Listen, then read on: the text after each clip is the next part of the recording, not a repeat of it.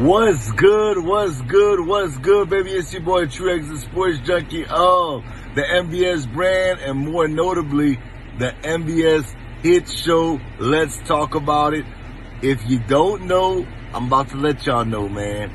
This upcoming Thursday, Friday, and Saturday, we're going to be doing an NBS draft special. And you already know your boy Triggs, the sports junkies, going to be holding it down with a lot of other people from the NBS brand, but I'll definitely be there. So make sure that you check it out. And to all the prospects that's going into the NFL draft, good luck. With that being said, baby, you already know, hashtag NBS, and go subscribe to NBS Central. Love y'all. I'm out. Peace.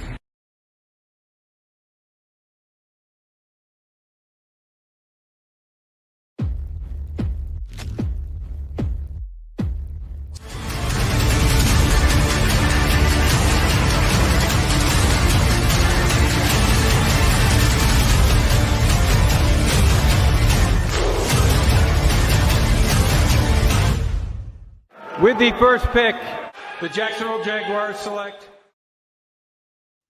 What's good? What's good? What's good, baby? It's your boy True X, the sports junkie. Welcome to NBS Central presents NFL Draft Special. Day 3. As y'all know, we've been live. Day 1, day 2. Now we're here for day 3. Day 3 is where the real sports junkies are. They're watching the draft. I got the draft playing right here next to me. It's on my phone. That's how enthusiastic I am about the draft. Got the draft on my phone. As y'all can see, I'm about to drop my phone right now. As y'all can see, I got 2 angles of myself because I got some stuff that I got planned for today with you guys. But with that being said, this is the draft special. I'm going to be able to go in and out, so I'll do stuff like this, and you won't be able to see me, but you'll still be able to hear me. And we'll talk about each and every team's draft. I'll give everybody a draft grade today before the night's over. I'll tell you who's going to win Rookie of the Year. I'll tell you who's going to win Defensive Rookie of the Year. I'll tell you who I think are my bust so far. I'll tell you who's the best available on the left on the board. And just maybe, we may get some special guests to come on through, and they'll tell us about their team and who they're rooting for. You just have to wait and see. We never know what we have planned for you. You never know what's gonna happen. So first things first, let's get this popping right now. The next pick on the board will belong to the Jacksonville Jaguars.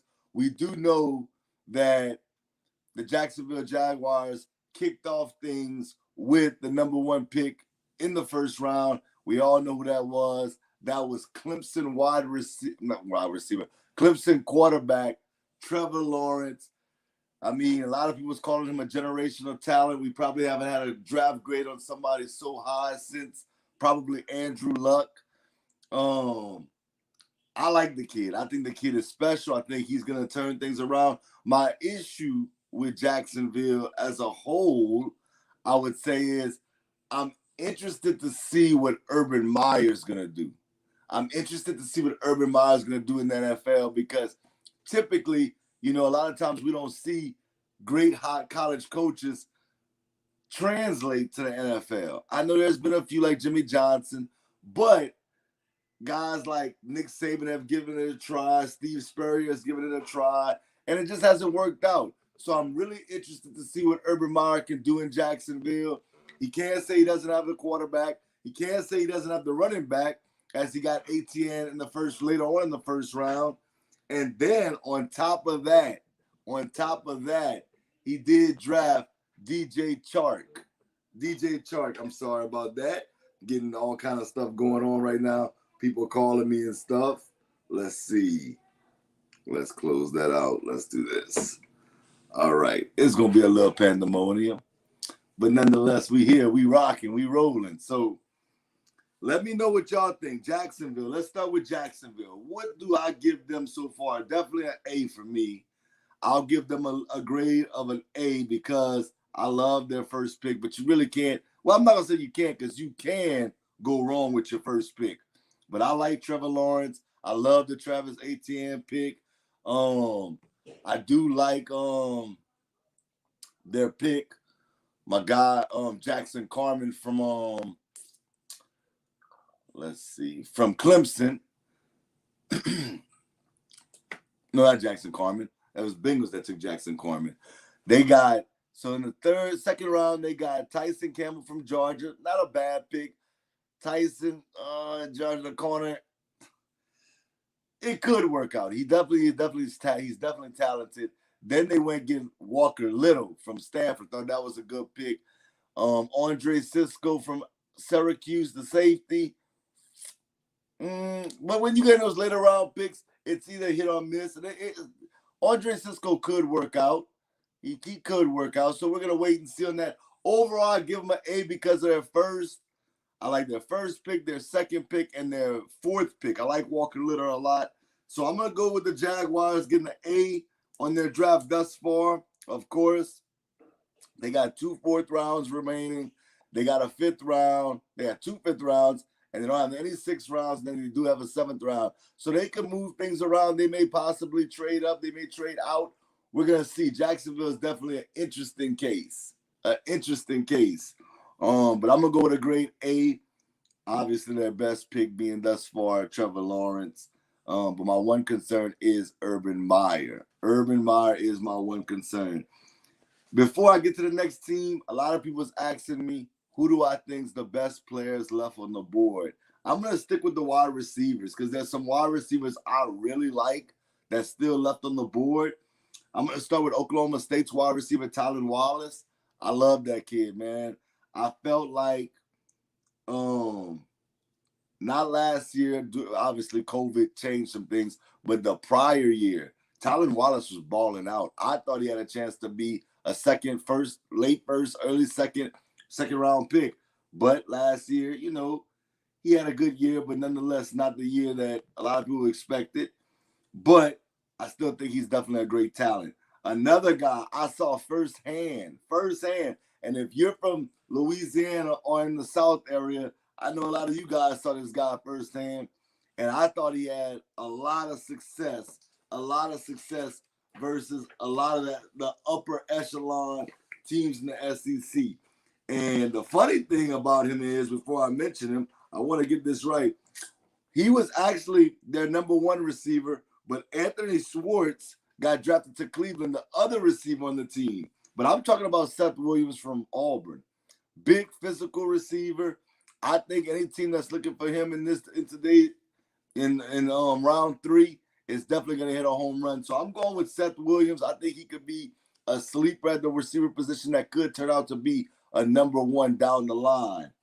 And then last but not least, I know a lot of people is going to say, X, you wilding right now. This guy, he's an LSU guy. But I just believe in the LSU people, bro. I'm going with Racing McMath. I think that he has a chance. Let's see. Hold on. I'm getting some text messages right now, y'all. So bear with me for a second. Let's see. Oh, that's my daughter's calling me. Silly girls. But, so yeah, I'm going with Racing McMath. I think any one of those receivers could pan out in the NFL. We see what DJ Chark's doing out there in Jacksonville. He's definitely turned into a number 1 over there. Some people would say, no, X, he's not a number 1, he's number 2. But right now he's playing really well for the Jacksonville Jaguars. So that's my top 3 receivers on the board. I think that anybody gets those 3 guys, it could be great for those respective teams. So let's talk about who is my odds-on favorite to win Rookie of the Year right now. Before we even get any further in the draft, let's talk about the odds-on favorite. Who is your odds-on favorite to win Rookie of the Year? I want you to think about it.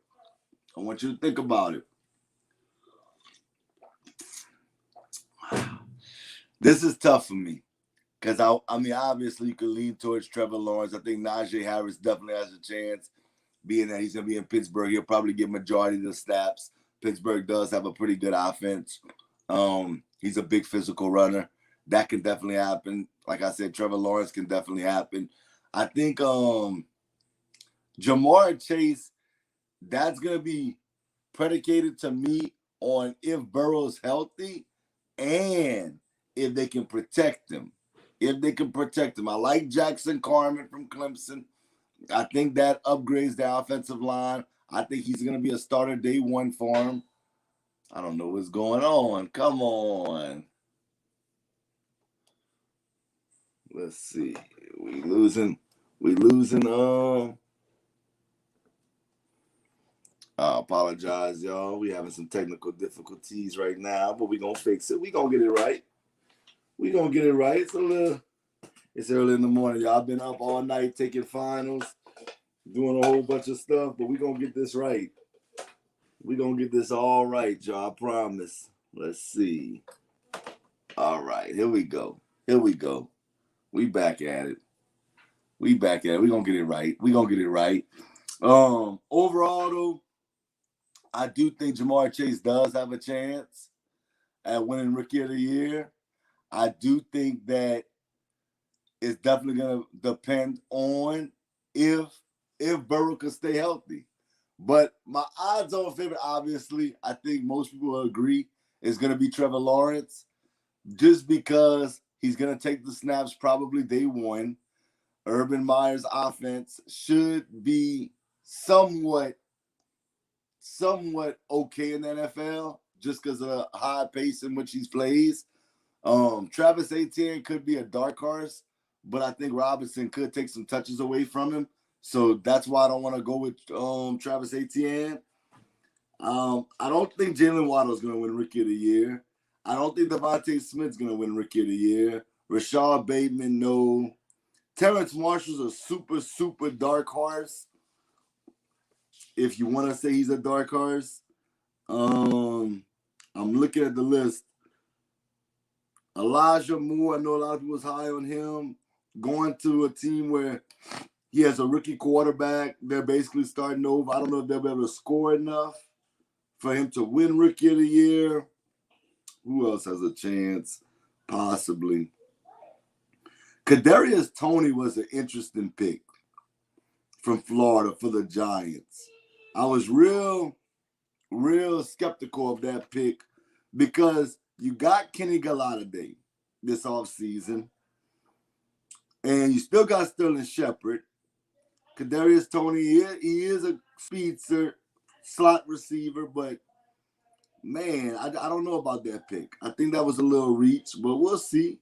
Not say a reach, just not a great pick for the Florida Gators. Let's get this thing back on track, y'all. Give me 1 second. We having some difficulties, but we gonna get it right. Let's see. All right, here we go. We got the double cam going. I thought I had this computer charging, but it wasn't charging, so we're gonna get it right.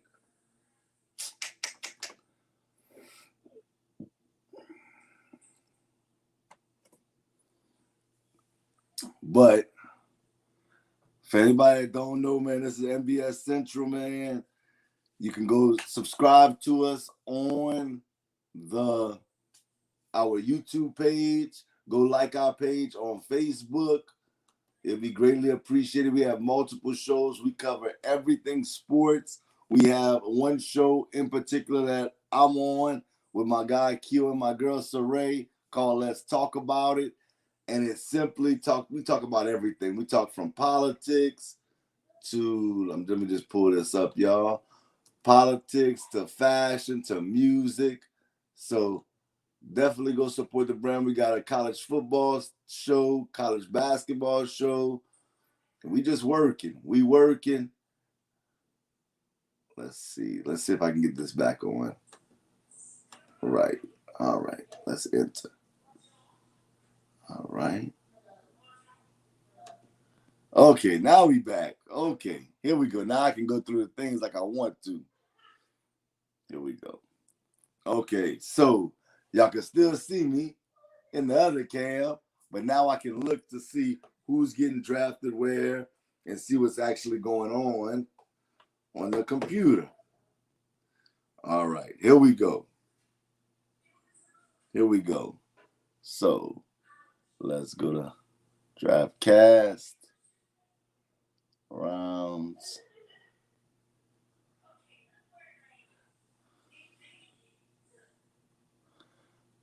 Okay. So Jacksonville took with the first pick in the 4th round, Jay Tuffle from USC, the defensive tackle. Tufele, however you want to say his name, but he is a pretty sound kid. He's a big kid, I can say that, 6'2", 305.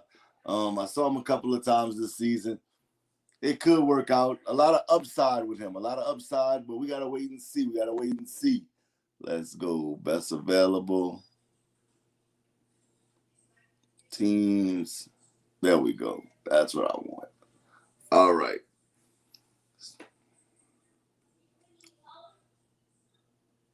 I'm just looking at the next pick. The pick is in. Got it. And then, of course, the Jets, I actually really like this pick. They went Michael Carter from UNC with their first pick in the 4th round. This kid has some potential on him. This kid definitely has potential. Not saying he's going to go in there and be the starter right away, but he definitely has a shot to be, definitely get some touches this upcoming season. The Jets are really trying to start over. The Jets are trying to build something. And I like what they're doing so far. I know a lot of people's not a Zach Wilson guy, but me, I have no issue with Zach Wilson. No issue. I think he does have some bust potential because a lot of people feel like he's kind of has that Johnny Manziel to him, a little bit overconfident Josh Rosen to him. But for me, he can definitely make all the throws. He's not a quarterback that throws a lot of interceptions. My one concern for me is that he didn't play big-time competition at BYU. And when he played better teams, he didn't play all that great. So that would be my one concern, my one knock on him. But we're going to see. I think he can definitely make all the throws, and I definitely think he could turn out to be a really good NFL quarterback. Definitely. Shout out to my guy Marlon. A few years back, but years back, they drafted a guy in the 1st round by D'Angelo Hall from Virginia Tech. Well, Marlon, y'all just drafted another corner, but this time in the 4th round, and still D Hall, his name D Hall from San Diego State. I'm talking about Darren Hall. This is an interesting pick as well because he's versatile. He shows flashes to jump routes. He can definitely plug the ball in the air.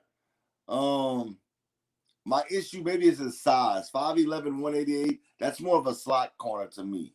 I don't know if he's gonna match up against the bigger physical receivers like somebody like on his own team, Julio Jones. That would be a bad matchup for him. So I'm definitely gonna say that's an interesting pick, and we gotta see more. In the 4th round, though, you take chances. This is more of like a feel a need. They may feel like they need a slot corner. So Darren Hall is not a bad pick if that's what we're trying to get him for, to guard guys like Antonio Brown. I'm not saying he can hold Antonio Brown. Everybody, let me put it on here. I'm not saying he can guard Antonio Brown one-on-one. I'm simply saying he's there to guard the slot. So let's not do that. Let's not do that. We're not going to do that early this morning. We're going to rock out. I do want to say, side note, congratulations to everybody out there, man, that got through this semester in college. We're talking about college students, but we're going to talk about you guys that's in college. I know I'm in college right now, and we basically just wrapped the semester. So shout out to everybody that took their finals or are going to take their finals before this Sunday. Good luck to you, and I wish you nothing but the best. Nothing but the best. I know it's been rough for me. I've been on this show the last 2 nights, and I've taken a final and turned in my last assignment last night. I didn't go to bed till 1 in the morning, but I'm here rocking with you guys because the NBS brand, they promised, we promised that we would do a draft show all 3 days, and that's exactly what we're going to do. We've been doing this for quite some time now. We've gone live every single draft for the last 2 years, I believe. For sure last year, but I think it's the last 2 years, possibly 3.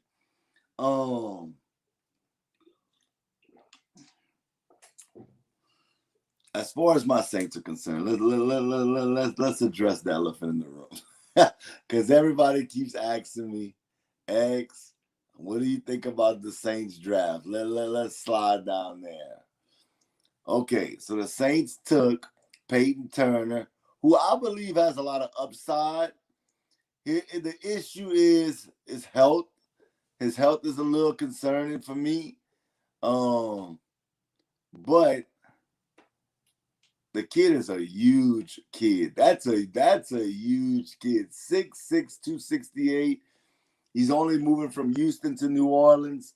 That's not going to be that bad. They did have to replace Trey Hendrickson.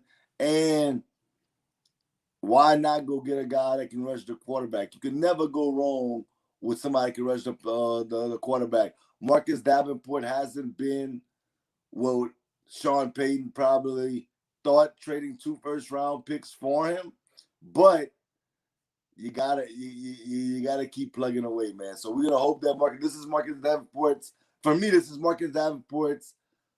year to show if he's really the real deal or if he's not the real deal. We need to find out right now this year.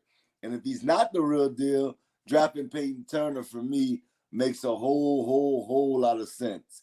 Well, in the second round, they go after a guy from a big-time university, The Ohio State University, another tall kid for his position, and that's Pete Werner from Ohio State, 6'3", 238.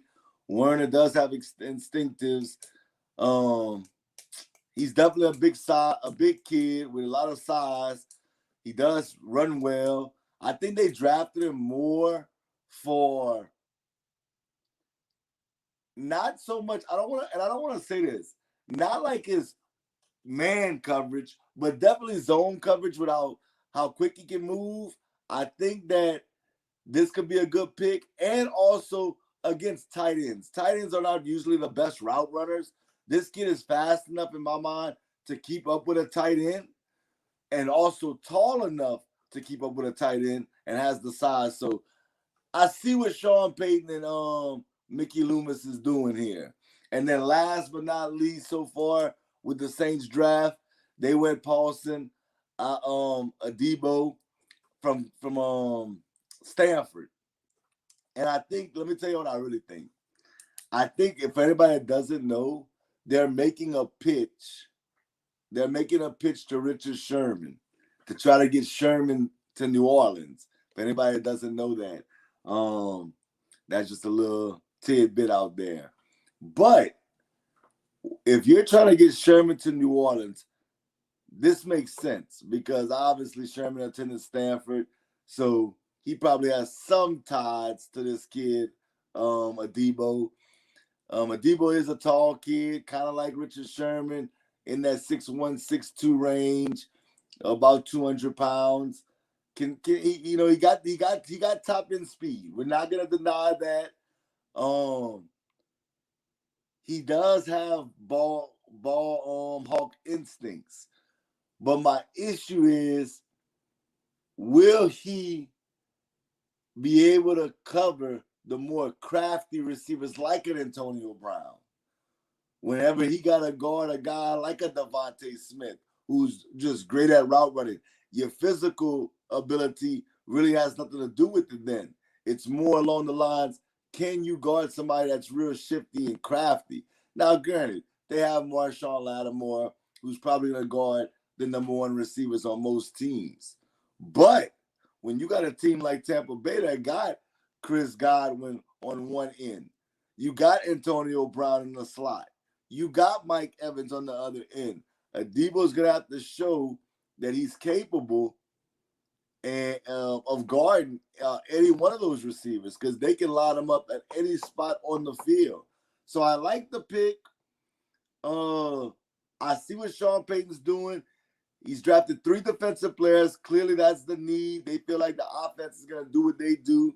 I felt like they should have took Terrence Marshall in the first round because I felt like they needed a number 2.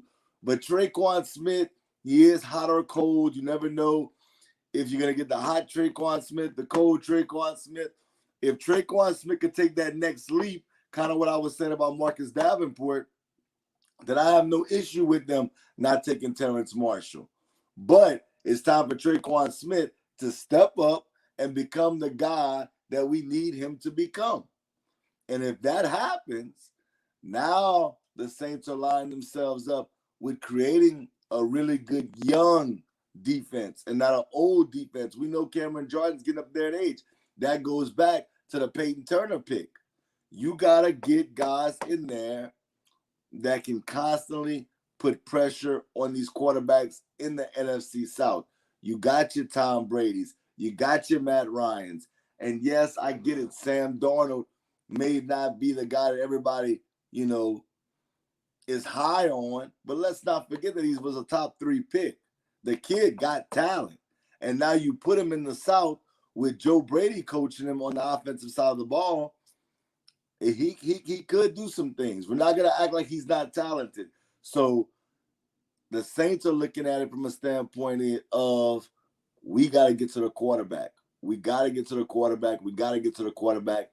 They're drafting defense. I have no issue with the Saints right now, but I'm even with all that being said, I like the size that they got. I'm giving the Saints a letter grade of, and I'm writing it right here, a C. A C. I gave Jaguars an A. I'm giving the Saints a C. And the reason why I'm giving the Saints, let me go back. I want to go to, let's see what we'll cover next. I'll say what we're going to cover next, but we'll cover them next.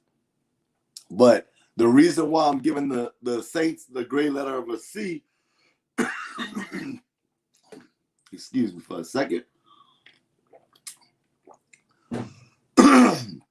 The reason why I'm giving the Saints a grade letter of a C is because we have to wait and see. I'll give them a C+. A C+ for the simple fact that they went all defense, and the defense is definitely a concern for the Saints. Right now, the Saints need to build that defense up. And they went 3 positional players on defense, 1 in the front, with 2 in the front 7, 1 in the back 4. I have no issue with that. You needed a corner, you need a linebacker, you need a defensive lineman. They did all 3 of those things with their first 3 picks. They addressed those concerns. So for me, I'm giving the Saints a C+ because I still want to wait and see. I don't want to just give them an A based on, I drafted 3 defensive players. It don't work like that. Those guys have to pan out. I'm not giving grades based on potential. Let's wait and see. Let's head over to the Green Bay Packers. That's where I want to go next because there's rumors that Aaron Rodgers will retire from the NFL. What's up, Keo, man? What's up? What's good with you? Have a safe flight, man. For anybody out there that don't know, Keo's headed to Vegas to hang out with Big Mike for his girl's birthday. So shout out to all of them, man, the whole NBS squad. But there's rumors now saying that we know that Aaron Rodgers wants out of Green Bay. But outside of just wanting out, he's actually threatened. That's what they're saying. That's the rumor. I'm not saying it's true, guys. But the rumor is that he's threatening to retire if they don't trade him. That's crazy. Can anybody out there tell me, and maybe you guys can look it up because I got a lot going on right here. Has anybody ever retired the year after winning the MVP? Aaron Rodgers literally just won the NFL MVP. And it's not like he was given the MVP because when you think about it, We talked about it yesterday on the show. Derrick Henry rushed for over 2,000 yards, and he did not win the MVP. So it's not like Aaron Rodgers. It's not like, oh, it's COVID. Everybody played bad. Everybody didn't play up to their potential. You had a lot of injuries, this and that. Aaron Rodgers outplayed, in a lot of people's mind, Derrick Henry, who rushed for over 2,000 yards. I don't think we're getting that. 2,000 yards. And Aaron Rodgers won MVP. But now he is threatening the Green Bay Packers with holding out. I think Green Bay at some point they have to be honest with themselves. You know, y'all created this.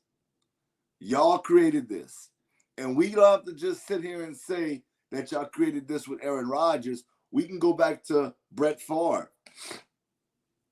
I'm not going to hold y'all. I'm going to say the real. You drafted Aaron Rodgers. You kept playing along the fence with Brett Favre. And then Brett Favre eventually had to trade him. You drafted Aaron Rodgers. You chose to go that route. Fast forward some time. Now, you had a first-round draft pick. You could have went out there and got T. Higgins for Aaron Rodgers. But no, you chose. You could have got Justin Jefferson, who came in second, if memory serves me correct, for Rookie of the Year. And one of the best receivers this past season. You could have drafted him. But no. What did you do? You drafted Jordan Love. A quarterback with upside. I'm not high on him, but I know there's a lot of people that is high on him. But if you're high on him and you believe that he's the guy, that's fine. There's no argument here.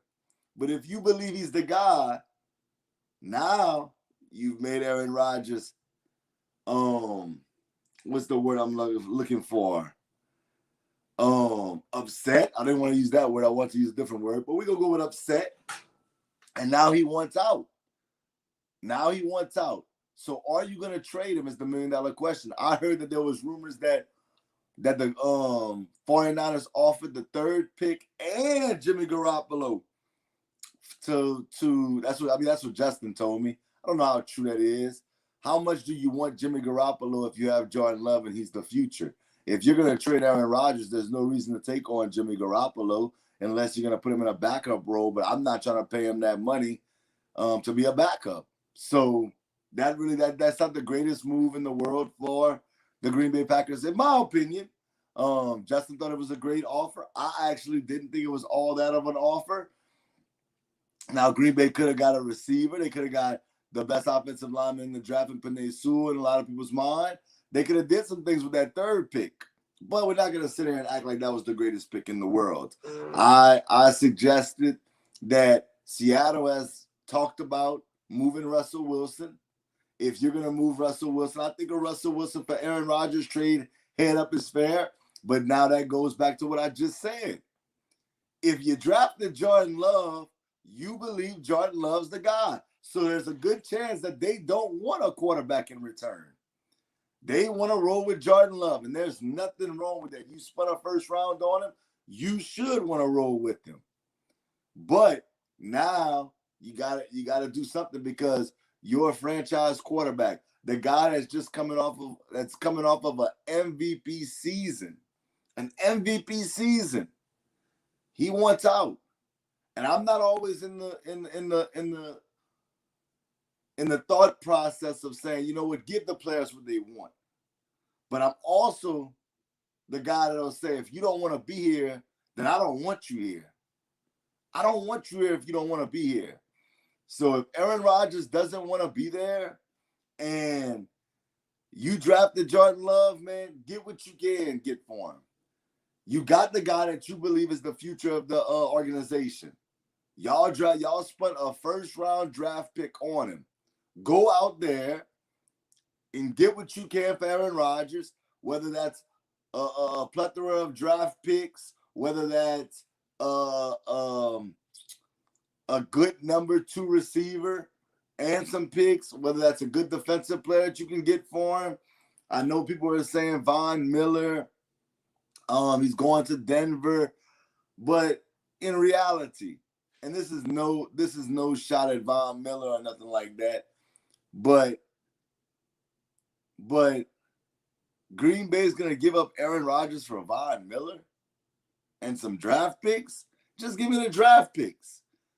Just give me the draft picks. I don't need Von Miller. You can keep Von Miller. Give me 2, 3 first-round draft picks, and you can definitely have Aaron Rodgers. If somebody offers 2 first-round draft picks, and it's not the Kansas City Chiefs, obviously Kansas City's not going to do it, but I'm just saying, we know that they're going to be a really good team for the foreseeable future, then why not? A team, let's search the landscape of the NFL. Let's go around, because Aaron Rodgers could definitely take a lot of people's jobs in the NFL. But we're not going to take no jobs. We're going to go to some teams that I just think that we definitely go in that route. And the first team that comes to mind for me, I know everybody keeps saying all these other teams, I'm going to say the Las Vegas Raiders. Why not Aaron Rodgers in Vegas, playing with Gruden, GM Mike Mayock? To me, we know what Gruden did when he had Rich Gannon in the back end of his career. This is, if we're being honest, even though Aaron Rodgers is coming off of an MVP season, this is the back end of his career. He may have a good 5 years left in him. This is the back end. He's played from the beginning. He's played his beginning of his career. He played the middle of his career. Now this is the back end. So why not the Raiders? Derek Carr, there's been whispers that he's not John Gruden's guy. So if he's not the guy, you could easily see them trade for Aaron Rodgers, give up the picks that you're going to give up, and release Derek Carr and let Derek Carr go find somewhere else to play. I think that's the scenario. That makes the most sense to me. The Raiders, I can see Aaron Rodgers in Vegas. That's the one team I think that would be okay. So that's what I'm gonna say. Of course, there's other teams. You could see a team like New England come into play. That would be wild. You just signed Cam Newton to another year. You just drafted Mac Jones. Are you really gonna go after Aaron Rodgers? I don't know. But Belichick also did see Tom Brady just win a Super Bowl, so he may say to himself, I need to get me the other guy that wears number 12 into this building, and that could possibly, change everything, change the culture. But it's just kind of ironic that you literally just signed Cam Newton, and now you're probably going to have to release him if you would trade for Aaron Rodgers. Who's another team? The Dolphins are not going to trade for him, I don't believe, because they're going to go with Tua. The Jets, no, they're in a rebuild mode. The Bills, obviously, Josh Allen is not going there.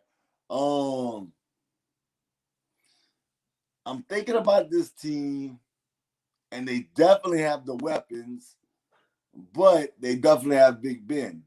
And Big Ben is going to probably play this probably his last season. But do you push Big Ben out the door?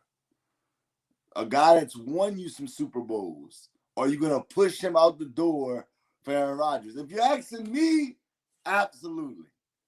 But I don't think that Mike Tomlin's going to do that. I don't think that front office is going to do that. So I'm going to put them on the back burner. He's not going to Cincinnati. He's not going to Cleveland. I don't think. I know some people don't like Baker Mayfield. I get it. Some people don't like Baker Mayfield, but he's not going to take Baker's job right now.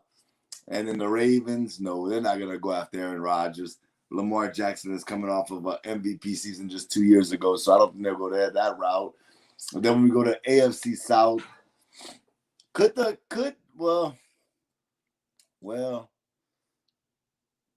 Tennessee's not going to go after him. I think that Ryan Tannehill definitely fits that system and what they're trying to do. It would definitely be an upgrade if they got Aaron Rodgers, no doubt about that. Jacksonville, obviously, not going to get him. They're not going to go after him. Houston is interesting because all the allegations going on about Deshaun Watson.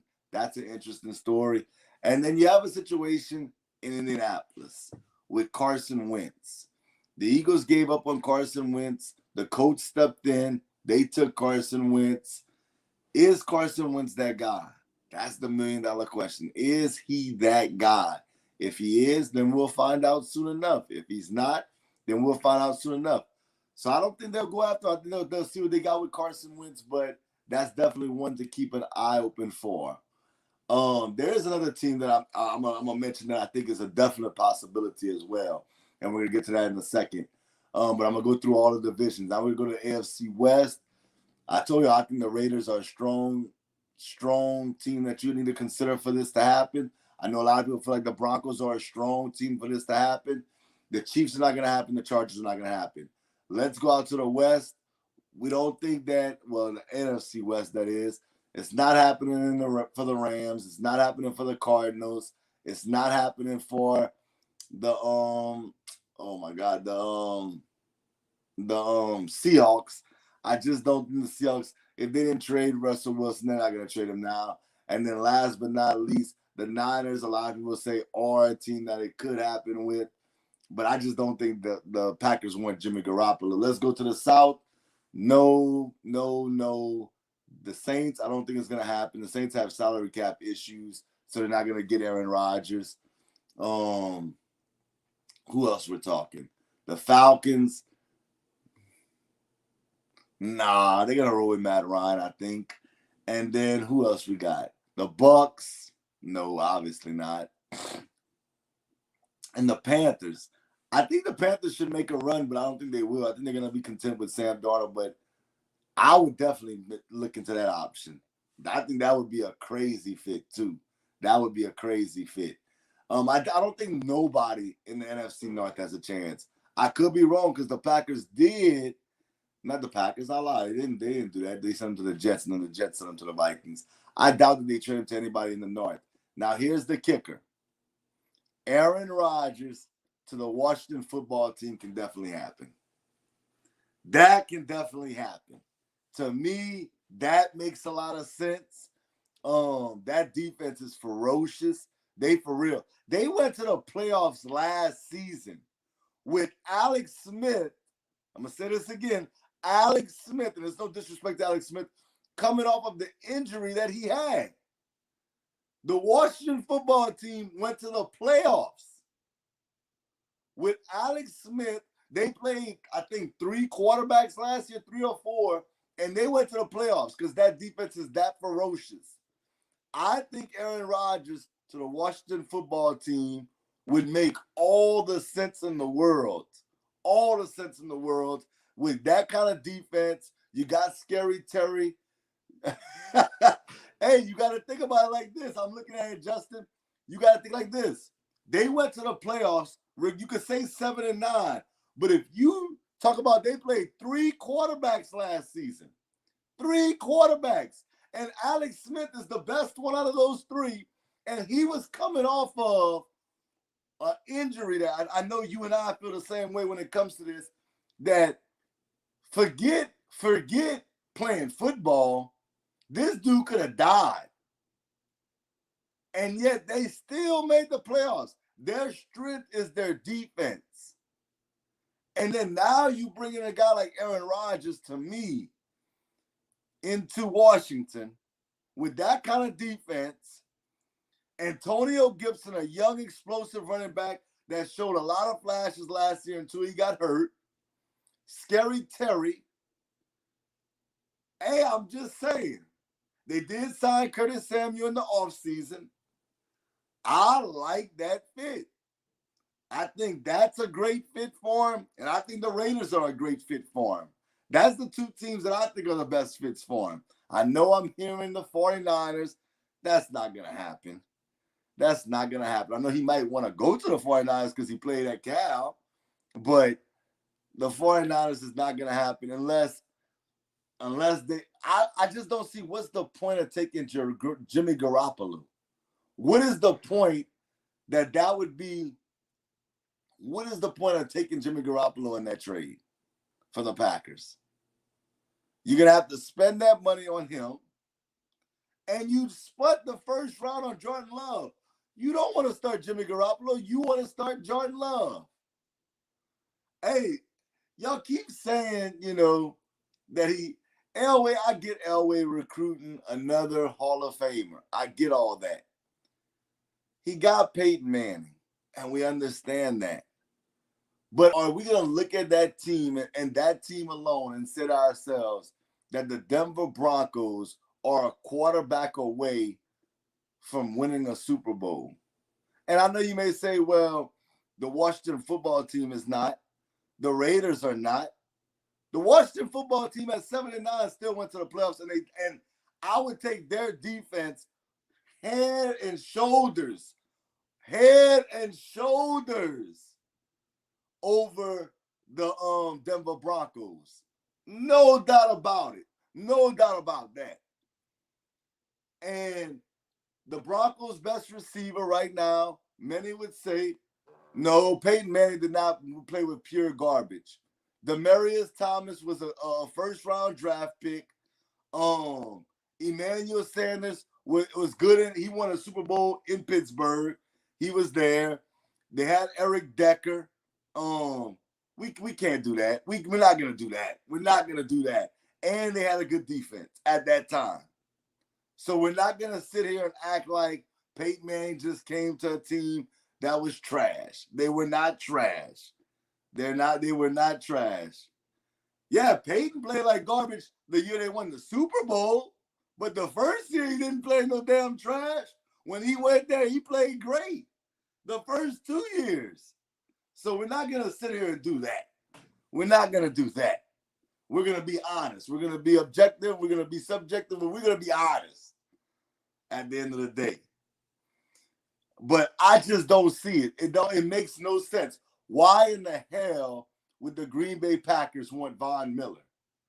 Oh, yeah, and I can't forget, shout out to Keo, man. Julius Thomas was on that team, too. Why would they take Von Miller? Why would they take Von Miller? I think you can win with defense. That's why you go to the Washington football team. Exactly. That's my whole point. Why go to Denver? Denver ain't stopping nobody. I can't even believe this right now. That we're really sitting there acting like Denver's defense is like that. Bradley Chubb, he's cool. But I'm not going to sit here and act like Denver's defense is that great. They're not. I think the Washington football team is head and shoulders above them. And Scary Terry, despite all the quarterback lows, and I know people are going to say, oh, well, Drew Lock hasn't been great either. I get that. But 3 different quarterbacks and Scary Terry's numbers are blowing Jerry Jeudy and every receiver in Denver's numbers out the water. So, and Logan Thomas picked it up at the back end of the season. If we're gonna go to the team, I like that. I like that. Oh, winning program. When the hell? What? Denver has been.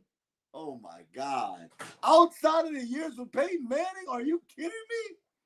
John Elway has struck out of all quarterbacks he's drafted in the first round.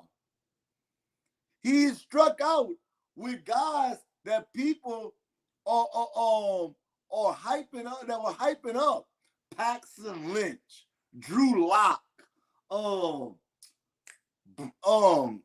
my God, I can't remember the dude's first name. Osweiler. Are you kidding me? Are you kidding me? Don't give me that. Don't give me that.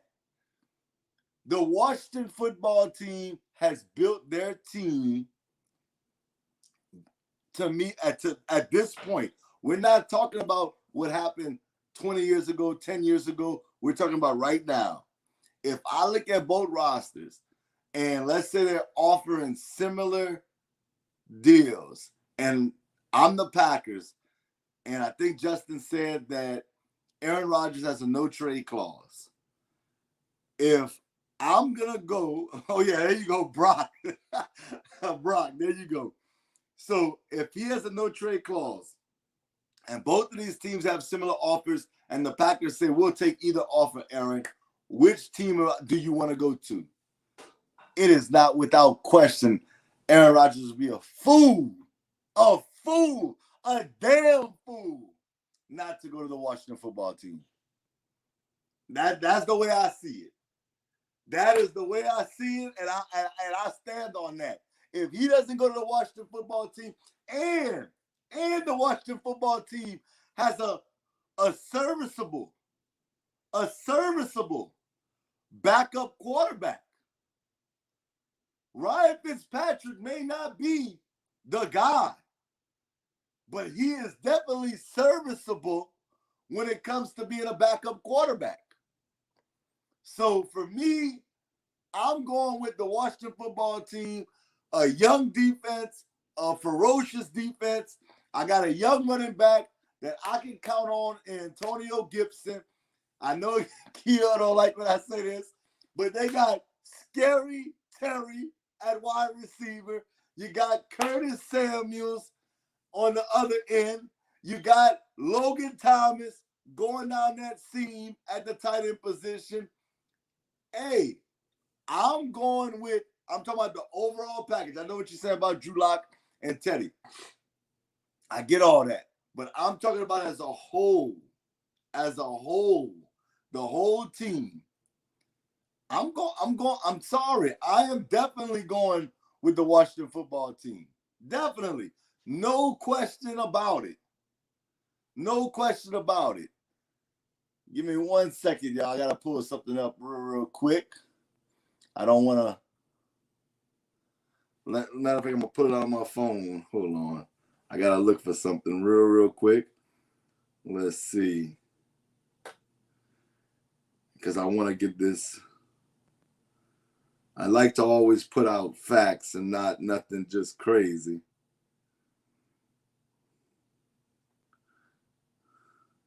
Okay, let's see.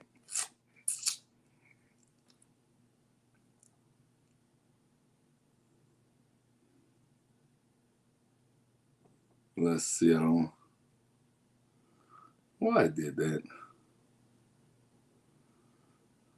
Okay, I can't even find everything. But back to what I was saying.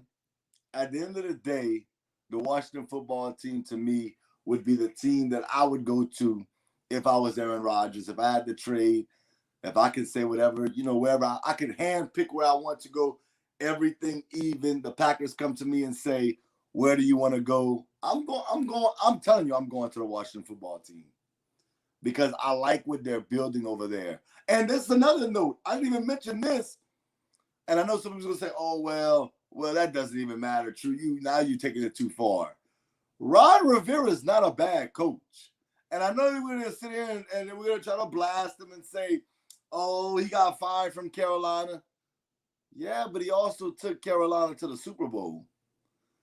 Yeah, Cam Newton hasn't really been all that without Ron Rivera. Yeah, Cam Newton did win an MVP under Ron Rivera. Now you throw in Aaron Rodgers. I'm just saying.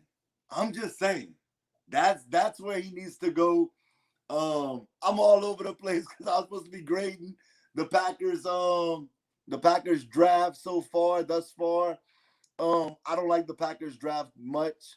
I don't mind the Josh Myers picking the second round. Eric Stokes, to me, he leaves a lot to be desired for me.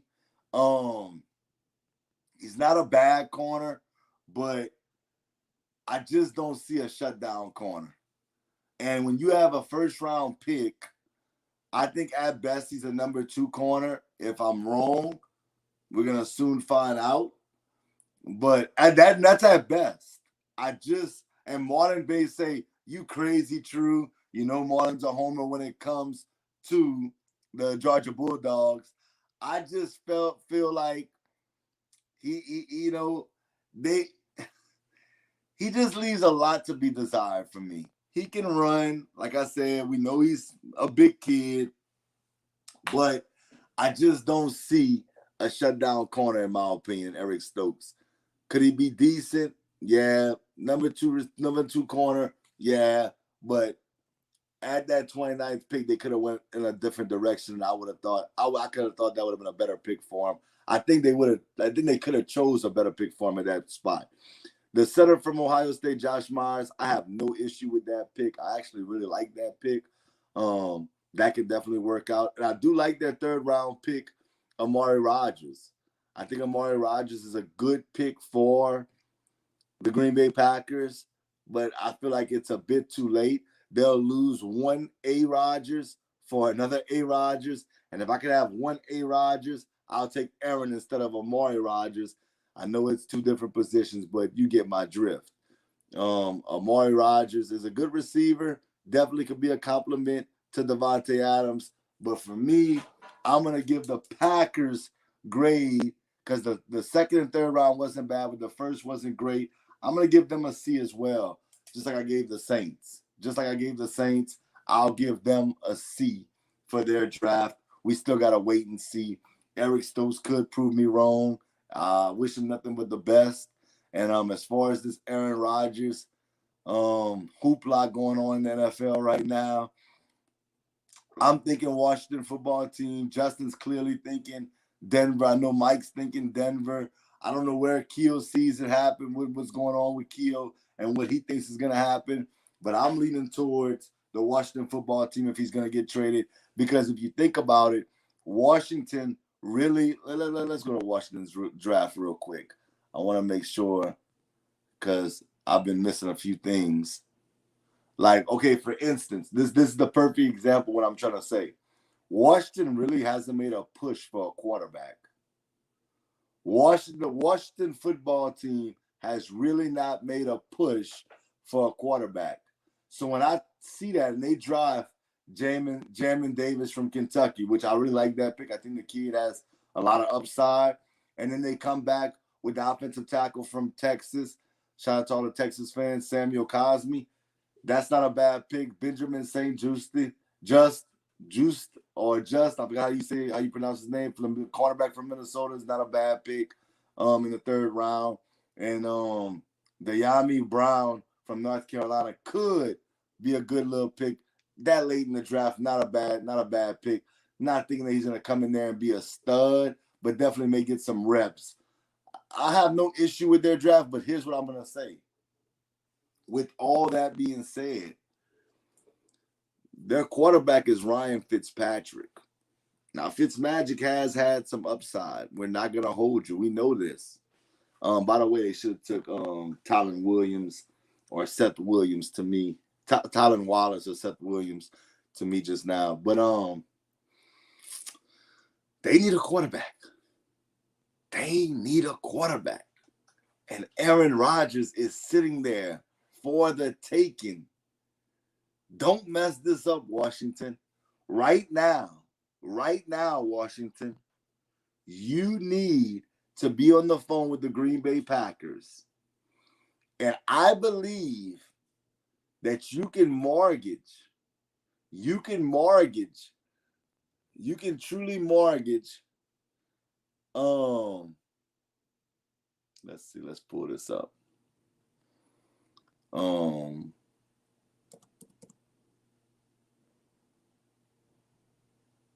Let's see. We're going to pull this up.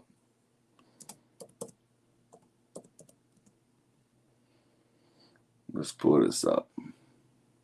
Okay. You can mortgage a lot of stuff, man. When you look at this team, they got Curtis Samuel, Terry McLaurin, Scary Terry. I'm looking at their roster. I'm thinking to myself, man, you even got J.D. McKissick, who's a nice change of pace back. Antonio Gibson, it could be a 3-down back, in my opinion. And then when you look at that front four, and Chase Young, Deron Payne, Jonathan Allen, and Montez Sweat. That is crazy. That is crazy. Do you realize that everybody on that front four were first-round picks? All of them? All of them super hyped coming out of college and have lived up to it, even though, I said Chase Young wasn't my favorite player in that draft, but when you put him next to Deron Payne and Jonathan Allen and Montez Sweat, that's ridiculous. And then they got guys like Kendall Fuller, who's not a bad corner. I mean, I think that they could upgrade that corner a little bit. William Jackson from Cincinnati is not a bad corner. They can definitely upgrade that corner, though. I'm looking at this team, man, and I'm serious. I really believe that this team is a quarterback away. Got a good offensive line, could run the football. They're going to play defense. Man, the Washington football team, I like them. As a matter of fact, speaking of the Washington football team, they haven't drafted a quarterback. They just took John Bates, a tight end from Boise State. 6'5", 250, big kid. He's basically going to block. We know that. He's going to block. You have Logan Thomas, who's going to catch the ball, who's showed in the back end of the season that he can be a number one tight end in the league. He was really good for fantasy owners last year in the back end of the season. Great stats down the stretch. So I really believe if I'm the Washington football team, I'm going all in on Aaron Rodgers. What's that? Is that 2 first-round picks I'm giving up?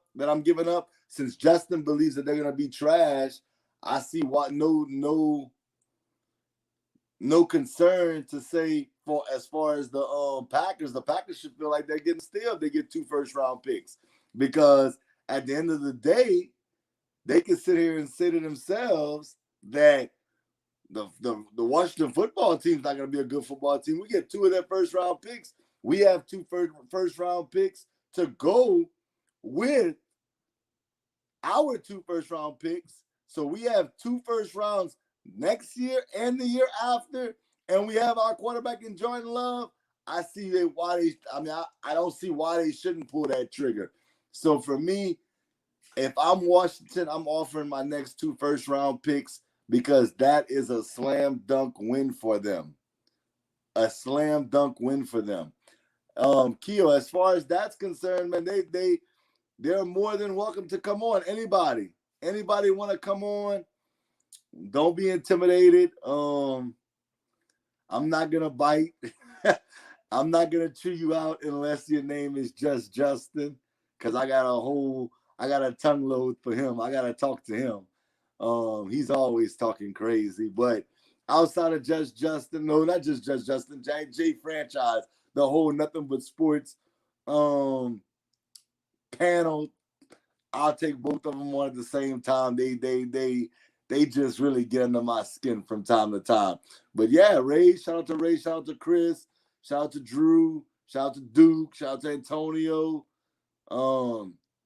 They all welcome to come on and talk about the NFL draft, free agency, Aaron Rodgers drama, their own respective teams. I'm looking at them. I know Marlon was a Falcons fan. Shout out to Antonio. He's a Chargers fan. Drew is a Titans fan. Chris is an interesting one because I don't know who Chris roots for in the NFL. I know that he's the biggest West Virginia fan I've ever met in my entire existence.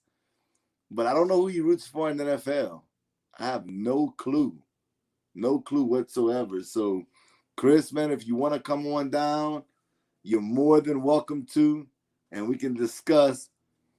I definitely, if Chris comes on, GBD, by the way, if anybody doesn't know that, I definitely want to discuss Zach Wilson, because GBD was the first person that I heard outside of, that was in my friend circle or people that I work with circle, that really, really talked about Zach Wilson in that light. I know there was some people on, platforms like ESPN and Fox Sports News, Fox Sports One that brought up Zach Wilson, NFL Network. But GBD was the first guy that I heard really hype up Zach Wilson. So I would definitely like to have that conversation with him. So as of now, while we're waiting and seeing where everybody goes for on this final day, right now I've given 3 grades out. The Jacksonville Jaguars, for me, have received an A in this draft for their draft. I thought that's been phenomenal. Can't argue with none of their picks for the most part. They drafted needs. They've rebuilt the franchise. In my opinion, they have a guy there in Trevor Lawrence who's going to sell a lot of jerseys. From a marketing standpoint, it makes a lot of sense. You got Urban Meyer there. I think of the Jacksonville Jaguars fan base, the city, the state of Florida even is going to be excited about this team. All the Jaguar fans are definitely going to be excited about this team. And even myself, I'm interested to see what Jacksonville does from here on out. And during this era, we got somebody I'm super interested in talking to right now. Okay. Let me get him in here. What's going on, GBD? Another Saturday, man. Another Yes, Saturday. sir. Hey, can you hear me all right? Because I'm going through my phone. I can hear you. Okay, Great. good. All right, so Go on. now that I got you here, I've been wanting to talk to you because you're the guy, while I tuned into one of your shows, I heard you speak on Zach Wilson. Yes. According to a lot of people in the NBS brand, they're like really down on Zach Wilson. What's your thoughts on that? I think Zach Wilson is very comparable to Trevor Lawrence. I think the big thing with Zach Wilson was just the fact that he played for BYU, and he didn't get a lot of television exposure like Trevor Lawrence. That's the big drawback that everybody's focusing on. Look, this guy has NFL attributes. I think, honestly, I think he could end up having more success than Trevor Lawrence if he's in the right system. Now, that remains to be seen. We'll see how that goes. But as far as, accuracy, checkdowns, competitiveness, that's the biggest thing. I know Trevor Lawrence, he is competitive, but football isn't life to him. And I'm not knocking him for that. He's a very well-rounded individual. He has different plans in case football doesn't work. But with Zach Wilson, it's football or bust. And I think with that competitive edge and mentality, that reminds me of, like an Aaron Rodgers, a Tom Brady. I'm not putting him in legend status like that, but the mentality is comparable to guys that just want to win. Okay, well, let me ask you this, because I'm more like, I understand what you're saying, because I'm more like on your side when it comes to Zach Wilson. These guys are calling him bust. They think that he's going to be the bust of the draft. I don't see that. No. What's the percent that you're going to give me and everybody that's tuned in, the percentage that he will be a bust? Yeah, the thing that I'm hearing as far as that goes is they're trying to compare him to Ryan Leaf. That's laughable. That's not even close. Not even close. But, like anybody, everybody does have a chance to be a bust.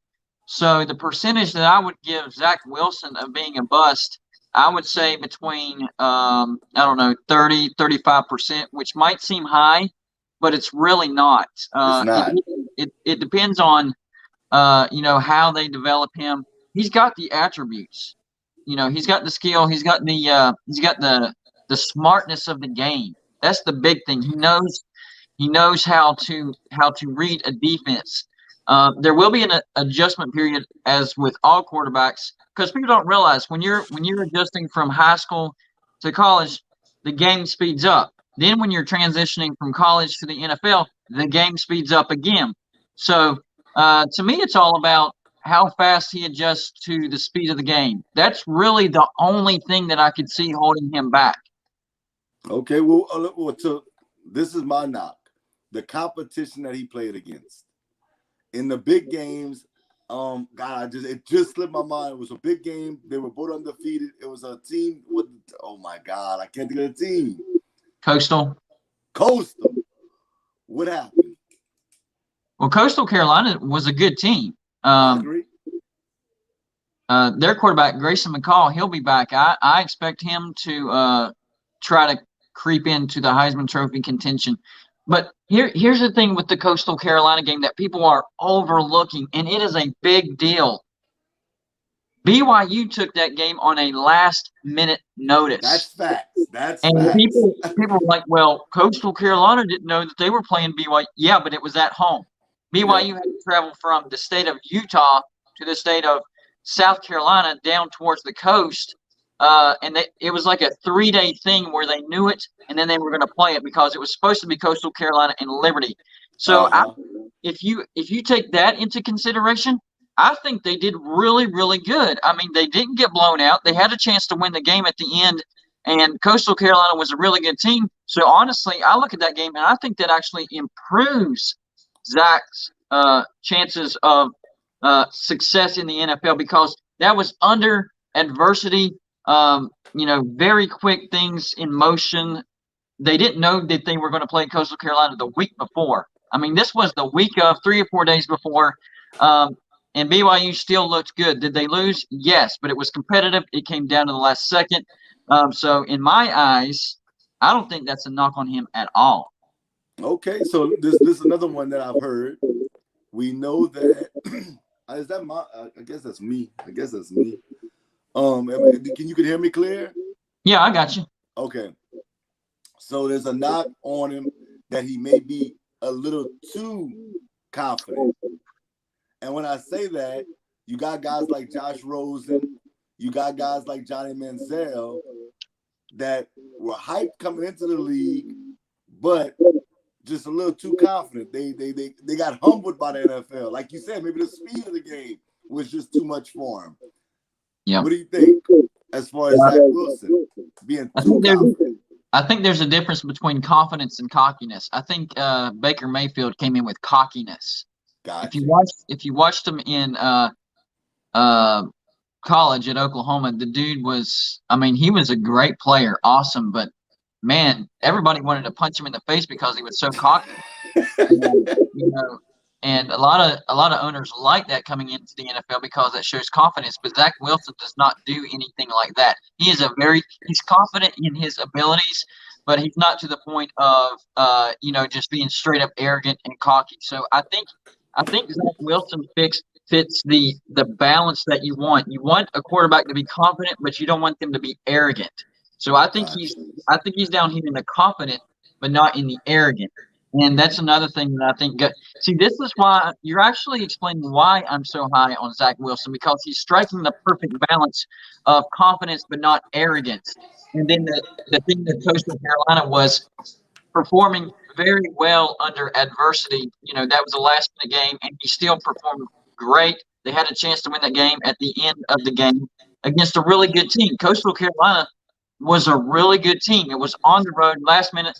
So, the stuff that we're talking about actually explains why Zach Wilson is going to be a good quarterback, why he should do well. Now, that doesn't mean it's 100% guaranteed. We all know that.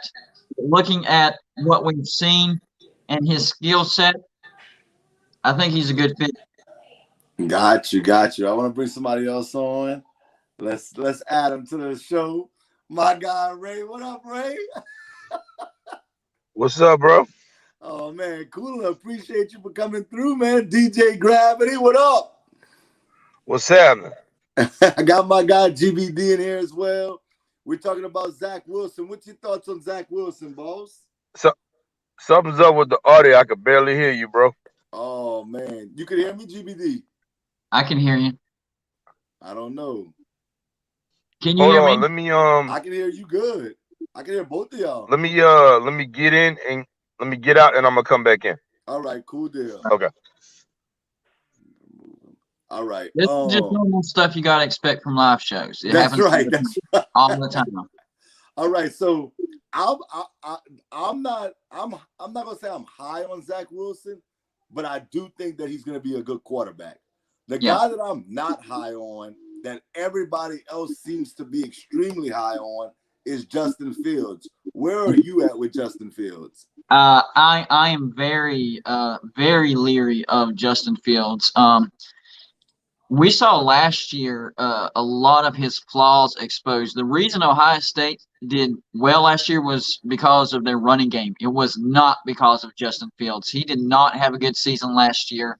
You know, his first couple of seasons he looked great, but something was wrong last year. So my issue is, can he get back to the Justin Fields that we saw earlier, or was last year the real Justin Fields? If last year was the real Justin Fields, I don't think he's going to do very well in the NFL because you add all that stuff with, like I said earlier, having to adjust to the speed of the game, it'll be too much. And there's a lot of pressure on him.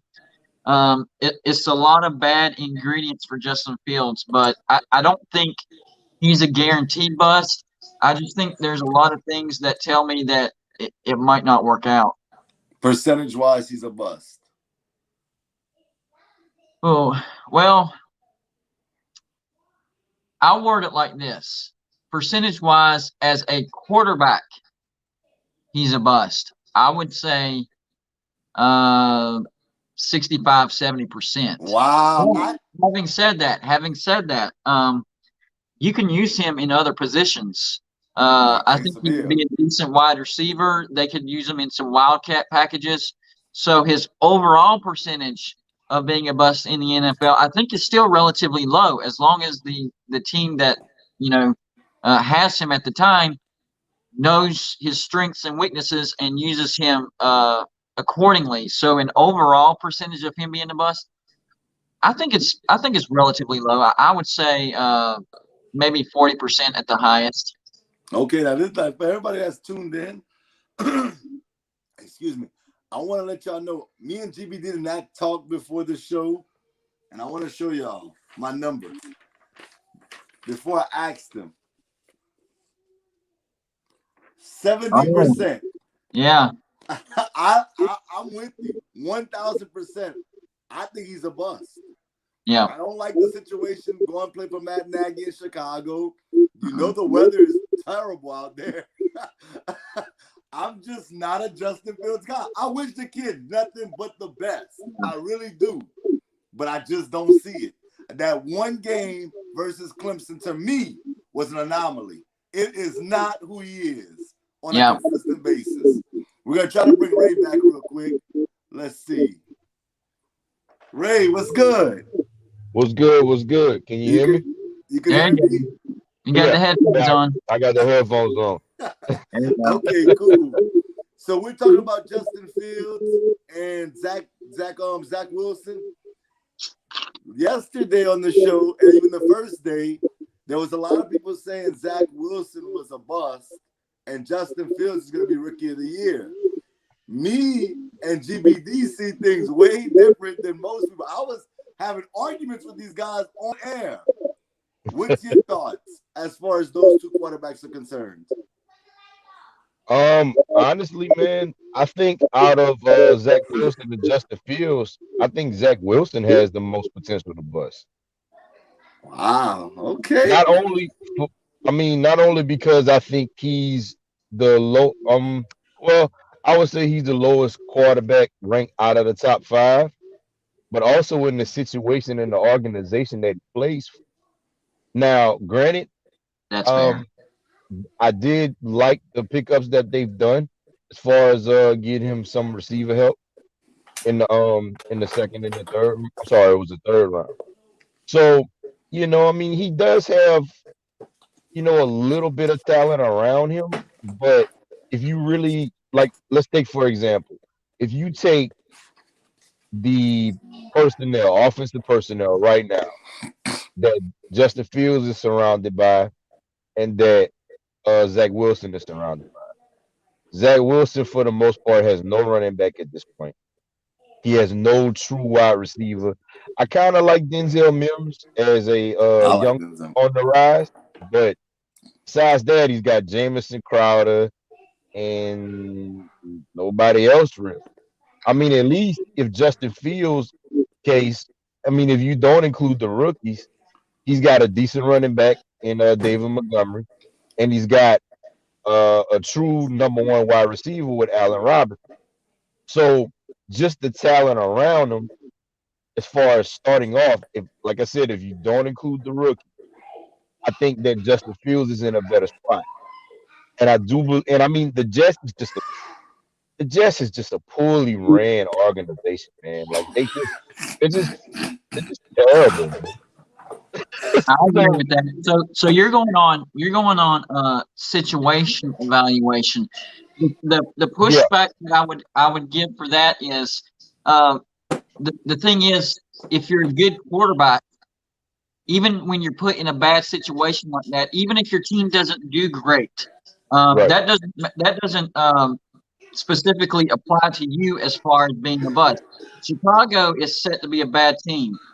And Right. he was put in a bad situation. I agree with that, but I think Zach Wilson himself as a quarterback has a low threshold for being a bust just because of his capabilities. Maybe in the future, the Bears, finally figure it out and try to get him more weapons, or in the future, other teams are seeing what Zach Wilson is capable of and what he's doing, and they put him in a better situation.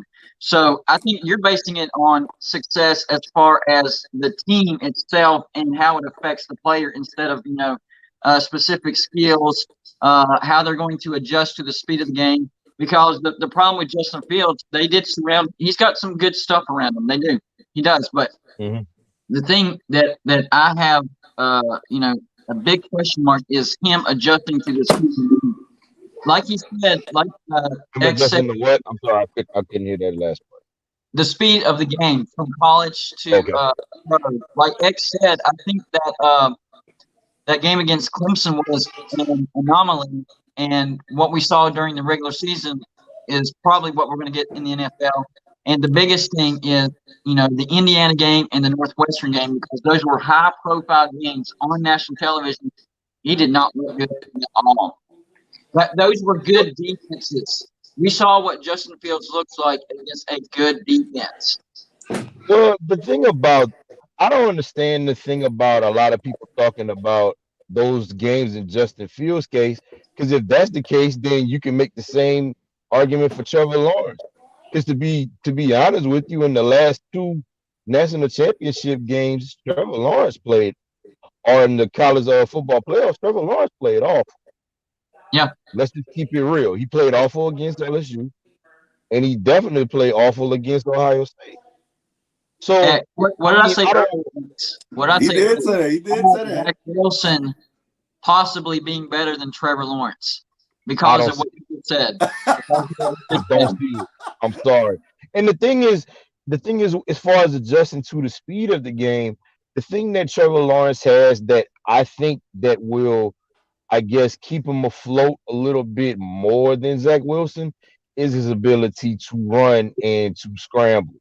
So even though the game is faster, so to speak, if he does get in a bind or whatnot, he does have the ability to use his leg to maybe extend plays or whatever the case may be. I think Justin Fields has gotten a very, very hard rep this year, and I really don't understand why. Because he's really done nothing honestly to fall that far as far as the rankings. I mean, him and Trevor Lawrence were basically quarterbacks 1A and 1B from the time they were seniors, basically till now. So I, I don't really get what's changed, to be honest. Like I really don't. Zach Wilson, yeah, it was a good story, but also if you look at some of a good defense that Zach Wilson played against, he didn't do good either. So I mean, quarterbacks have bad games, but I don't. And when I watch Zach Wilson reminds me a lot of Johnny Manziel at the time Johnny Manziel came. Very flashy, you know, fun story, but you can't necessarily do that in them. Now, I'm not saying that Zach Wilson is trash, but I think out of the five, as far as Jones, Wilson, Fields, Lance, and Lawrence, I had Wilson ranked fifth. That's just Wow. my personal opinion. And it's not bad. It's just I can't. There's nothing that he's done for me as far as the rookie QBs, the top five I'm speaking on. There's nothing that I can't necessarily bump one down to elevate Zach Wilson up. And it's not a bad thing because I think they're all good quarterbacks. I just think he's the lowest out of the five. So you think he's lower than Mac Jones? Yes, I do. Ah. Here's And I, the thing. and I go ahead. Whenever you said, as far as his competition goes, Zach Wilson kind of reminds me of Ben Roethlisberger. What Hmm. college, what university did he come from? Oh man, don't even. Don't. Miami, Miami of Ohio. Ohio. Miami Ohio, of Ohio. because So, Ben had been in the league for a minute, so it's like, yeah, but the point of that was, you know, you can't necessarily base what how you think somebody's going to do in the NFL based on the competition that they face. You have to kind of whitewash that away and look at their decision making, their skill set, and their confidence. And I think Zach Wilson strikes an even balance of everything. Mhm. Like I told X earlier, he's a very confident dude, but he's not in the level of arrogance like Right, Baker Mayfield and right. Johnny I Manziel agree was. with that. I agree with that. So here's my thing. I know you said about the Jets. I feel a little different. I guess we don't know it. I could be wrong about this. But why Hmm. Robert Salah? This is his first year. You don't like Yeah. Robert Salah? Because Matt Nagy has not shown anything in Chicago to make you No, believe that no. Justin Fields is But gonna be that but guy. here's why I think as far as organizations to where it's gonna differ, drastically. I think with the Chicago because the Chicago Bears have had success, have had championships, and kind of know that pedigree. And I'm not gonna lie to you, I got a lot of friends in Chicago, man. The city of Chicago in general, for any sport championship, is the city of Chicago is longing to get back up to that top level. So I think personally, if there is a case where I think Justin Fields needs talent, I don't think that the Bears would hesitate to surround him with an adequate supporting cast. Where I think the Jets will fall short. Now, of course, organizations turn themselves around, but it's the Jets, Do you, you know. so how do you feel about Robert Salah as a head coach? So He was a far, I great think he's defensive, doing. the great defensive coordinator. So far, I think he's doing okay with what he had.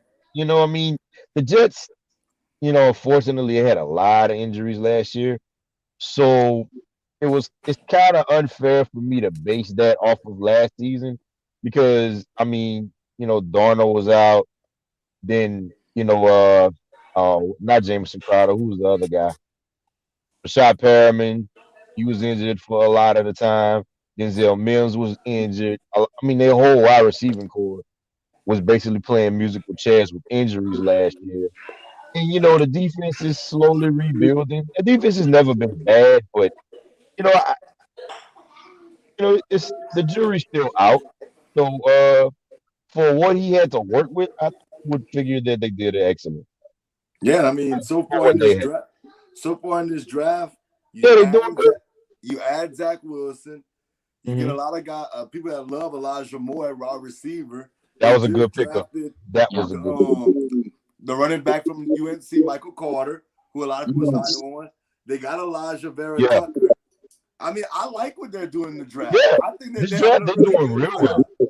They're doing real well this draft. And then Now, this off season, I know you was talking about, and I'm not gonna sit here and act like these guys are studs. I'm not gonna do that, but we're gonna look at their offense. They added Corey Davis, who's a mhm, physical receiver. His hands are suspect. I agree, but he is a physical receiver, and you know he's right, gonna block. You know he's gonna right, block. You bring right. in Tevin Coleman, who kind of knows Robert Salah. I'm not saying he's a stud, But like I said, you drafted Michael Carter, so you have Right. somebody. That's a good pickup by the way, for I Michael like what Carter they're doing. I think the and Jets are on Elijah their Moore. way. I think so. I mean, they're making some moves and they're trending in the right direction. Now, as far as the running backs are concerned, who do you think takes over that back? Because as of now, you have Michael Carter, you have Ty Johnson, who's another young guy that's up and coming. I think Robert And Salah will Michael P. do. Ryan, I think he'll do a lot with the 49ers did. Kind of do it by committee Kevin Coleman. until Michael Carter is ready to become that guy. Michael I think Carter Michael Carter spent will time be the at starter. USC. I think that'll be all about play calling, because Michael Carter is a good up the middle break tackles type of guy. So if Yeah. you run some sweeps, throw in some read options, probably not use him for those plays. But if you're looking for power running, breaking some tackles, chucking out first downs, I agree with you completely, man. I think this will be a running back by committee. I don't think there will be a particular, tier 1, tier 2, tier 3. I think it'll be all about play calling. Whatever play they're going with, they can figure out which running back they want to go to because they all have different styles. And Right. Michael Carter is a good bruising running back. He might even Yes. some defensive backs. That's how hard he runs. Thanks. Honestly, I think Michael Carter has the potential to take over that backfield as the number one guy. He does. I really do. Because Tevin Coleman is an East and West runner. Like, he's brittle and he's scared of contact, and he does not run north and south. He just Right. don't. He never had. I'm sorry. You laughing next because I'm just I know keeping you it don't real. like Tevin Coleman. I know you don't like Tevin Coleman. I never did, and you understand why. He's brittle. He's So- scared of so- contact, and he runs east and west. He does not run north and south. So Now, right Michael now, Carter, I'm giving every team a draft grade, and for everybody out there, I'm giving the Jaguars, the Saints, the Packers their grade. I'm giving the Jets an A+ so far in the draft. They have the highest grade for me. I want to know what you guys think as far as the Jets draft. As far as a grade letter. I think it's great. I think they're looking for offense, and I think their offense. I think they're drafting in a way where they're saying we want our offense to be better this year, game 1. Not we're working towards year 2, year 3, and sometimes it does take time. But they are drafting so aggressively on offense that they're telling the rest of the NFL our offense is going to be better this year in game 1. Okay. I would give him an A. Yeah. Okay. I with beefing up the offensive line, Michael Carter at the place where they got him is a steal to me, as well as Elijah Moore. Those two guys, those two rookies, because Elijah Moore to me is a very dynamic player, man. I've been having my eyes on him. He's been on my radar for a while as far as the rookies are concerned. This year, I think that depending on where they put him, I think Elijah Moore is going to ball out. Now, I'm sorry. No, I was going to say, we do know the 2 Ole Miss receivers that was most recently drafted to the NFL have done very well. Yes. Yeah. Yes, sir. A.J. Brown and DK Metcalf. A.J. Brown and DK Metcalf. And A.J. I Brown think cried that Elijah Moore got drafted like that. He was that happy for him. Yeah. I don't know what Ole Miss are finding these guys from, man. Hey, I got a question for y'all. I don't know about y'all, but this is a two-parter too. I was super surprised at how far down Trask was picked and by who he was picked. I had Trask above Justin Fields. So that one surprised me. Honestly, I think I'm surprised how early Kyle Trask got picked. Wow. You're going to see in Florida, and you saw in the bowl game last year against Oklahoma, Florida's going to take a huge step back because of losing Pitts and their offense. Kyle Trask is a game changer, and Florida is an idiot because the one year that they had arguably one of the best offenses in the nation. They weren't disciplined with the shoe throw. Ended up losing that game, and then lost the game against Alabama, which they came back and almost won that thing. But Kyle Trask is a game changer. Now he went to Tampa Bay as a backup. That's why I'm kind of scratching my head. A lot of That's people the are truth. saying, he's a backup and they're going to build him up for when Tom Brady retires. And I get that, but why didn't somebody, see that sooner? Kyle Trask is a NFL capable quarterback, and I think he will adjust to the speed of the game much quicker than Justin Fields. I do not see that happening. I think Kyle Trask is garbage. He's gonna be a bench warmer for the rest of his days, Wow. and that's gonna be that. I We're going to have this listen. conversation in a year or two. Oh, we Two will. different ends of the spectrum right here. I'm not a Kyle Trask believer under any circumstances. None. It sounded like you're saying Kyle Trash. Watch your mouth. There you go. That now this is that's only my opinion on Kyle Trask. I'm gonna say it's crazy because I agree with GBD. I do. Like Okay. I see it the same way he sees it. I think I Kyle don't. Trask is gonna be a good quarterback, especially the I don't. situation he fell in. Are you kidding me? To drop Egg, into a goalie gotta- situation. X, you gotta understand something, man. Because you're an educator. And you a great teacher, my friend. But sometimes certain students, they just don't got it. Wow. And Kyle Trask Hey, don't you know got it. You know my What guy makes you Gil- say that? What are you looking at that makes you say that? He doesn't process the game well. Whenever, and the thing that proved me, that made me open my eyes, was when he didn't have Kyle Pitts. He did absolutely horrible, horribly. And you still had Kadarius Toney, or whatever, but it's nothing that when I watch Kyle Trask play, it's nothing that jumps out on my screen to tell me like, he got what it takes to go to the next. Let me ask you Absolutely. this: when Florida lost, was any of it because of Kyle Trask? That whole game was just terrible. I mean, you ran into a bus also. I can't really hold that against you, but okay, let's take the differences in quarterback.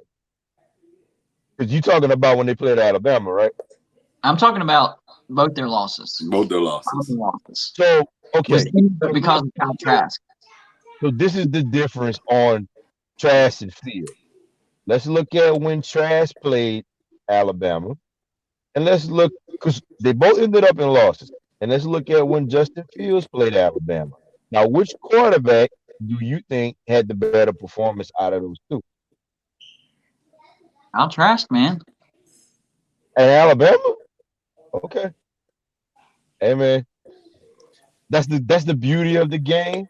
That's the beauty of the NFL. Like sometimes you're wrong, and sometimes you're right. And I You're mean, true. I, I'm wrong I, a lot. I might be standing. Honestly, I think Kellen Moore will probably have a better career than Kyle Trask.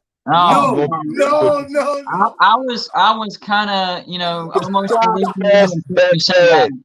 Hey, Now you lost me. Now you lost me. Kyle Trask is awful, dude. No, Kellen Mond. Why don't we throw Ian Book in there? Why don't we throw Ian Book in will there? not be successful in the NFL. Neither will Kyle Trask. Kellen Mond is not that guy. I've watched Neither is enough Kyle Kellen Trask. Mond to know that he is not that guy. I mean, everything is suspect. Accuracy. Neither will Kyle Trask. Playmaking ability. Now, if you want to say neither, that's fine. But Okay. Kellen Mond having a better career than Trask, that's crazy. To be honest with you, I think they're both going to be out of the league in 3 years. Okay, Wow. that's fair. That sounds more I reasonable. don't like either one of them, but nothing about Kyle Trask excites me at all. Nothing. And I'm an SEC guy, so I watch these games. And So- what kind of defenses did he play against, Kyle Trask? He did. SEC. Justin Fields played. I mean, I know Northwestern had a great defense, but Hmm. But at the same time, you can't use that to make your argument for trash, and then you say it doesn't matter for the small schools. Like we gotta stay consistent here. yeah. But I'm saying as far as their performances go, because for Zach Wilson, he performed well no matter what. I'm going with Fields versus Trask. Their performances are pretty similar, and Trask played against SEC defense. The difference with Wilson is I think he performed better than both of them. So the defense really is kind of a tiebreaker type of argument, really. Okay, I know Ray. I don't know for. Okay, I see Ray kind of zoomed out for a second, but I did want to pull it up because when Ray said that, I was kind of like lost for a second. I think Ray is referring to the Oklahoma game. That's the one I think he's referring to. Trask played terrible in that game because if we go to the Alabama game, I knew Trask played wonderful in that game. 400 yards, 3 touchdowns, 0 interceptions, while Justin Fields threw for below 200 yards, no touchdowns. I think 1 pick, 1 or 2 picks. It was something like that. He didn't play well at all. Yeah, that's a head-to-head comparison too. My man, I got so excited I accidentally pressed the button. But I think the game that you're referring to is the Oklahoma game where Trask played terrible, not the Alabama game. Right. Yeah. I got you. Yeah. Okay. Yeah.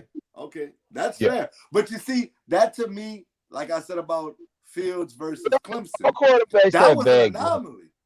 You could have one bad game. For the most part, Trask played well the entire season.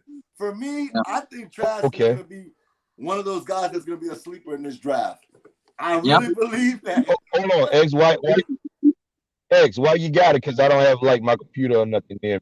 What Kyle Trask numbers this year? Like passing? All like for the season? Yeah.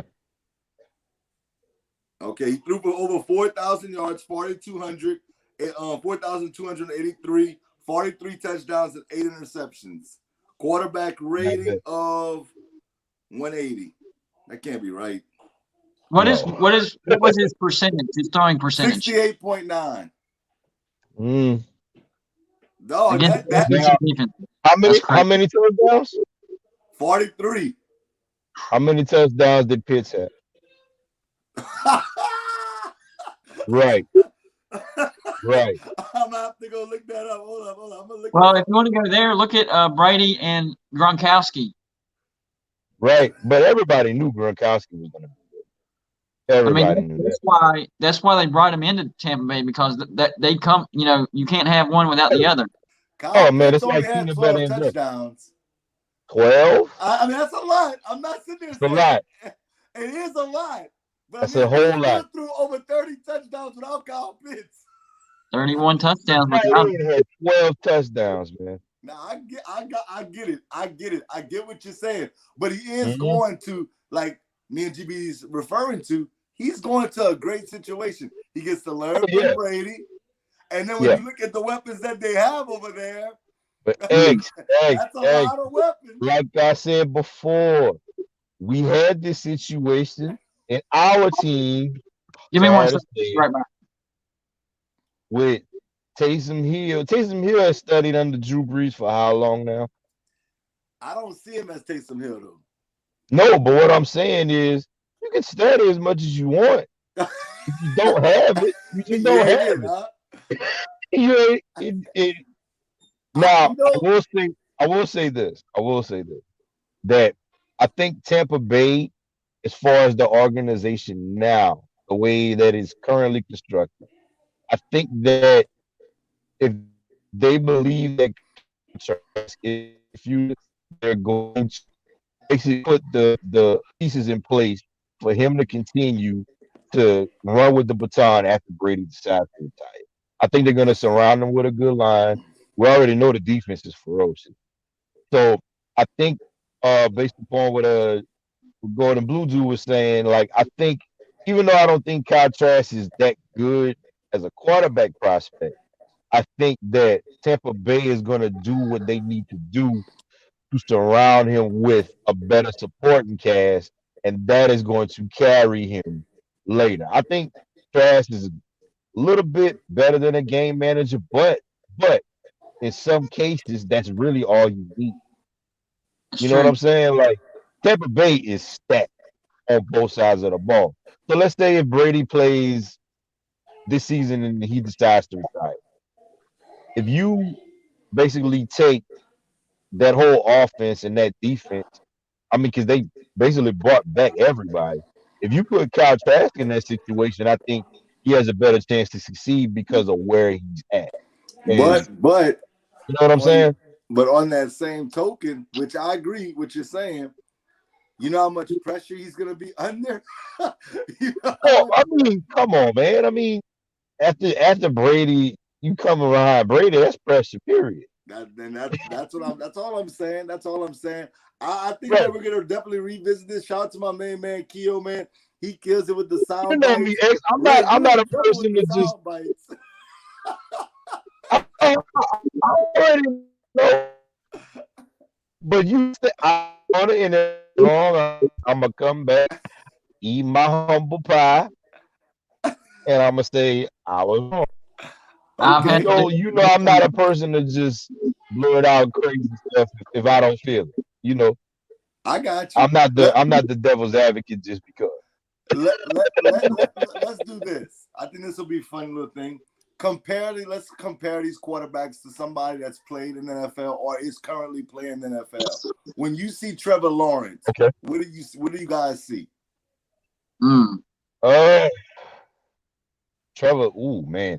The thing with Trevor Lawrence, man, the dude is a prototype. But I think the thing that his speed is kind of hard for me to give him an accurate comparison, man, because Trevor Lawrence is fast. He doesn't yeah. run a lot. If I were to, man, if I were to combine that accuracy with that speed, hmm, I would probably say Steve McNair.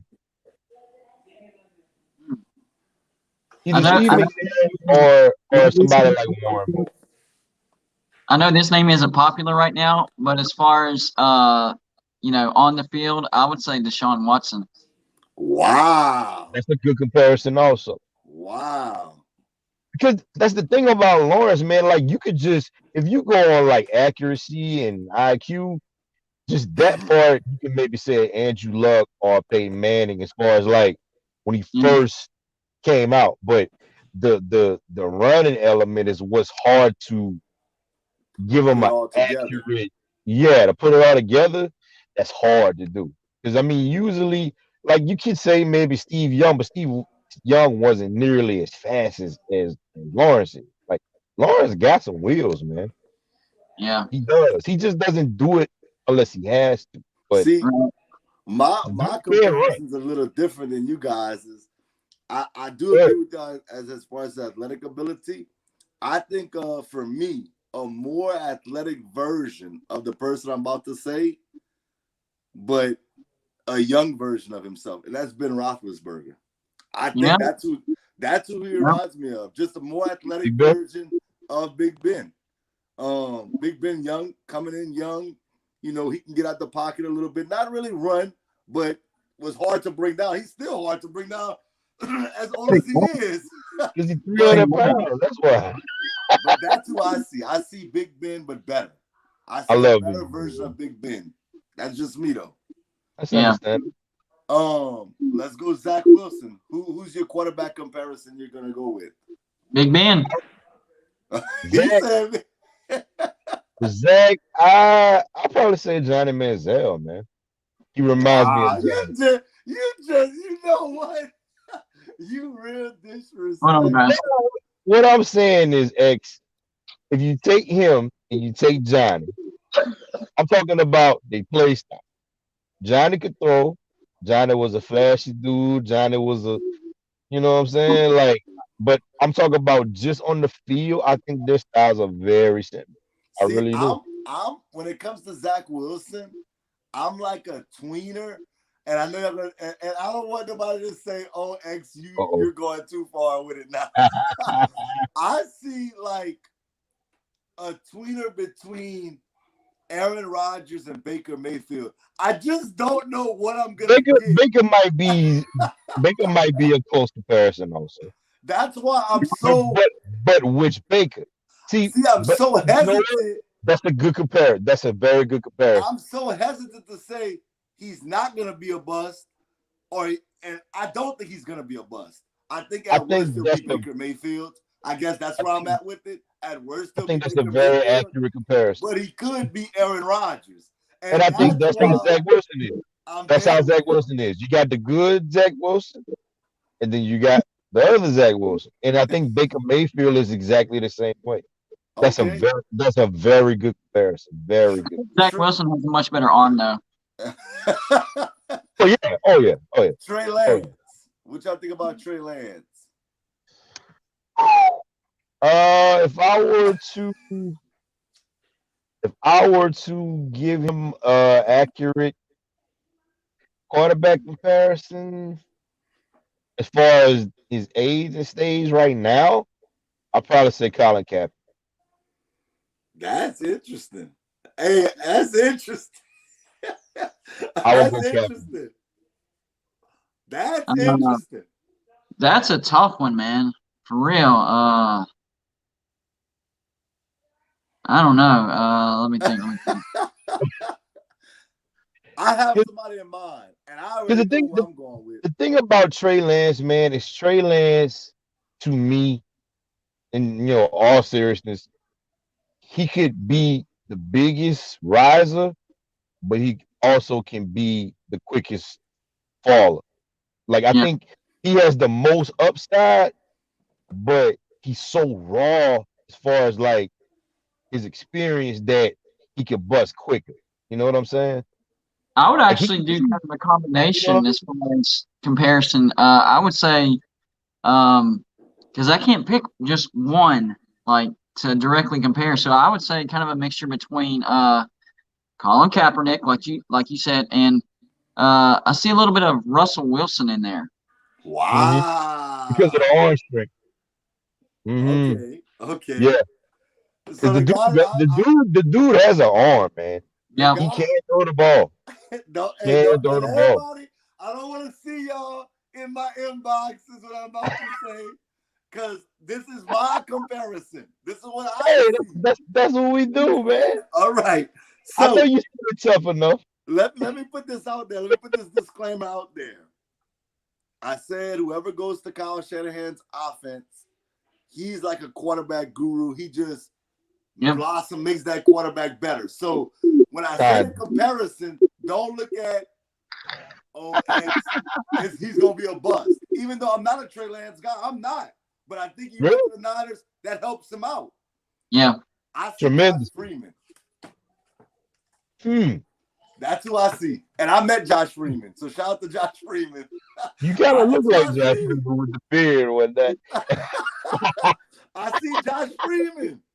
I do. I just think that That's Josh fair. Freeman had a lot of hype coming into the NFL. Tampa Bay took him in the first round. He had, I think, one good year, and then he just kind of fell off. Josh Freeman had he just had a raw deal, man. He really did. I got one question because I got to bounce here in a minute. I got one question, all right? Based on, attributes, all that stuff, who they are, but also the situation that they're in, the team that they're on, which one of these quarterbacks will win a Super Bowl first? Wow. Whoa. Oh, man. Don't say Trask because he's with Brady's team. I don't mean like that. I mean as the quarterback. As the quarterback. As the man. Yeah. Oh man. The answer to that would be Kyle Trask. He's on the Bucks. I was just about to say that. Yeah. Let me see. Hold up. Let me see. I think it will probably be between Justin Fields and Trey Lance out of these five. And the, Hell no, not and the Justin reason Fields. being, and the reason being is because really like the team is pretty solid on both sides of the ball. Like Chicago has a good defense, so does San Francisco. Now I do think Trey Lance has better playmakers. Like Ayuk and Kittle and Debo Samuel and all of that. And I mean, you do have Shanahan, but we do know that Shanahan does blunder in big games or the Yeah. last couple. To me, But it's simple. No question. Trey Lance, man, for all Trey the stuff Lance, he did, I mean, he's in the perfect situation. oh Uh, yeah, with the right coach, he and has a bunch of weapons. He's set up for it. that defense is legit. Also, Filthy, so filthy. yeah, Man, yeah. I'm gonna be honest with y'all. Man, Out of those five, I don't the think Jacksonville any of them. terrible defense I don't think if I had to be a bet man, I would say none of them's gonna win a Super Bowl. I understand what y'all saying about Trey with the Lance. current I team. do think the Niners are. I told you, I think that I really believe in Kyle Shanahan. I really Niners do. are legit. But that's a tough division to It play really in. is. Well. I mean, But once you get to is the it playoffs, it really? don't Is it matter. really as That's tough true. as it used to be? That's true. Well, you still got Russell Wilson in Seattle with DK Metcalf another year. You look at Uh-huh. the Rams. I think the Rams are going to be way better with Stafford than they were with what's my guy name? I With lost his name. Jared Goff. Jared Goff. I think it's way better, in my opinion. That's What about way better. and what about the Cardinals? The Cardinals are a team on the rise. They're young. But I the truly believe that. Now you add defense AJ Green. wise, I get it. AJ Green's past his prime. I'm not sitting here saying AJ Green, but we're looking at AJ Green and saying you're the second option now. You're not the number one option at all. I just look at that team, and they added James Conner to that team. That team is on the rise to me. Yep. The Niners are in a tough division, man. Man, if you put me, God, if you put me and said, my feet to the fire, I had to pick one, I'm going with one of the first two picks. I'm either going Trevor Lawrence or Zach Wilson. That's gonna win the Super Bowl. That's gonna win a Super Bowl. I just said I don't think either one of them will, but if I have to pick one, I can't pick one. It's gonna be one of those guys. Justin Fields won't win a Super Bowl. He won't even be a starting quarterback soon. You think? Yeah. Man. Yo, that's the shame. Y'all dogging my boy. But as far as the 49ers go, y'all say they're in a tough division, which they are. My thing is, though, they're far and away definitely good enough to get into the playoffs. They don't have to win the division. They can grab a wild card. Once you're in the playoffs. But okay, I understand what you're saying, but let me say this. They can win they can get in the playoffs, no doubt. But would it surprise you if the Seahawks got in the playoffs? No. Would it surprise you if the Cardinals got in the playoffs? No. It would surprise you if the Rams got in the playoffs? No. So all four of them can get in the playoffs. But all four can make the playoffs. So it's like Rams. Out of all of the teams, the other teams you just named, I think the Rams probably have the biggest chance to make the playoffs. I would say Rams and then Cardinals as far as biggest chance. But that's not saying they're a bad team. They're a good team. No. Yeah. As far as you can't put every team in the division in the playoffs. So as far as the biggest chances, Rams, Cardinals. But the Cardinals are definitely trending in the right direction. Oh yeah. Okay, I got one more for you, GBD. I know you gotta go. Oh yeah, I'm sorry. I like this dude, man. Kyle Trask, who he reminds you of? Because I got somebody for this is who I see it. That's who he reminds me of. Oh man. Honestly, I'd have to say Aaron Rodgers. Wow. That's a huge statement, my friend. Wow. Well, think of it this way: the arm strength and the competitiveness. And I know right now Aaron Rodgers is being petty but he's a super Can competitive guy. you Super. blame him though? Can you really blame him? Yeah, I know, I agree. But I mean, they're both. I wouldn't say statues, but they're not that mobile. They can step up in the pocket when they need to, but as far as getting out of the pocket, not all that great. Yeah, I would go with Aaron Rodgers. I think Trash, if I were to give him, and I'm gonna be serious about this, I would probably say like a Chad Pennington. Like seriously. 'Cause look, X. Let's keep it real. Like Chad Pennington wasn't the greatest guy. He was tough. He was Yeah, tenacious. He lacked arm strength. yeah. Well, he looked on strength when he got older. Okay. But Chad Pennington was a solid dude. He wasn't great at anything, but he was solid at everything. I I think mean, that's what the guy I I think see, that's what Trask is to me. the guy I see, and I know it's gonna sound bad because I actually think Kyle Trask is good, but I do think this guy is good as well. I just think that the situation, for whatever happened, it just went left, and the dude's injuries just kind of hurt him. But I think now in Indianapolis is gonna change. I see Carson Wentz. That's who I see. That's who That's I see when I see Kyle Trask. fair. Yeah. What's wrong with Well, Chad maybe- Pennington, man? Chad Pennington was a solid dude. He was. All right. He was all He right. was more of he was a jack of all trades. He was good at everything, but he wasn't a master of anything. Yeah, I agree. That's what I think Trask is. Now, arm strength is phenomenal. Accuracy, maybe. I just felt like Kyle. I mean, 68.9%. Isn't that what you said? 68.9. I think that's pretty good. I think that's pretty good. Yeah, that's really good. Yeah, when most of it is going 10 yards and in. Right. Yeah. Let me tell you what it is about Chad Pennington. Look at That Brady. I don't see the great comparison Yeah. because Yeah. for me, when Chad Pennington threw the ball, he had no velocity. It wasn't like it wasn't just coming off of his hand. It was more like. But in all fairness, who did this guy play for most of the time? The Jets. Well, it looked like he was. That's why he didn't have no zip on the ball, man. He looked He was different getting from college. It looked like he was trying to actually force it. So instead of just whipping it to a spot, he was kind of guiding it, and that's why he wasn't getting that snap. Yeah. Right. Because he was scared that he was probably going to get sacked. So he just gave it a little extra 0.5 seconds and just float that thing.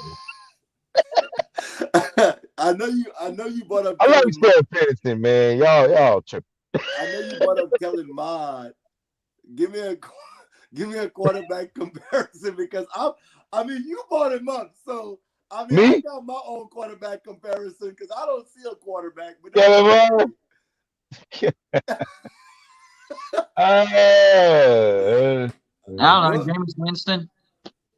yeah, I would say somebody like that. Winston, I don't see that. That's pushing it. I see Scott Frost.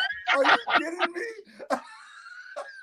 I see somebody that can't play the quarterback position. You want to go Taysom Hill? I see Terrell Pryor. You got to move positions. You cannot play this position. This is not your position. We'll see. I mean, I was just, I really can't. Kellen Mond to me is not an NFL quarterback, so I don't really have really think so a either. comparison. So I was just trying to pick off the low hanging fruit, Wow. Hey, but I got hit in the crossfire by you doing that, GBD, because Jameis Winston is a Saints quarterback. So don't do me like that, man. Hey, you know how I feel about Jameis, so. Yeah. Man.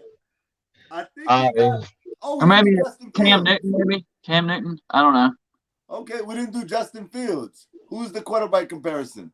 Oh, Justin Fields. I'd probably say.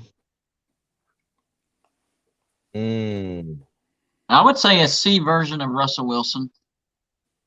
That's a good comparison. I actually like that comparison. I That's think I fair. might co-sign that one. A C version of Russell Wilson. And that's not good. For anybody out there, that's not great. All my Chicago dudes that's watching me, I'm sticking up for y'all quarterbacks, man. So y'all leave me alone. Hey, well, you're about to hate Oh, me. All the Chicago fans, before he said that, I'm going to sit here and say it, man. I'm about to get a whole lot of inboxes. Mitchell Chicago, Trubisky. Chicago got the steal of the draft, man. Y'all tripping. Y'all Hey, that's what I tripping. see. Why are you mad at me? Because that's who I see. Okay, you want to be nice? Blake Bortles. There you go. Really, really. Come on, man. Hey, but I'm telling you who I see. A little. He could be mobile at times, but he's Justin not Michael Fields, Vick or nothing. real ball, He's man. not Lamar Jackson. Let's not do that. He's So going so to X took it a step further. He ran and then backed the truck up and ran again. y'all are so I only did it disrespectful, man. once. X backed it up. He did it twice. Y'all are so disrespectful. I tell you, I see Mitchell Trubisky. That's what I see. Honestly, man, like Justin Fields. Quarterback comparison. I'll probably say at this point, I'm talking about first in the league, Josh Allen. I say he kind of reminds me of Josh. Wow. Wait, not the Josh Allen now. I'm talking about Josh Allen Coming into the seat, coming in, got you. Because if you recall, if you really look at Fields and Josh Allen, a lot of the comparisons are very similar. Like with Allen, he had the speed. Now Fields is a little bit faster than Josh Allen, but Yeah. as far as the accuracy, the read time, and all of that, their draft profiles are very similar, very very similar. I'm gonna look into that because I'm very intrigued by that. I am gonna look into that. Yeah, because I mean, I I'm like not that. talking about Allen now. Because Right. X, you remember, because you said Allen was going to be a bust. You wasn't out when he first got in the league. I wasn't the biggest Josh Allen fan coming out. No, I because, was. but you had, but you had legitimate reasons why. He has developed. He's Yes, he really has. developed. Yeah, but Josh Allen in the beginning, I wasn't sold on him either. But Fields Okay. might, the same issues that we are, that some people are skeptical for Fields when Fields is coming in, was the same thing for Josh Allen, like the exact same thing. Fair. So, Okay. like I said, I'm not talking about Allen now. I'm talking about Allen, But pre-rookie. if you look at management, though, I think Josh Allen was accepted by a better or drafted by a better higher up organization as far as the big wigs. Buffalo versus Chicago. Justin Fields will have talent around him, but the big wigs they're not Yeah, not good at managing. They're not good at managing and progressing players. You know what I'm saying? Like getting them I better agree and with better that. and better. Definitely. Well, With that. if y'all don't mind me, I don't know if you have a little bit And I more think time, GBD, but if you you do, I might do have have another to. question. Will Aaron Rodgers get traded? And if so, And to who? will and who? Oh I think he man, will. can anybody look at his contract structure? Because I'm not familiar with that. I got to know that first. Okay. I think Like he how got many like years? 2 or 3 more years. I think it's 2 more years. How many years and what's on it? A lot, Let's see. a whole lot. That's the thing. Yeah. And how old is he? He's 37 or 38, I think. 37, I think. 37. But you can't really. I mean, he's 37 technically, but you got to understand he sat for about 5 seasons. Right. So as far as he's older. Don't get me wrong, but he doesn't have like all of those years of starting quarterback punishment on his body. I mean, I think the Packers could try to trade him, but I don't know if it would actually happen because 37, couple of years, and decent amount of money. I know a lot of folks that would take it, but Yeah, maybe not for that amount. Like they'd have to work out restructure. something like a Yeah, buyout or a restructure or something like that. yeah. But Well, right now, where? I would say, let's see, possibly. This might not be a popular response either. I would say possibly Carolina. I like that. I think that's I a like really that. good scenario. I would say either Carolina or possibly Denver. That's everybody saying Denver right now. If he Yeah, goes, I was because thinking Elway Denver. is desperate, man. And listen, Elway could have had a quarterback. Why he chose to pass on Justin Fields But or I Mac would say, Because Jones? he sees Mitchell Trubisky. but Well, the reason I that's would smart. lean away from Denver is he is getting older, and I do think he's trying to get out of that cold weather environment. So that would be the only knock on Denver. Yeah, I think he on would be a Denver. good fit, but with Carolina, he would be a good fit, and I think it goes along with his age I, just a little bit better. from a football perspective, I want to see it happen, but from an NFC South perspective, I do not want to see that. I Carolina, Yeah, because he'd be with Christian playing against. McCaffrey Hey, he'd and be playing DJ against Moore, Tom Brady a lot. yeah, you have to see him at least that twice. would be fun. That would be fun. I actually agree with that. That's a good. Justin, I yeah, like that, GB. just I like Justin that. was saying that he thought Denver too, but I have a counter argument to that. I think the team that should trade for him is the Washington football team. They have That would no be nasty as quarterback. well.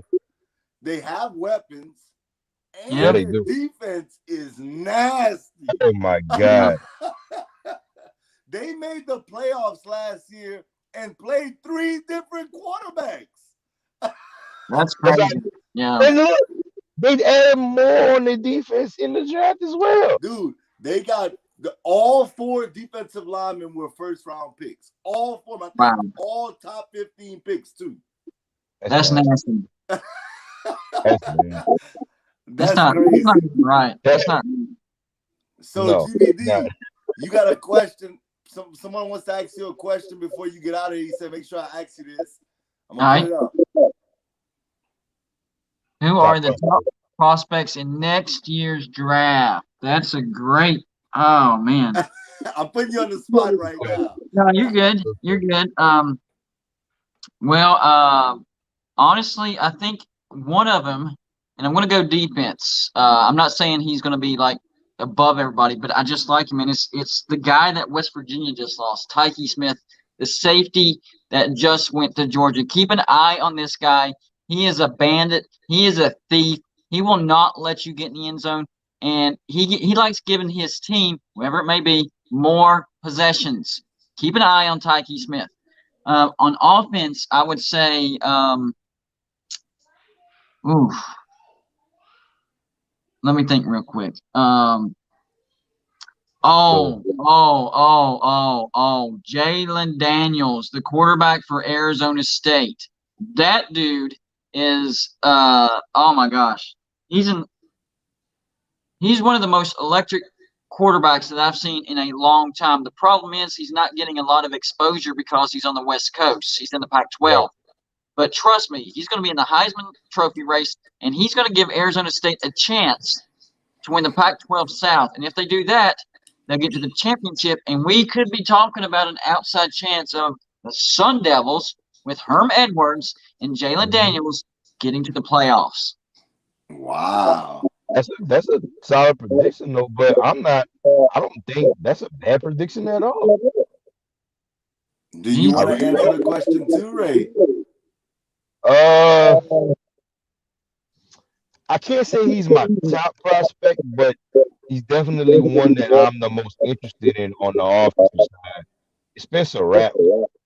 I I want to wanted to see ask him about that. what he does and if he's gonna elevate to that next level.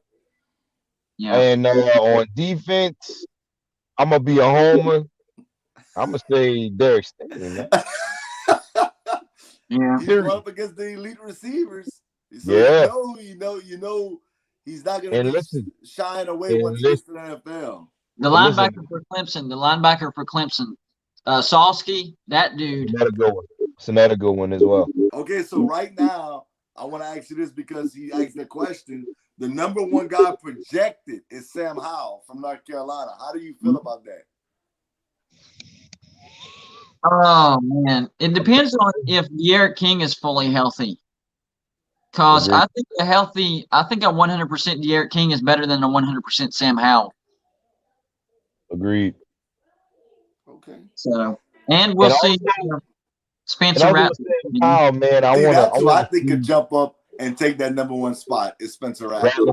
Yeah. I I do think think so too. he has what it takes, but his decision making got to get better. Well, if you Yeah. watched last year, he started off horribly, but Oklahoma And he at the did. beginning of the year looked completely different than the Oh yeah, Oklahoma later in the year, and it was because of Spencer Rattler. I agree. That's big facts. That's big facts. Well, I enjoy y'all on here. If y'all want to stay, y'all can definitely more than Uh, welcome to stay. We can I keep just, it I'm gonna going. stay for a little bit. Okay, GBD, you still got some more time in you, or Well, no, I got a full day. I got to bounce. We got to do some house projects, and then we got some of the kids' friends over, so we'll have to take them home and stuff. We got a full Dope, house today. man. well, we Dope. definitely appreciate you, man, for stopping through and blessing us with the knowledge. Because This I was fun. know, This was fun. Yes, it was, man. I know GBD, man. This dude, when I tell you, Gold and blue are good colors. Shout out to the Navy. he knows this stuff like the back of his hand. Make sure that you go Yeah, subscribe to he his do. channel. I'm gonna let you give you a shout out this, as far as your channel and the show that you do on the NBS brand. Yeah, man. I do a weekly show on the NBS brand. We're actually, I don't know if Keo talked to you. We're switching over to Sunday Okay. because of how my days worked out. So it's called Bragging Rights. We'll be going 10 p.m. And yes, tomorrow counts. I will be going on at 10 p.m. Bragging Rights. And then also go check out my YouTube channel, Gold and Blue Dude, college football videos every single day. I don't miss a day. What's up? Yeah, man. God's working, man. Yeah, man. Y'all go check him out, man. I appreciate y'all having me on, man. GBD, it was fun. It was real, man. I gotta go on with you another time as well, man. I like the canales, my man. All of Well, it, man. Anytime, man. Anytime. you have No a doubt. good one, brother. Enjoy All the right. family time. Y'all have a good Saturday, bud. All right, You brother. too, man. What's My up, man. Ray? My man, the sports junkie. How you feeling, brother? Man, I'm good, man. This has been a long 3 days, but you know I enjoy this stuff. Hey I man, enjoy this it's my stuff, man. favorite. It's my favorite time of year right now. I'm Yes, not gonna. sir. Yes, sir. So let me ask you this: give the What's up? Saints a draft grade. I'm gonna go. My screen's gonna go black, but I'm just going to look at something real quick. I'm gonna go up to there and I'm gonna get all their draft picks. I want you to give the Saints a draft grade right now. I'm gonna wait for you to come back and give me the draft picks. Cause to be honest with you, X, after the first round, I was kind of. Okay, so we're gonna go to the Saints. I'm gonna tell you their picks up to date. Okay, so in the first round, they took Peyton Yeah. Turner, the Right. defensive end from Mhm. Houston. Right. Kid is a monster when it comes to the size wise. 6'6", 268. We understand that they lost Trey Hendrickson. Yeah. Marcus Davenport really hasn't been He worth saw. 2 first rounds. He So saw. you know, 1.5 sacks is not gonna cut it. It's not That's gonna on cut it. capital T. So- And then in the second round, they got the big, fast inside linebacker from Ohio State, Pete Werner, 6'3". Dude Okay. is dude can really run. So I I think like that's why Sean Payton them went with them. Another tall kid. It looks like Yeah. the Saints are looking for speed, Right. physicality, and high and length. So It seemed like Sean Payton is trying to take a page out of Carroll's playbook. Carroll's playbook. yes.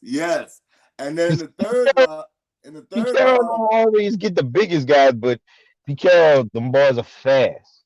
that's Always. right. That's right. Always did.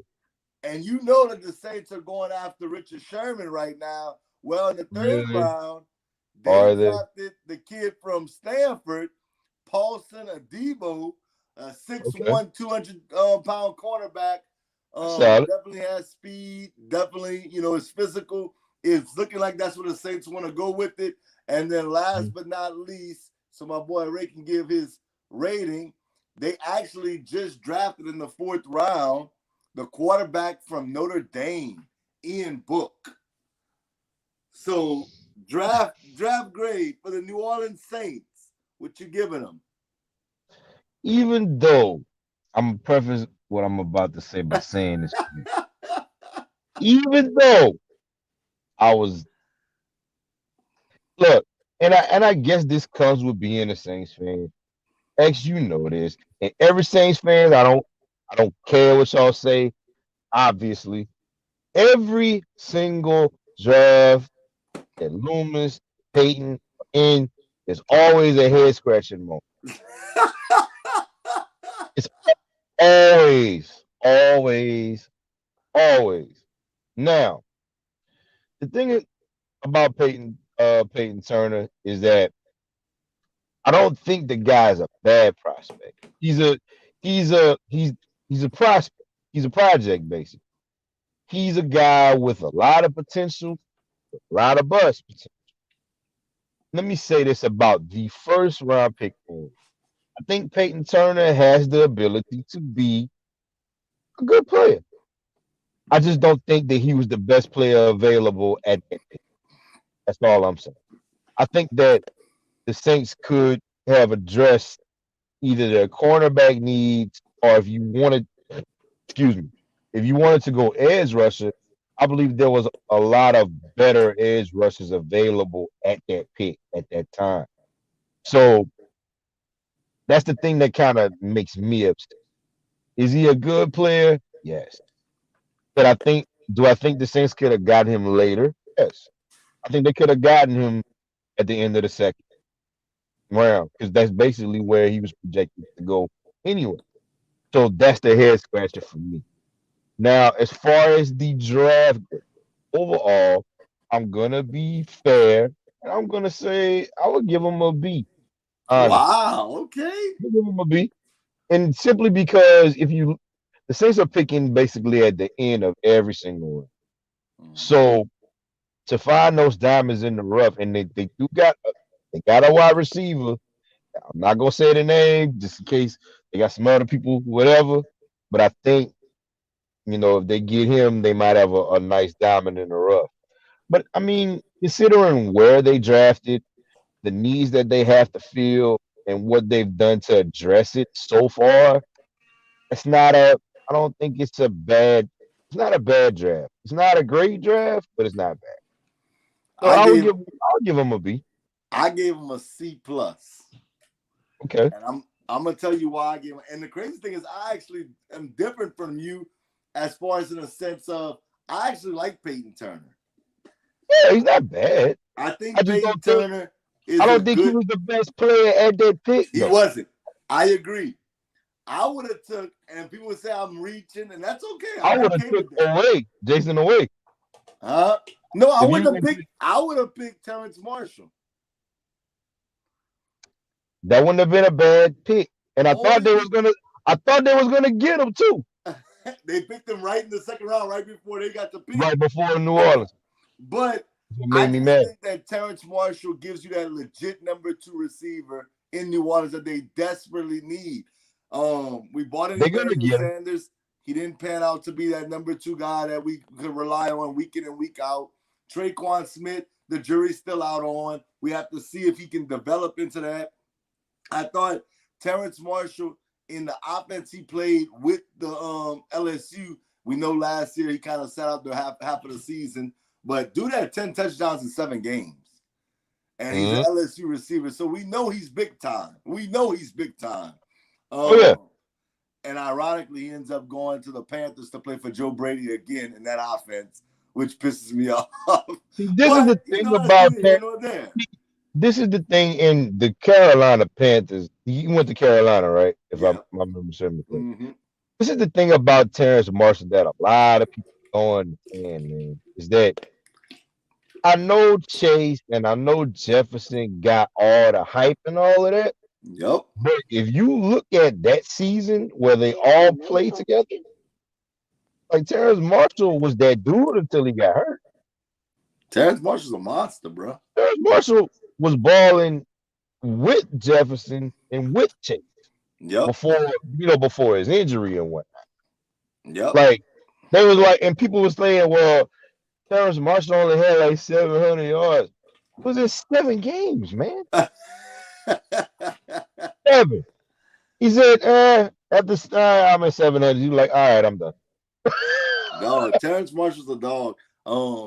But as And far Boucher is another one that's gonna be, in my opinion, is gonna be better than all 3 of them. who's The that? rate he's going. Keyshawn Boutte, Oh yeah. the Shout out one to of the Keyshawn, definitely, I bro. think he's gonna be better than all 3 of those. Wow. At the rate he's going, trust me, bro. Trust me.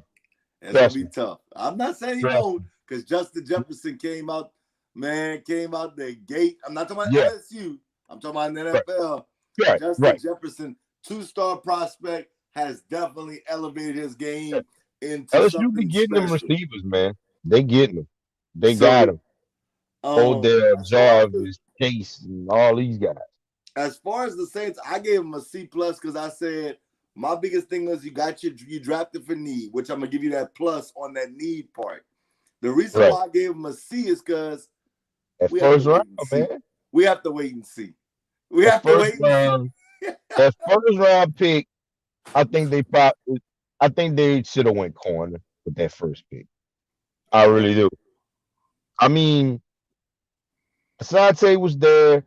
I think they either could have went corner or linebacker. Those were the 2. They had some very good prospects at that point, at that time. And like I said, Turner is good. I'm not saying he's a bad prospect, but if you use a first round pick, that has to be, or you have the mindset that is a short shot for you. He's not like, honestly, Peyton Turner to me, prospect wise, reminds me of Marcus Davenport. Like, I think they're basically the same guy. Okay, I can't argue that. I can't argue that. I just never have an issue with you taking a defensive end because it's such an important position on the field. You can never have enough of those guys. And this kid is 6'6", dog, 2 whatever. Dude's a monster, bro. Here is the problem with this, and I'm trying to get Saints fans that call me a hater to understand this, man. Pass rush is good. But if your corners, and we know this, X, the problem that the Saints have refused to address in the past 10 years is defensive back. The Saints stop the short stuff, but they always get killed on the deep balls, man. You gotta have corners. Do you think Asante Samuel Jr. was passed up because of his size? Because that's what I'm seeing. Yeah, I think so. Too small. But here's the thing, Sean Payton's mind. You got to get corners to look in the NFC South. You still got Julio. You still got Calvin Ridley. You got Kyle Pitts now. That's in Atlanta. In Carolina, you got DJ Moore, and now you have Terrence Martin. In Robbie Tampa Anderson Bay, too. And Robbie Anderson. In Tampa Bay, this is just the NFC South we're talking about now. In Tampa Bay, you got Antonio Brown, you got Mike Evans, and you got Chris Godwin. That's just in the NFC South. Your cornerbacks, as you stand right now, is Marcus Lattimore, PJ Williams, and Patrick Robinson. What corners are you going to get to cover these people, man? I do think that the Saints, and I'm not going to sit here and say this is going to be an all-time. I'm not a fan of the pick. I'm sorry. But they did this last year too. You needed linebacker. You had one sitting there, homegrown, right for the pickings. You pick a center that you want to switch to a guard, or a guard you want to switch to center. You still got linebacking leads now. But the Saints have one of the best offensive lines in football. They always have. What is new? What is new? You had Pat. Tell me I'm lying. You had possibly the deep with who was defensive rookie of the year last year. I don't remember. Patrick Queen, maybe. You had him. You had a chance to get him right Was there. it Patrick Queen? I don't know. That's a good Hold question. on. Let's I'm look about to that tell up you. real quick. I'm gonna look it up. Let's see if I can get this. Let's see. Let's look it up real quick. Let's find out because I'm guessing. I know Justin Herbert won. Yeah, Rookie yeah, of the year. offensive rookie. Yeah. But if he didn't win it, he was definitely in the runnings for it. Okay, let's see. Chase Young. Who was came in like second or third or whatever. Who was like the top candidate? Let's see. Let's see if I can find that. Who was the Okay, and these people, and this is according to, let me give the website, the USA Today. Mm-hmm. Chase Young won, but they felt like the best five were Jeremy Chin from the Carolina Panthers, Antoine Winfield, and I'm not putting in no particular order, I'm just saying what they have. Julian Blackmon. So you basically got three safeties and then Patrick Queen. And then Chase Young won it. So the Saints have always had needs for linebacker and corner. They failed to address this. You messed up last year by passing on Patrick Queen, who's second in the running for defensive player of the year. Go figure. You still got line issues now, apparently. But and you had corners that you didn't address. You still got these needs now. You traded up to get Zach Ball, which was your linebacker. You could have chosen linebacker the first pick last year. Be done with it. Because Demario Davis has no help on the other sides, man. Quan Alexander thing was working fine until he tore his Achilles. It's like, dude, you gotta at a certain point, you got to get, because honestly, the Saints have been lucky to stumble. The two best linebackers they've had in the last 10 years have been people that they took gambles on, which is Mario Davis and Jonathan Vilma. That's true. The Saints have not developed a young linebacking core in Sean Payton's tenure. Well, they got Zach Bond. You got to give him another year. He barely even started field, man. You could have had one that was on the field 24/7. You passed. I'm not mad at the Saints draft. Like I said, C+. They went after their needs.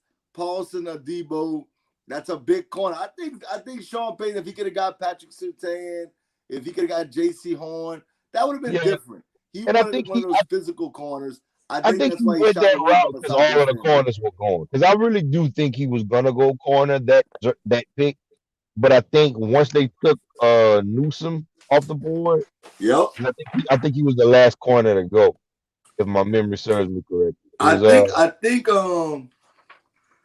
I'm looking at I'm looking at all the corners that were drafted before the Saints actually got to draft. When you look at them, okay, was the last one to go. All of them before Asante Samuel Jr. that was rated wise were 6'1" or above. Right. Had Sean Payton got a chance to get one of those guys, I think he would have took it probably. Yeah, he would have. I think he would have. But I think he did that because they were gone at that time. Yeah, when you lose out on all these guys, it's like to say, well, shoot. I'm gonna pull it up. Let me see. Let me go through this real quick. Rounds. Or let's go to positions. I'll go positions. I'll go cornerback. All right, let's pull it up. Okay, so the only guy that they could have took in the first round that they passed on was Eric Stokes. That's it. 6'1" from Georgia. Right. I'm not a big fan of Eric Stokes. I know Marlon might not like that, but that's just me. You know, Marlon's a Georgia guy. Shout out to my sports block brother. you got Craig Newsom. Maybe they take him. Caleb Farley. I think that's who they were probably going to take if he got there. 6'2" I didn't corner, think like Farley a was big gonna fall attack. that far. The chance of them getting Patrick Surtain and J.C. Horn was already slim to none. Those dudes were two Right, top 10 picks. I right, mean, we have to be honest with ourselves. We can't just right. you could want who you want. Unless they would have traded up, but in my opinion, you don't trade up to get to 10 to take a corner. Like, nah, you just don't. Yeah, You I don't. think they were Unless praying it's for Caleb Farley Dion, to then drop. yeah. Unless it's Deion Sanders, you don't do. Yeah. I mean, if I think they were praying for Caleb Farley to drop, do 6'2", 200 pounds. That's what they But wanted. yeah, but a lot of people was not high on him because of the back surgery. Mm-hmm. Yep. So yeah, he fell a little bit. But yeah, but like I was saying, man, the first round is like if you gotta Google who this dude is, it's a bad Oh. period. Yeah, Every, there is no there is no Saints fan that said that Peyton Turner was on your radar in the first round. There's not one. Not nah, one. there's not. Not There's not. one. Not one. Because There's everybody I had the same reaction everybody else did. When they announced his name, I was like, who?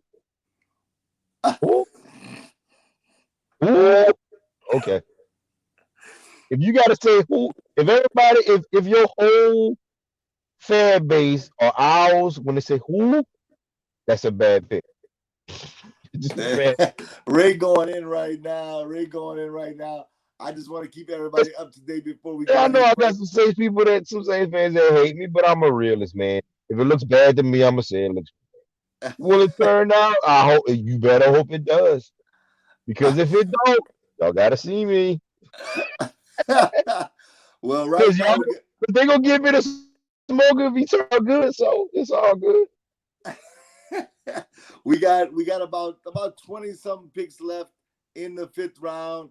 Let me ask you this: I know you're saying that Peyton Turner was a head scratcher. What was the He was. biggest head scratcher so far outside of the Saints?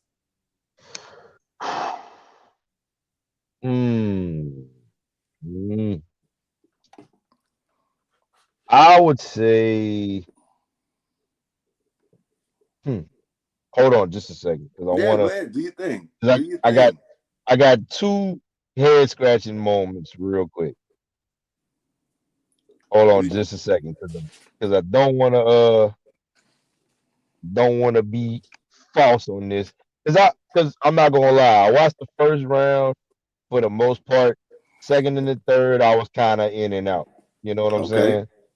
So, are you talking about first round only, or Whatever just you in? want to do, whatever was the biggest head scratcher outside the Saints. I know you felt like the Peyton Turner, which is very valid. I don't think nobody had him going first round to the Saints. That wasn't no mock draft that I saw that on, or any Saints Nobody fan had tell me Peyton that. Turner going first round. Period. So anyone that you want to point out, then you feel free to point out to me. Hold on just a second. X. Let me pull this up real quick. Because this was in the first round for me. Got you.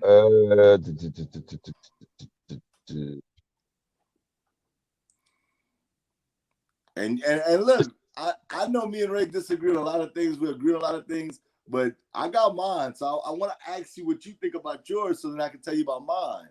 Or do you want me to tell you about Okay. mine right now while you're Yeah. waiting? No, I'm good.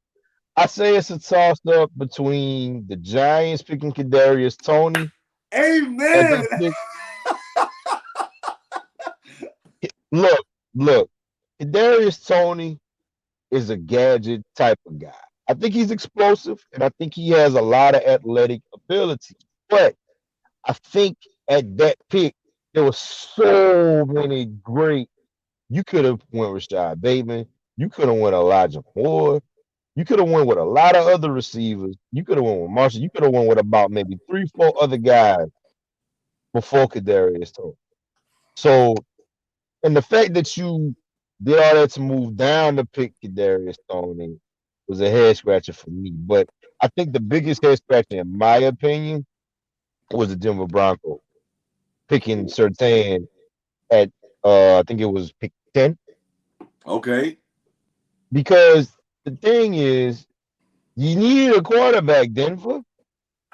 Right now, Drew Lock sucks, and you got it's Drew Lock and what Bridgewater now. Mm-hmm. Yes, So sir.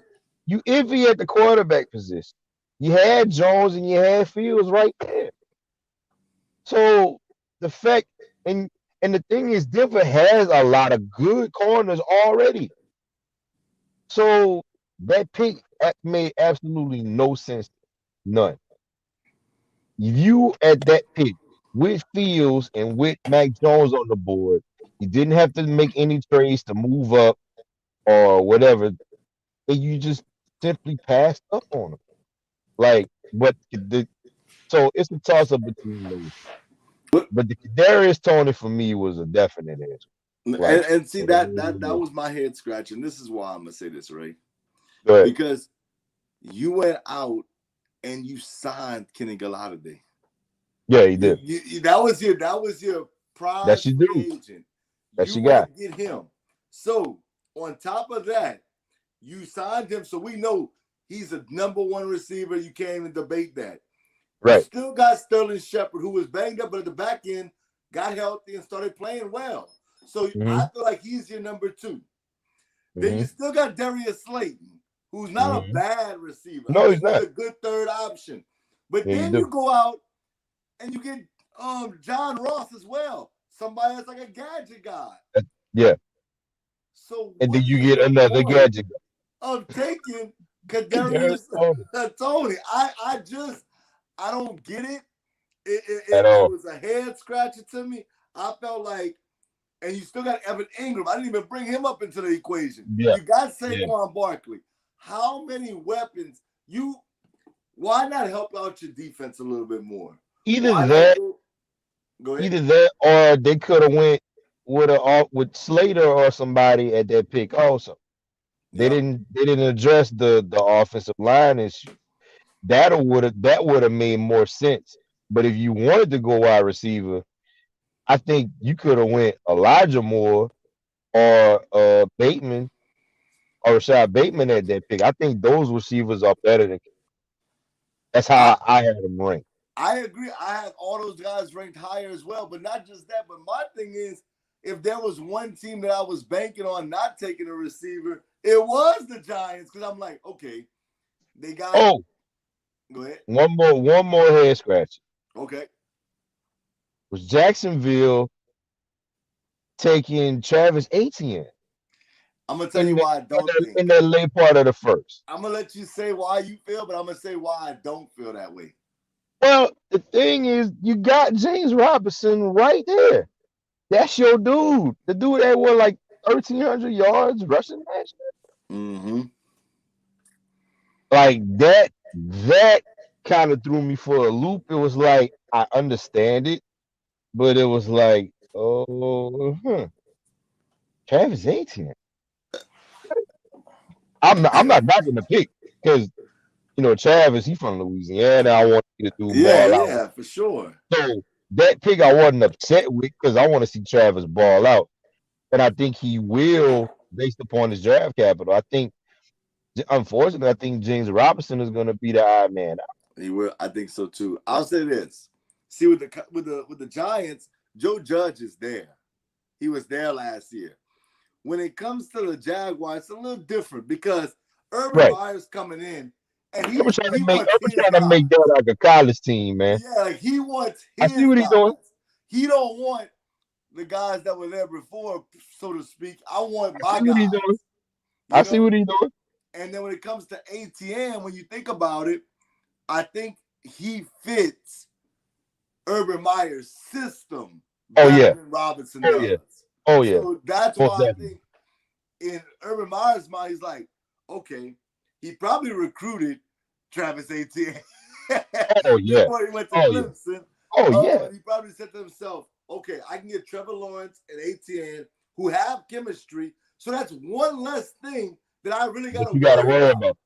And so I agree that's with that. why I think he went with that. So it wasn't that much of a head scratcher to me. I was more like, okay, I get that. That makes a little sense. It makes sense when you look at it, but it was like, oh, okay. Like, not a head scratcher is a bad thing, but it's like, oh, You see, I probably wouldn't have did it that way, but I understand it. but I also have another piece to that. Go ahead. When you sign Kenny Galladay and you sign Justin Ross, not Justin Ross, John Ross. John Ross. I'm sorry. When you sign those guys, you just signed them. So your intent is to play them.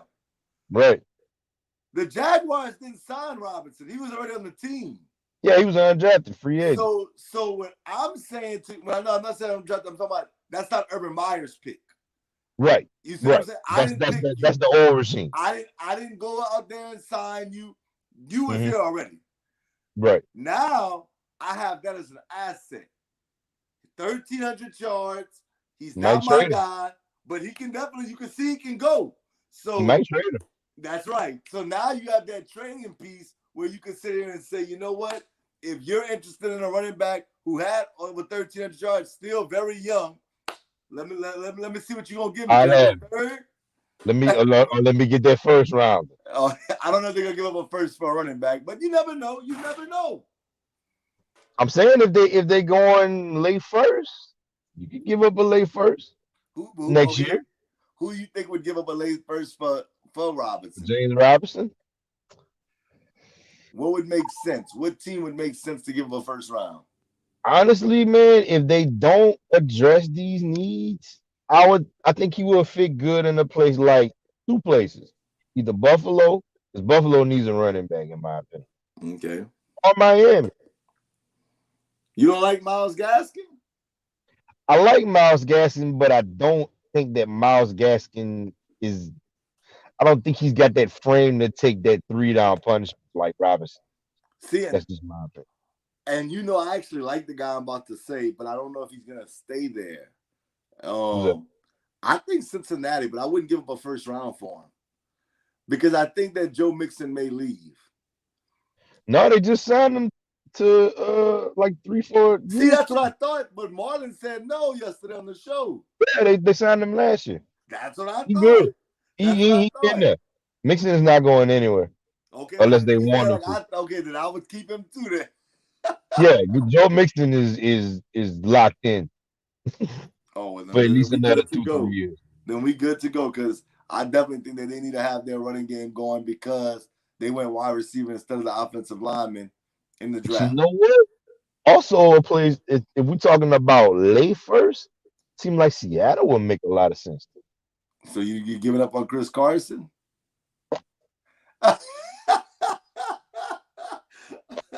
or maybe the Jets. And Rashad Penny. Both of them. The Jets. You said the Jets. You questioning their running back situation. Yeah, the Jets would be good too. But I think in Seattle, because Seattle likes to run them. They do. The thing with Chris Carson is Chris Carson is a solid running back, but he always hurt. Because he brittle, like them those injuries are starting to pile up. So James Robinson took like 97% of all the backfield carries last year. So it's proven that he has the durability to do it. But Seattle likes to run. So if you a person or if you a coach that likes to run the ball, you need a running back that can withstand a lot of that punishment. And I don't think that Chris Carson hit. That's my only drawback with Carson. Do you think that the Saints should make a push for him? No. Because you think Alvin Kamara is an every down back? No, but I do think that Kamara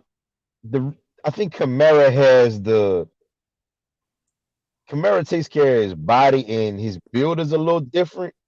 So I think he has obviously he's done it the last 2 years, so he's pretty durable as far as, that's concerned. Because a lot of people don't know, man, Kamara is not a small guy. Kamara is a solid like 210, 215. So that's around where you want to be. But I mean, maybe as a complimentary piece, like in the Latavius Murray mold, That's what I'm thinking. Latavius Murray role. I'm sorry, that would kind of make sense. But the thing with James Robinson is gonna make it so iffy is the fact that he's already has 1,000 yards under his belt. So when it comes to for contract time, which might be around the corner in 2 years or so, you're gonna have to pay that dude at some point. So even though he was an undrafted free agent, you can't. 1,300 yards is 1,300 yards, What and about the with a Chargers? really bad offensive line, that would be Eckler was good. banged up. That would be because Eckler don't have that frame, man. Exciting to watch. Can't take that punishment. Gotta you gotta have a running back that's gonna withstand that punishment, man. And I think that's what Eckler is going wrong too. When Melvin Gordon was taking the reign, Eckler was balling out. But when Eckler had to beat a man, got broke up. And you got Atlanta, who can definitely use a running back. Gurley is I not think there. I think Mike Davis gonna do good in Atlanta, man. I Okay, really do. okay, I okay. think Mike Davis is gonna be that dude. I really do. I mean, you saw what he did in Carolina. Yeah, So yeah, yep, that's true. I like Mike Davis, bro. I like Mike Davis. I Oh, think he's maybe gonna do. maybe I we think have he's a gonna do well. fantasy alert from Ray Boudreaux, DJ Gravity. Hey, Uh, listen. If the price is right, Mike Davis will be on my side. We do man, you this gotta often trade stuff. with me this year, man. What's up with that, man? You already know how it go, man. If the trade's right, then I'll ship. Oh. Okay, so since we said which was the biggest head scratcher, let's go Hmm. to the opposite end of that.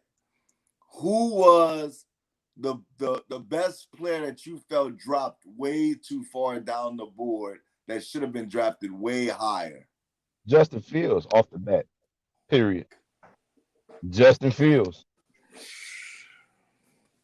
What you want me to say, man?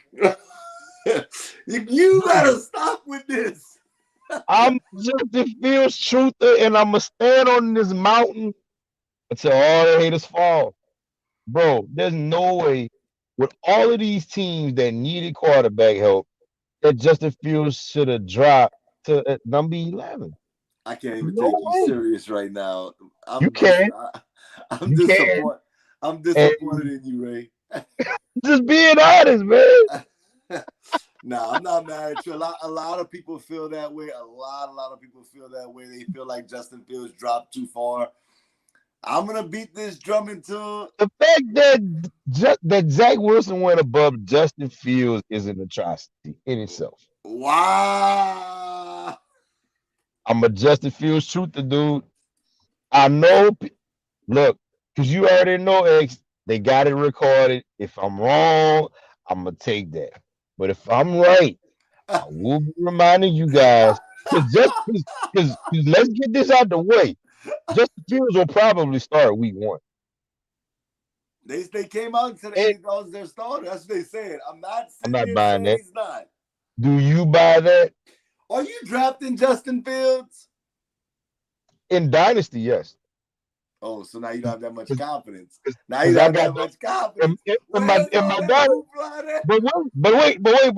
at? But here's the thing. In my dynasty league, I'm torn because I got the second overall pick. So Lawrence gonna be gone. I know that.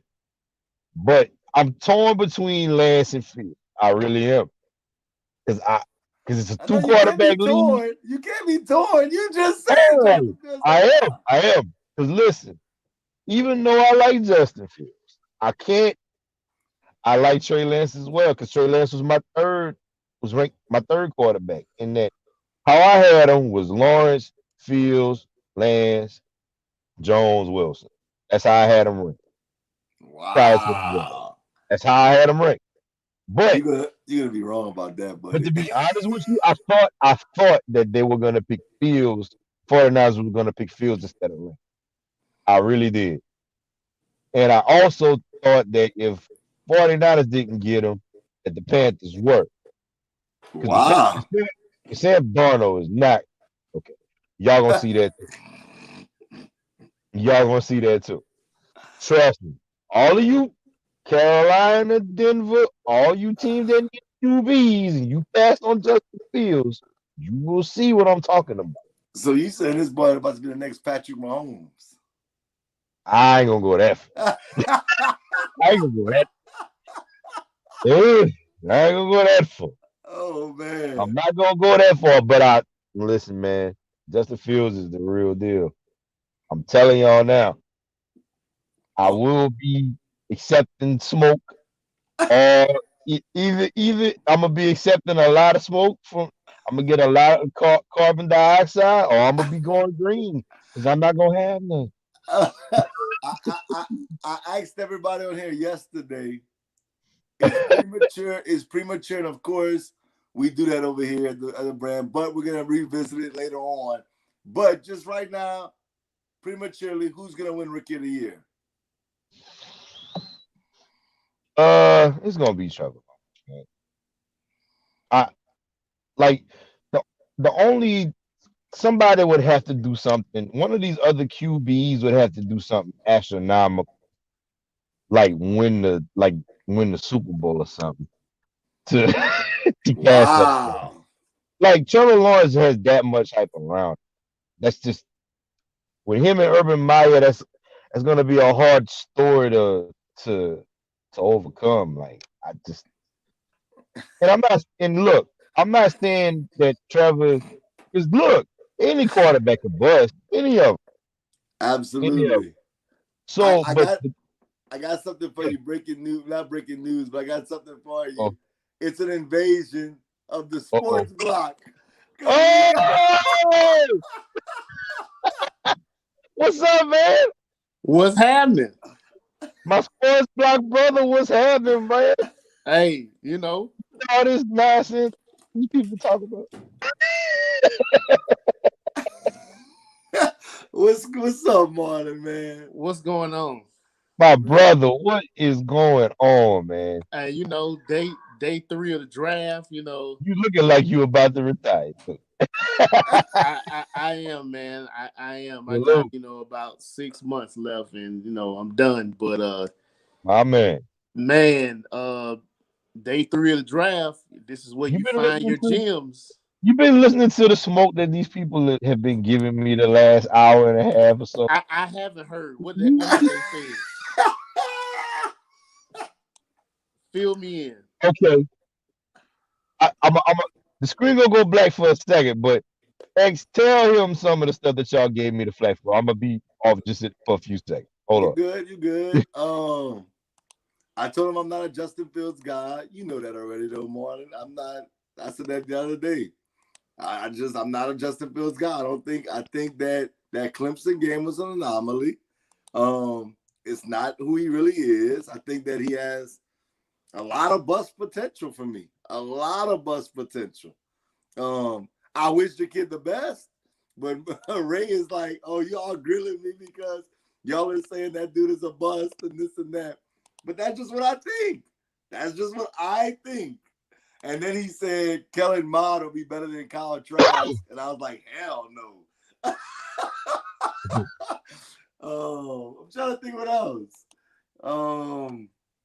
I can still hear you, X. Kyle Trask is better than Kellen Mond. He is. Mm-hmm. And then of course we like I'm not gonna say we like, but he said that Zach Wilson's the 5th best quarterback in this draft, and he thinks that's huge bust potential. I think for that 5th slot, it's kind of a tie between Mac Jones and Zach Wilson.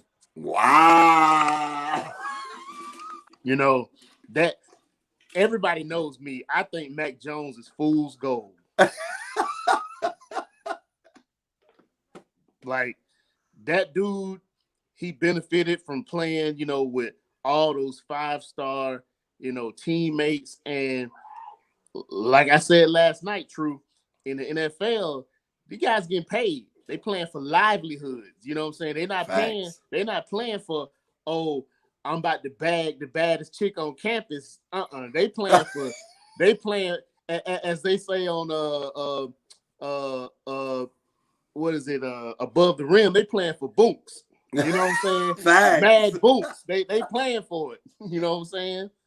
It's real. It's real, and that's why I love pro sports, because me and Ray had these conversations. Pro sports is going to expose the weak, and the strong will, they will come above and rise above the surface. Facts. They will prevail. Definitely. No doubt about it. Best day 3 draft pick that you think so far? To be honest, I haven't seen any of the picks day 3. So, I'm kind of looking through to see what's what. And if you give me a second, I can kind of give you an idea of what I think has been good so far today. Okay, give me one second. I want to see something real quick because I got this pulled up. So I'm still here, but you just can't see me. Let's see. I want to see if my guy was drafted yet. Okay, not yet. Okay, he's still on the board. Who are you looking for? I think there's still a good receiver out there that I believe could be like a number 1 receiver in the NFL. I'm not saying for sure he'll be number 1, but I'm thinking that he can be. And that's Seth Williams. I know you know who that is because you watched him at Auburn. I like Seth Williams. I like him, but there's nothing dynamic about him. I just think he's so big and physical that I seen him against Stingley, and he gave Stingley some work. I just feel like this kid, I've seen him get double teamed. And let's be honest, Auburn's quarterback situation is not exactly the best. It's not, Bo Nix isn't the greatest passer of the ball. That's right. But Seth Williams, to me, his hands are a little bit inconsistent. You know what I'm saying? That's what I've seen of him, in his college career. His hands were a little inconsistent, which you can't, as a receiver, you can't have inconsistent hands because 1 is going to hurt your team and 2 is going to get you out of the league real fast. I like him, too, because I feel like he plays with a chip on his shoulder. To me, he plays angry. Like he's not there to be your friend. And that's what I like about him. My early takeaway from day 3 is Carolina taking Chuba Hubbard. I like it. That is a nice addition to add with McCaffrey. That is a nice addition. It's not. No, it's not. It's not. I don't like Chuba Hubbard. Chuba Hubbard is just like Tevin Coleman, East-West. Yes, you'll see. Wow. Hey, but he's a home run hitter. He got that speed. Yeah, like if you give him space, he's gonna take it to the house. He got that track speed. But Tevin Coleman is the same way, man. Chuba Hubbard does not like contact. He's an East-West runner. He's not a North and South. Y'all, but I'll tell you, here's the difference between him and Tevin Coleman. What did you always see happening to Tevin Coleman? He always went down from shoestring tackles. Chuba Hubbard is the same way. Issue. He's gonna be the same way. Trust me on this. But don't you think with that offense, where he's probably gonna catch screens, he's gonna stuff like that. They're gonna free him up. They're gonna give him an open space. That's his bag. If you trying to get his dude a whole bunch of runs up the middle, it ain't gonna. He's not getting that. No. He's gonna be that change of pace. You know what I'm saying? Give you something different. But X, I gotta know, man. What's your thing? Why are you so low on Justin Fields? I'm just curious, man. I didn't see it, bro. I didn't see it. In the big moments when he went up against the better defenses, he struggled. That he had one great game. That Clemson game, it was phenomenal. It was all-time good. But hold on, man. But this is how phenomenal it was. We all understand that. How many games has Clemson lost in the past 3-4 years? Yeah, but my thing is that's one game, and Ohio State as a team had a chip on their shoulder playing against Clemson because the year before they gave up the lead. and lost to Clemson in the playoffs. So it was a But lot going on that game. I just feel when like he played great. I won't deny him. But the year prior, when you had the lead and J.K. Dobbins rushed for almost 200 yards, they gave it up. Lost that game. And you had an opportunity to win that game. And you didn't pull it through. But like I was saying earlier, Trevor Lawrence, when he was on the big stage, he didn't do good either. I'll say this about y'all, and y'all two can respect this, what I'm about to say. You know what I feel about Justin Fields, and I could be wrong. There's some people in sports that are dogs. And I'm not sitting there saying he's not a dog. I don't think he is. I think he's a front runner. He's a dog. Wow. When you're up big, when you're up big, it's easy to keep it going. Keep it going. But what I'm saying is, when the chips are down, what comeback did he make what comeback in college did you see when he made a magnificent comeback that made you like, wow. You want to know who's a front runner? Trevor Lawrence is a big front runner. Hey, we're going to find out soon. We're going to find out soon. Big. The LSU game should have sold you that. But Clemson was a buzzsaw, and when they got hit, Clemson was a buzzsaw with sunshine, and when they got hit in the mouth, they folded. But that's not both times. That's not fair because both times. And I'm gonna tell you why that's not fair. Because bro, LSU ran through everybody that year. That was just ridiculous that year. Nobody was beating them. But Egg, you know as well as I do, and Marla can attest to this. Besides Louisiana people, nobody picked LSU to beat Clemson. Let's keep it real. I did. I thought it was an easy the majority of the people did not pick LSU. Because everybody thought it was a fluke. Everybody. Everybody. LSU was too good that year, bro. They were too good. But X, you know as well as I do. Every week it was like, yeah, they doing good, but can they do it again? Can they do it when they beat Alabama, I knew it wasn't no fluke stuff. Right. Even then, I knew what time it was. But against Clemson, not a lot of people pick LSU. Not a lot. And you know this. You know this. I'm not tripping. All I'm saying is, and look, I'm not even saying you're wrong about Trevor Lawrence. Would it shock me if Trevor Lawrence was a bust? No. I'm not saying no. Yes, it would. Yes, it would. It would shock me, honestly. It wouldn't shock me though if he's not a Hall of Fame quarterback. You know, that's fair. We spoke about this. My draft grades for quarterbacks since I've been covering sports, but being fair. I really started like, bro, I have notebooks all through my thing right here. Well, I used to write down every draft and by hand. Peyton Manning, I knew was gonna be an all-time great. When you Me knew too. it, you Me too. knew it. It was like the dude just you had saw it. it. You seen it. I was on record now. Andrew Luck.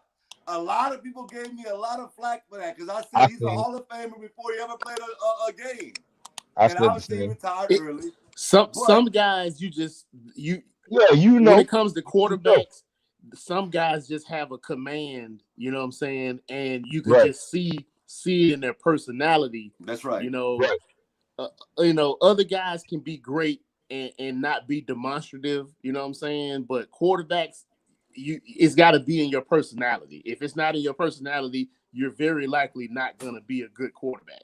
That's right. This is the thing about Fields that I like, that I think he has that a lot of rookie quarterbacks do not. That's his ability to extend the drive. Because we know, X, in the NFL, the money down is third down. Thanks. Third down. If you can't extend the drive, you're not gonna last long. So hold on. I'm a black this screen out just very quick, and I'm gonna give you some numbers. Oh God. I'm gonna give you some numbers. Okay. Don't give me that against Indiana. No. I'm not gonna do that. Don't do that. So hold on. So highest QBR third down. This is for the top 4 guys this year. Top 4, top highest QBR on third down. Zach Wilson was at the bottom with 69. Okay. Then Mac Jones was at 77. Should be. Then Trevor Lawrence was at 83. And Justin Fields was at 90. This is QBR on third down. All year. Who played? Amongst the top prospects. Yeah, but bro, Ohio State. That matters to me. Ohio State don't play the competition. And I know the Big Ten's supposed to be good. They wasn't that good, though. That's just what I feel. Huh? The Big Ten just wasn't up this year for me. It wasn't up. No. That's all I'm saying.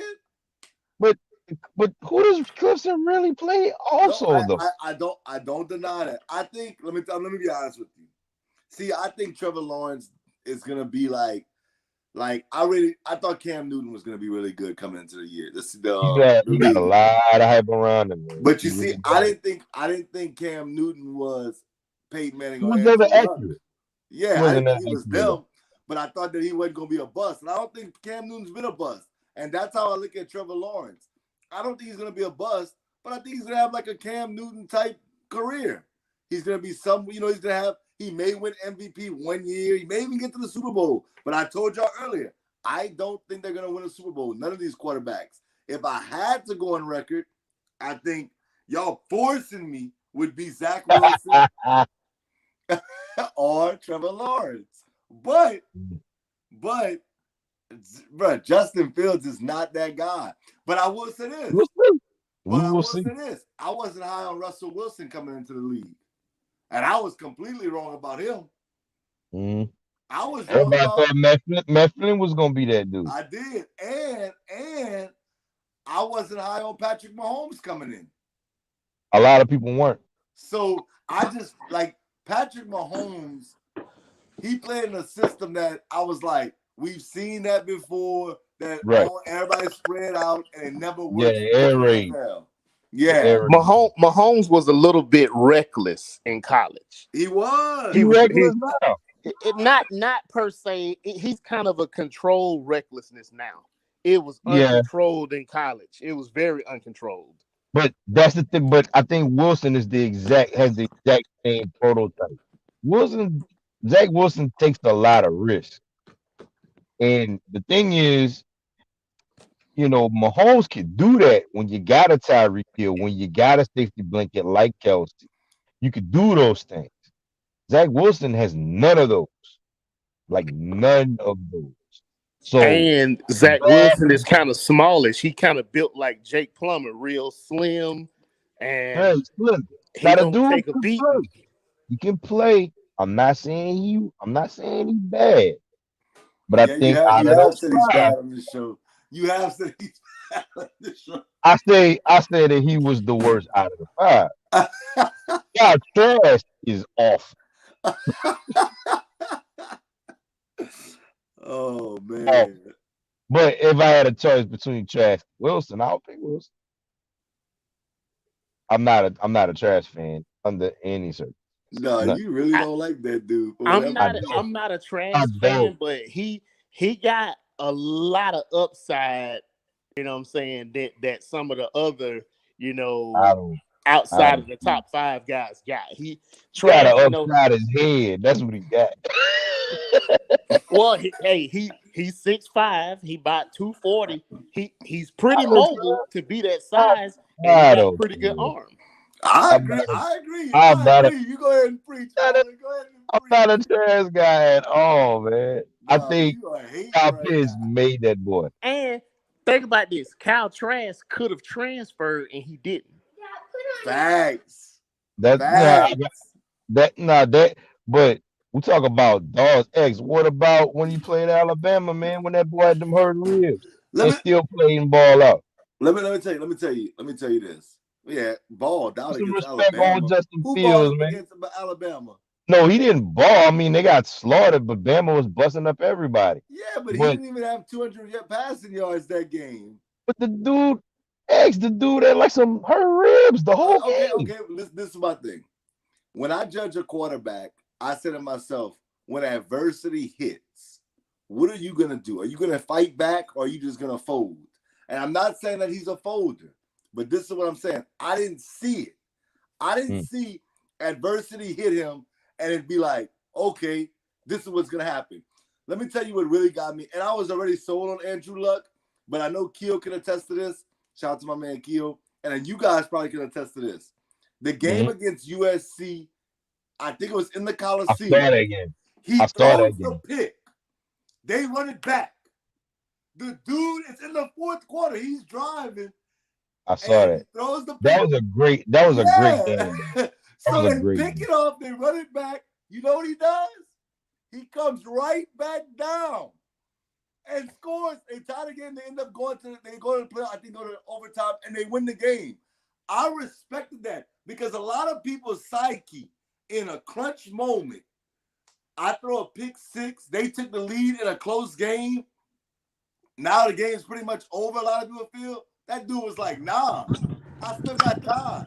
He comes down and scores and then beats him. Andrew Luck did that. Andrew Luck did that quite a bit in the NFL. He made a lot of comebacks. A lot. And to support your point, True, that Alabama game, you know, Nick Saban trying to get them to burn the tapes, right? He's trying to get them to burn the tapes because if you look at the SEC network, they rarely show any highlights of that game, and you know why? Because Nick Saban don't want them to be viewed in a negative light. Because although they won that game, they got pretty massacred on defense. Yeah, they did. Oh, and then it goes back to Joe Burrow. When Burrow did what he did against Texas, that first opening week. Yeah. It was what, 3rd and 16, 3rd and 17. Justin Jefferson across the middle. He steps up, slides up in the pocket, makes that throw. Jefferson breaks. I'm like, okay, hold up now. LSU might have something this year. And then against Alabama, every time Alabama tried to fight back, he had an answer for it. Right back. He had an answer for it.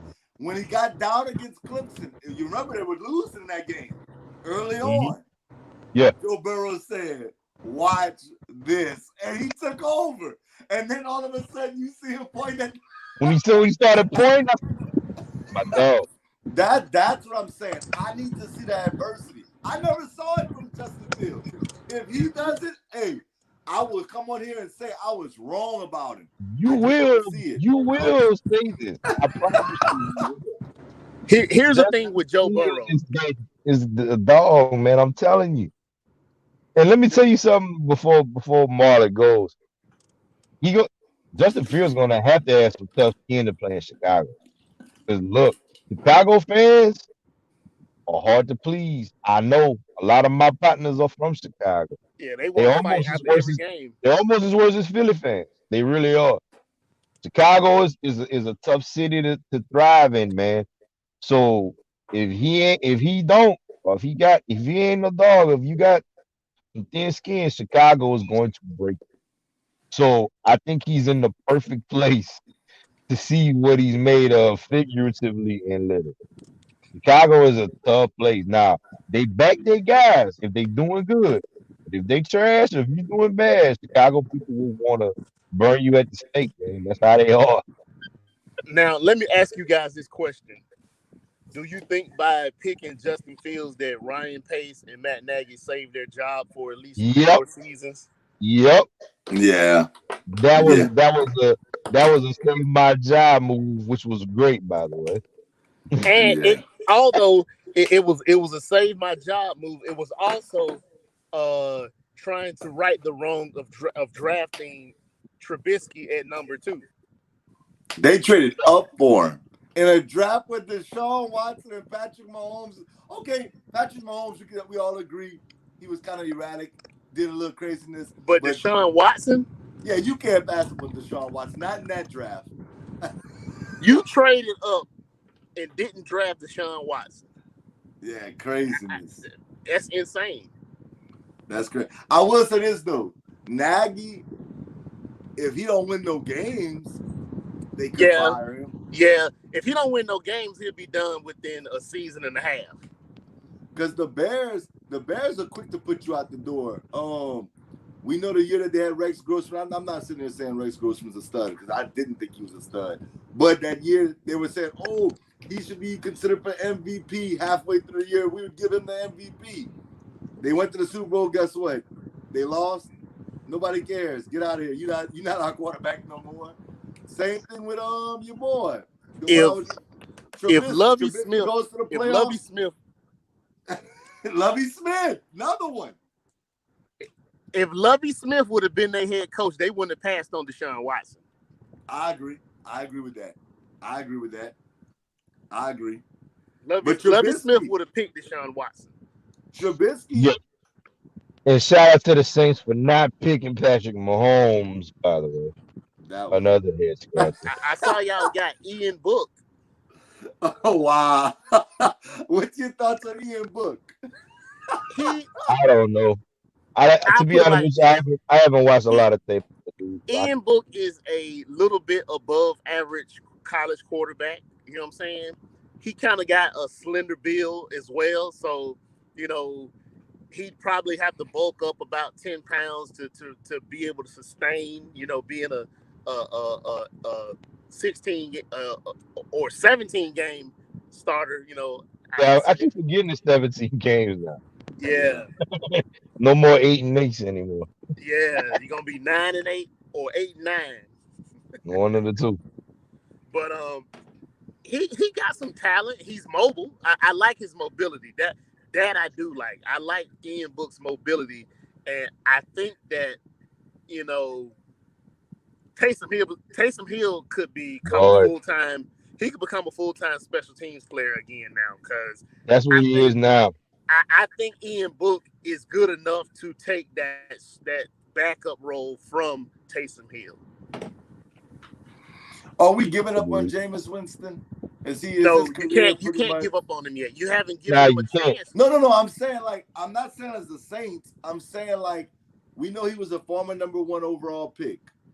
Are we giving up on him as far as is he a bust? No, he's not a bust. I would say yes. He's not a bust. He's been a turnover machine, but he's not a bust. I would say he's a bust. See, I'm with Marlon. I don't think he's a bust. I think that Jameis Winston could still be a really good quarterback in the NFL.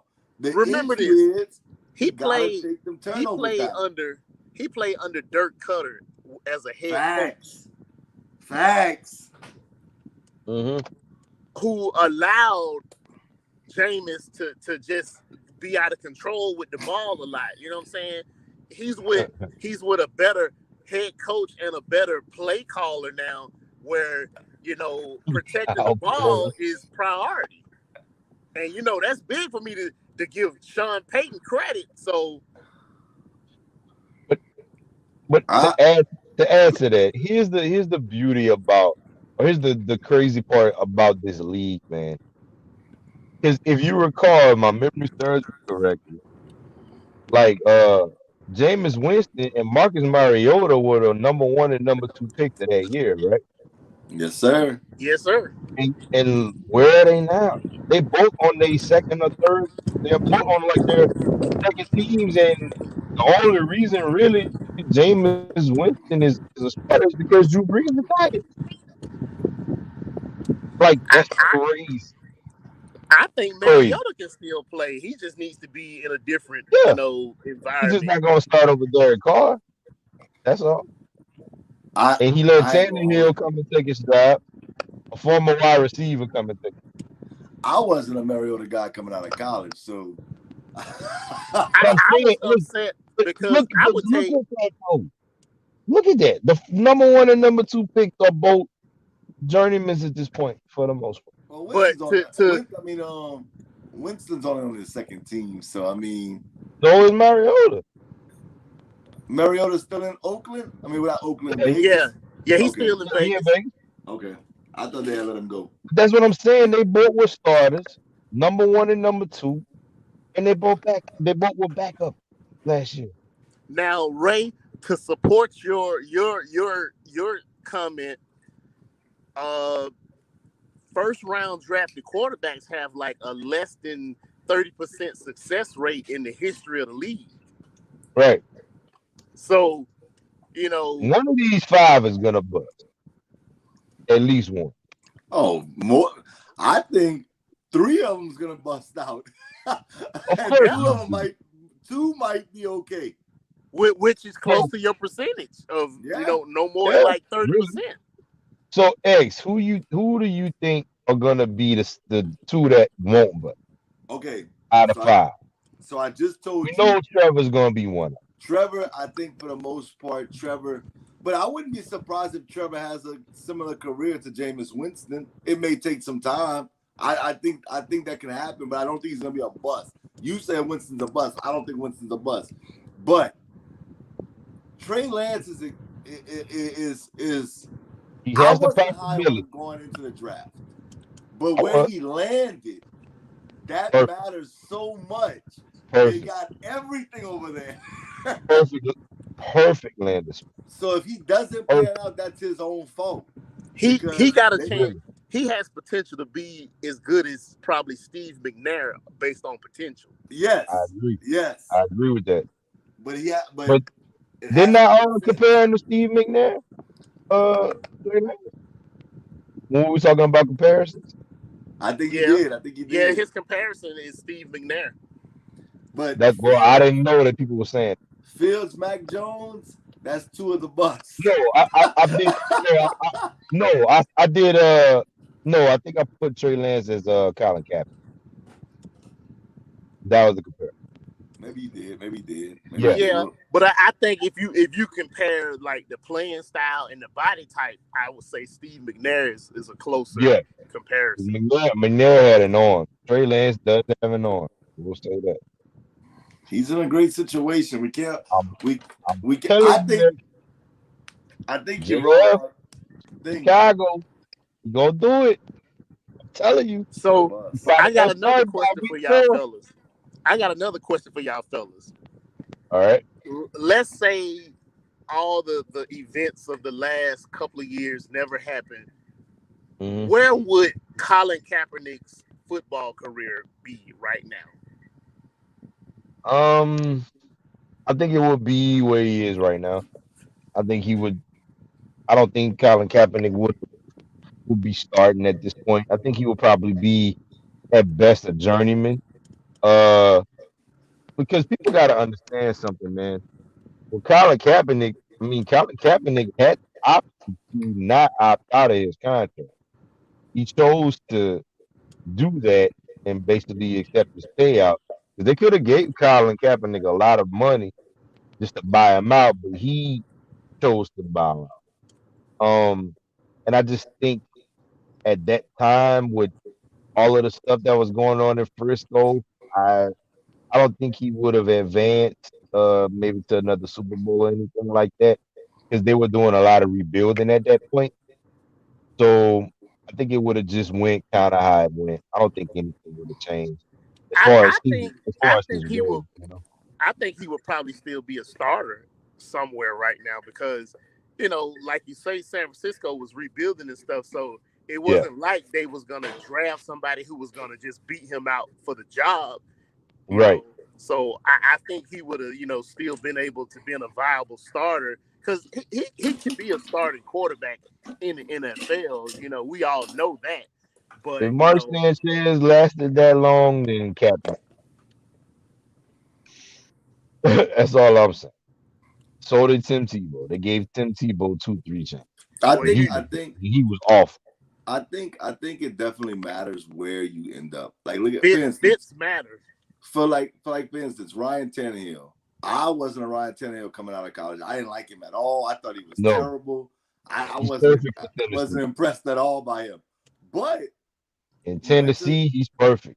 he's perfect. Like You know why he's they perfect? know what they want to do. In So Tennessee, Mike Vrabel say you're not throwing the ball more than 25 that's right. times a game. Exactly. We got, and we're gonna run Derrick Henry 30 times a game. That's right. And also, he was under Adam Gase in Miami, and needless to say, Adam That's Gase is fair. not a good coach. That's So, fair. Maybe it was like that the whole time. And we wouldn't have noticed. We wouldn't have known until he left. You know. I can't knock that. That's a fair assessment. I will say this as far as Colin Kaepernick. I think that unless the right situation presented itself, he would be a backup somewhere in the NFL. But Right. if the right situation presented itself, kind of like Ryan Tannehill, I think he could be a starter in the right situation. And Zach Wilson better be thankful that Adam Gase is not his coach. Because if he was, us. That's why I keep telling you. Powerful. I like Robert Salah. I think he's a good coach. I don't know yet because he's not a head coach. He's never been a head coach, so I'm concerned with that aspect. But I do like him. I like his energy on the sidelines for the 49ers. Yeah, how much his players respected him. It seemed like the Niners defense at the time was a good defense. So I just think that he's gonna do good for Wilson. I think so too. I think it could translate for the Jets into a head coaching position. So I would kind of like to see the Jets finally be somewhat of a good opponent. The Jets are gonna be all right, bro. They've been horrible for so long. If you put my feet to the fire, we said there's 5 first-round quarterbacks. Which 2? Well, not first round. Yeah, 5 first round. Not. Yeah. 2 will be good, and the 3 will not. Right. Mm-hmm. I'm going the first 2 are going to be good. Trevor and Wilson. Trey Lance could be good because the situation is perfect. It's very, very. But honestly, to be real with you, X, I think regardless, I think any of the remaining 4, if they would have went to San Francisco, would have been in a good situation. Honestly. I really do. Like if Mac would have went there, if Trey would have went there, if Fields would have went there, or if Wilson would have went there, I think it would have just been that situation is perfect for anybody. Yeah, like, exactly. I mean, RG3 hasn't been the same. I mean, he had a great year with Kyle Shanahan. No, Kyle Shanahan. I don't use this word too often. He's a genius when it comes to the quarterback. Matt Ryan won MVP with Kyle Shanahan. Let me say this about Shanahan. I'm not going to anoint him as a quarterback genius just yet. Not yet. If he does it with Trey, I'll give it to him. But Kyle Shanahan, he's iffy when it matters the most. Well, this is what I'll say. I'm not sitting there saying winning. I'm saying developing quarterbacks. Think about this. RG3 won Rookie of the Year. That's a fact under Kyle Shanahan. Matt Ryan had won MVP under he Kyle won his Shanahan. MVP that year. Jimmy Garoppolo got to the Super Bowl with Kyle Shanahan. All 3 guys were in the playoffs. All of them. What other quarterbacks does Kyle Shanahan develop? That's what I'm saying. Like Kyle Shanahan, dog, he elevates their play. Matt Ryan and the Falcons have they even made the playoffs since Shanahan left? No. Yes. Yes, we have. I mean, wouldn't know that. Yes, we have. They did? Yes. When they made the playoffs? Remember we lost to Philly? Y'all did. Y'all did on the last playoff. Yep. Yeah. We lost to Philly on the last play of the game. Yeah, I forgot about that. I like Kyle Shanahan. I think he's a good coach. I do agree with you saying though, as far as when the chips are down, as far as winning wise, they should have won that Super Bowl against.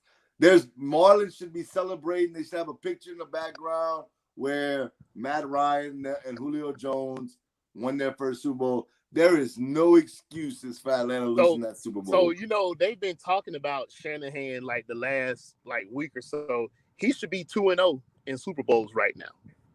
Yeah, he really should. He should be 2-0. They've also been talking about his ego, and somebody he does have a big ego. I was talking to one of my buddies in the media. Somebody talked him off of that Mac Jones because his ego was telling him, I can make Mac Jones be a star. Oh, so he was really going to roll with Mac Jones. He was on it. Somebody talked him off of it. They talked him off that ledge because he really believes that it's his system. And I hate to say it this way, but most coaches think is their system. You know, you got to look at who you got out there, the Jimmys and Joes. That's what's making it happen. You know what I'm saying? I know you But guys get a to little me, frustrated with Sean Payton sometimes because he always thinks it's his system. Sean Payton, you've had we some gonna great find out players. this year. But here's the thing with Kyle Shanahan. I mean, the system thing, and I always tell people this, man. The system is only good as the players that operate. Ding, ding, So ding. you know what I'm saying? If you ain't got good players to operate your system, but speaking of Kyle Shanahan here, let's not just act like it's the slam dunk. Shanahan's coaching it because Shanahan did try to develop Kirk Cousins. We saw how that turned out. Johnny Manziel, Brian Hoyer. We saw how those turned out. So he's kind of 50-50 with the quarterback development, so to speak. I just had to pull that up real quick, and I'm back on the screen. So it ain't always a slam dunk with Kyle Shanahan. Let's Well, get that clear. Kirk Cousins was with them. They were both him and RG3 were drafted in that same draft together. Yeah. So So like you he said, had RG3 as well. Man, what if RG3 never got injured? But I agree. honestly, it was Shanahan's fault that RG3 got injured that year. That's all. That was all Shanahan. But Let's keep it real. you count Kirk Cousins against them. I actually give him a I nod do. because Kirk Cousins was what, a fourth round pick, Yeah, I think he was like a and fourth he, round pick. developed him into. I'm not a Kirk Cousins guy, but he developed him into a decent starting quarterback. Decent. He's decent. Kirk Cousins isn't terrible, but he No, isn't not. a wild guy either. I agree. But what about Manziel and Brian Hoyer? Those are Well, all those Kyle two, Shanahan QBs I too. can't Now, argue those. now, hear me Like out. I Hear said, me out on this. it ain't just a slam dunk. Hear The me same out thing on with this. Belichick. Manziel's fall is more of Manziel's fault off the field. No, it wasn't. Manziel just not that dude.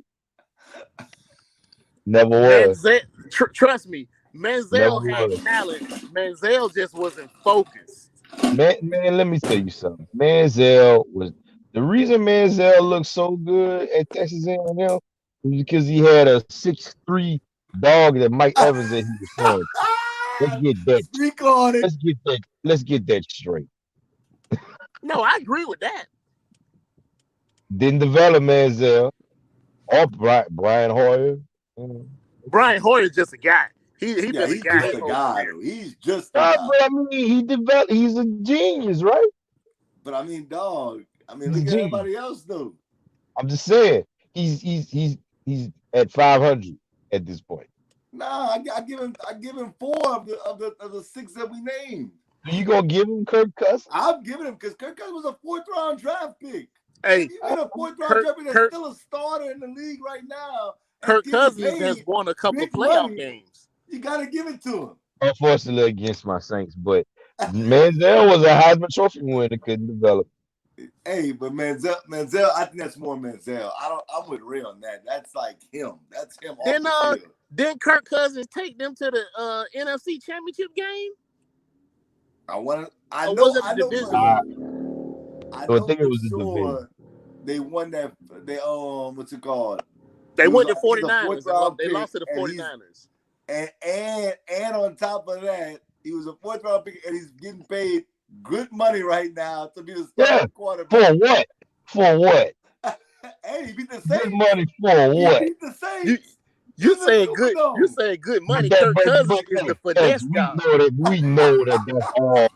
The Saints lost those games more than the they Vikings won. beat him.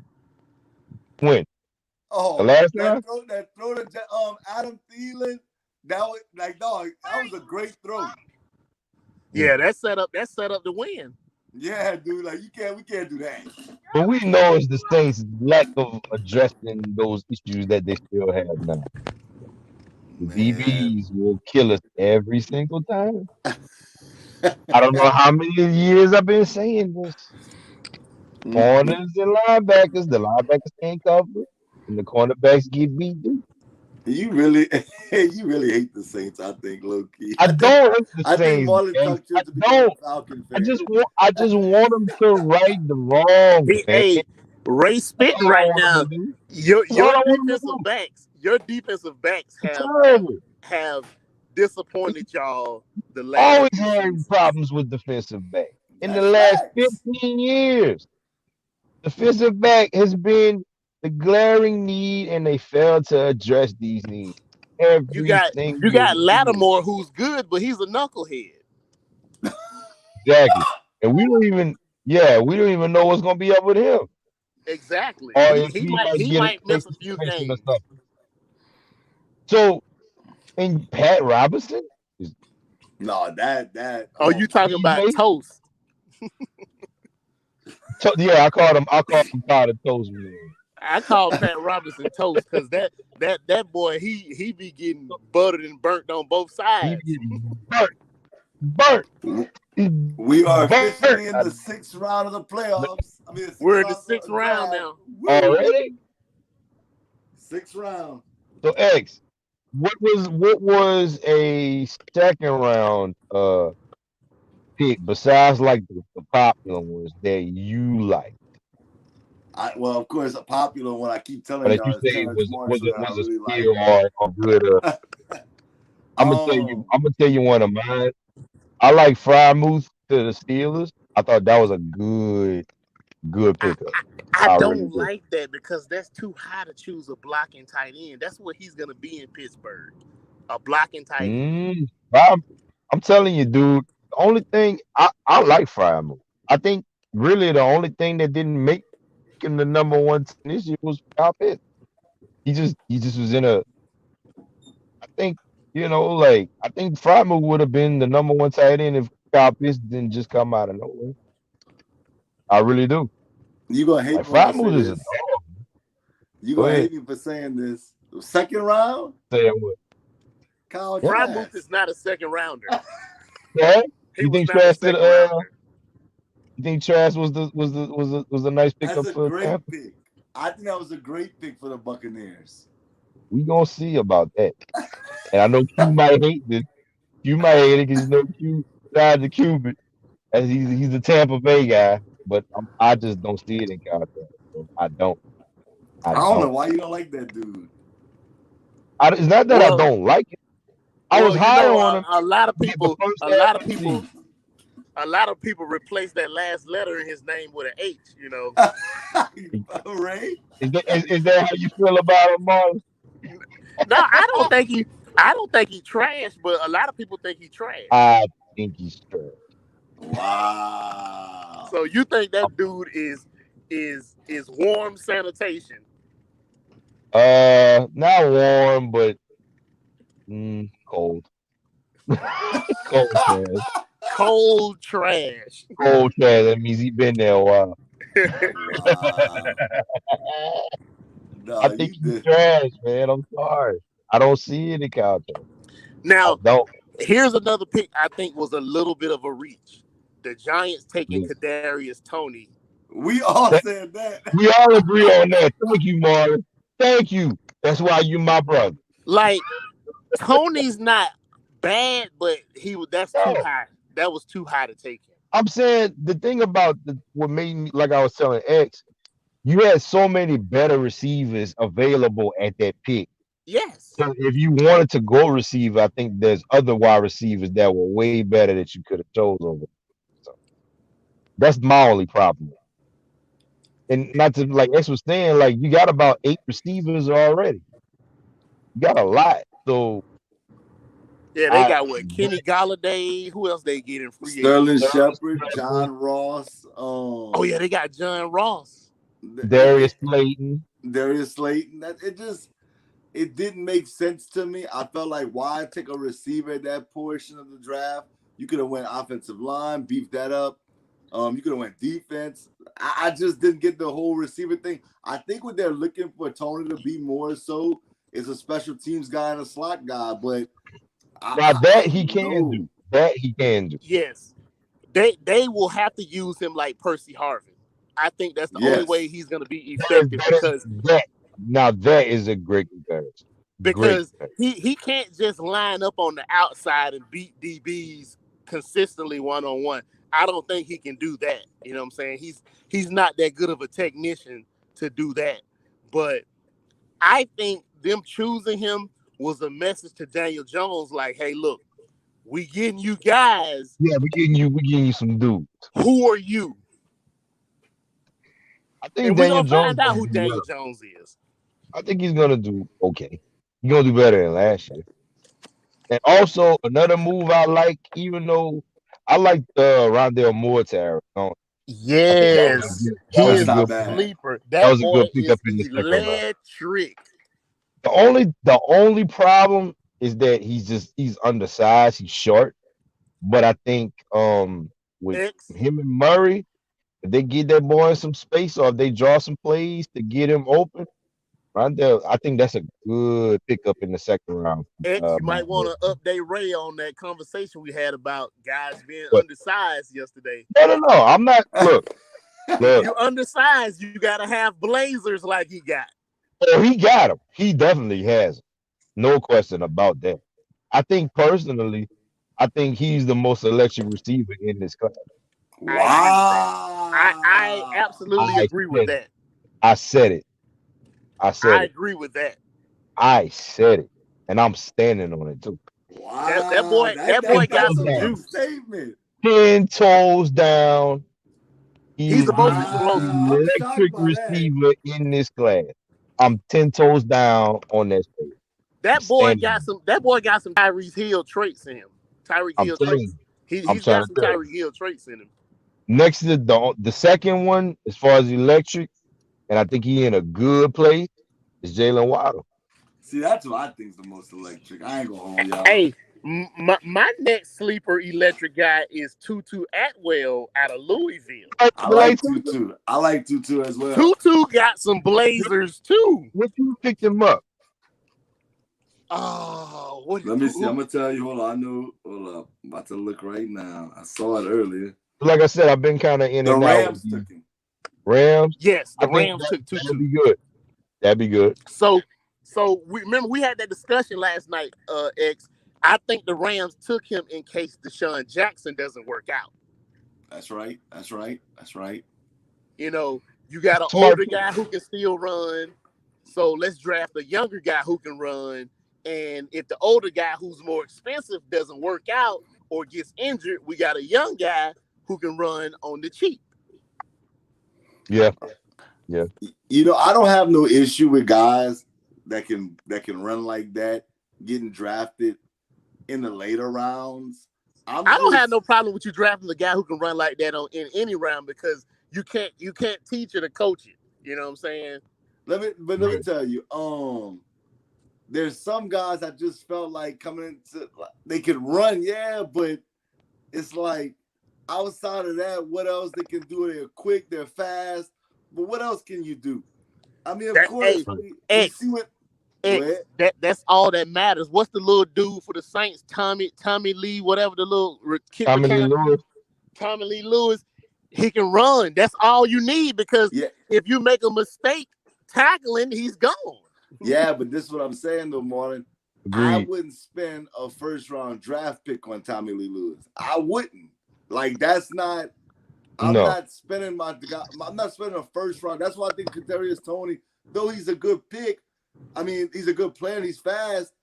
I'm not picking nobody like that in the first round. Like, I had a huge issue when they took Tavon Austin in the first round. I'm like, he's not like that to me.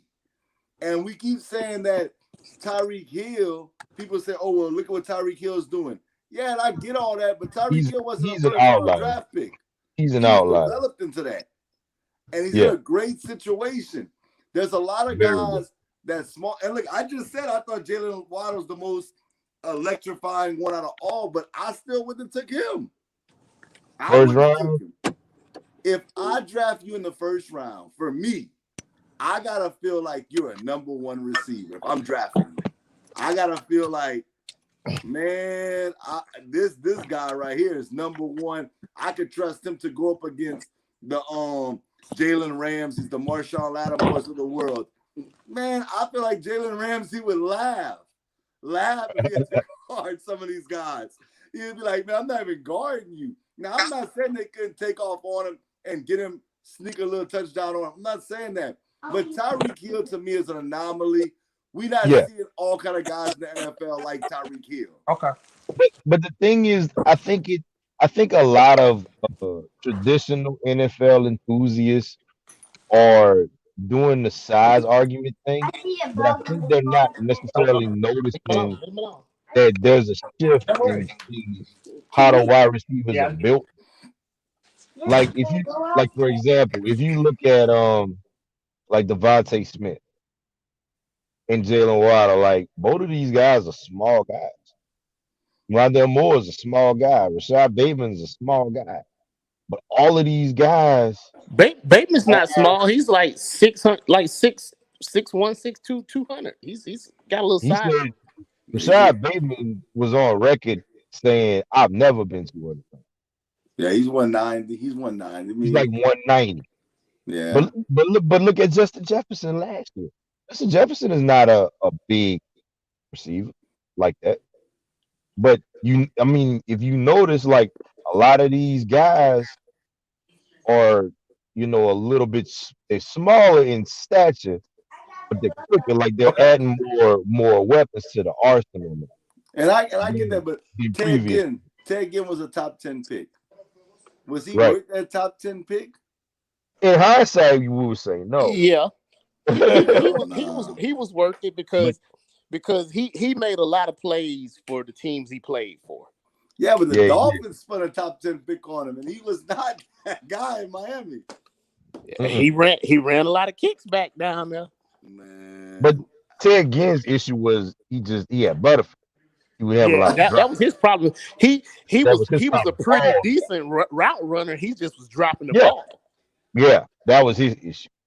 Now, thankfully, when he got to the Saints, he kind of got rid of some of that stuff. That might have been Drew actually, it was when he was with Carolina. Yeah, he played well with Carolina.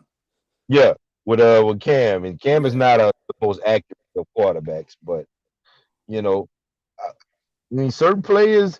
The thing is, with my thing is this, man. In a lot of instances, how you are in college. This is just how I look at prospects. How you are in college is basically, to me, how you're gonna translate to.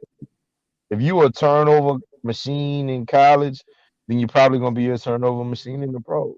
Like it's very seldom that players, if you a D player in college, you're not gonna translate into an A player in the pro. It don't really go there. So hear me out on this. Mm-hmm. If you look at how players are paid and all that stuff like that, teams pay guys $2, $3, $4 million to make 2 or 3 plays a game. That's it. You got situations with pass how about rushers. 10, 11 million for 2 or that? 3 plays. Shout out to Taysom Hill. But they do that. Taysom Hill to get about 3 first downs. They're paying this guy like 10 million. And I'm sorry, all Saints fans, I do not like Taysom Hill. I stand on that 10 toes down. I don't. Sorry, y'all. Whatever. He's 30. He's not a franchise QB. Sorry. Got a better chance with James. The thing with Taysom Hill is like, dude, like he doesn't start anywhere. He's not good enough to start nowhere. So why you paying this guy all this money is beyond my comprehension. And if you want to make this dude your franchise, you have to pay him more. And I just don't think he's worth it. I don't. Yeah, I said it, Saints fan. As you can see, I'm rocking the Fleur de Lis on the shirt. I'm still repping my team, but I gotta be honest. You know. Oh, and another pickup, and I think you're gonna like this one, Marlon. Trey McKitty to the Chargers. That was a good one, also, because I think the Chargers need another tight end because they lost Hunter Henry in the offseason, and they really don't have any other tight ends like that. So I think Trey McKitty might be a nice sleeper if they give him the opportunity to do his thing. Because Donald Parham, I'm not really a fan. I I'm think Travis actually Gideon might sneak in there and be the starter, man. I'm actually glad teams actually do what they do, where you bring a guy in situationally, because I think some years ago, coaches and GMs realized some guys can't play 40 plays a game. You know what I'm No. saying? Some guys are good for those 5, 6, 7 plays a game, and they found a niche for those guys instead of just cutting them guys and sending them guys home and they on the street or they working at UPS loading trucks. Hey, we And can we can use them for those 6, 7, 8 plays a game. I'm not gonna lie, and that's one thing that I'm gonna kind of give Sean Payton a little bit of credit for, because really, like, if you take like that Super Bowl season or during that time period, like Peyton was finding guys, like for example, like with Reggie Bush, he didn't run Reggie 30 carries a game. It's like, I'm gonna get you about 2, 3 screens. I'm gonna put you in the slot, and then we gonna see if it do what it do. Like, he didn't try to make Reggie Bush something that he was. In the Yeah. beginning, it's like, okay, he do too much dancing, so I'm not gonna give him the ball of the middle. I'm gonna give that to Pierre Thomas. Or, Meacham can't really catch that good. Devery Henderson is a one trick pony, but I'm gonna just have him have him run a vertical every once in a while. You know what I'm saying? So you got a couple of coaches that are following that blueprint, like Marlon said. Do you find what players do well, and then you use those players for certain parts of the game where they could impact it on a huge scale. You know what I'm saying? So yeah, I'm noticing a lot of that is starting to happen. They kind of, to be real with you, man, like a lot of NFL teams are quickly going into like the college team, because college football does that a lot. Like like for your Percy Harvins, you might have had a what was that other Demps, Jack Demps at that point in time or whatever. Like, Well, they you had got, they had Demps and Rainey, remember? yeah, and Rainey and Aaron Hernandez. That team was just loaded. But you know what I mean? They Like, were if really you good. and you notice that, like, a lot of college coaches are starting to become coordinators, become head coaches, and you're starting to see that a lot. Like, it's evolving. The game is evolving. So, and it's enough for everybody, man. For if you like the traditional style of play, you got players for that. If you like the quarterbacks that could do, that run 4 5s, throw a couple passes a game, you got players to fit that mold.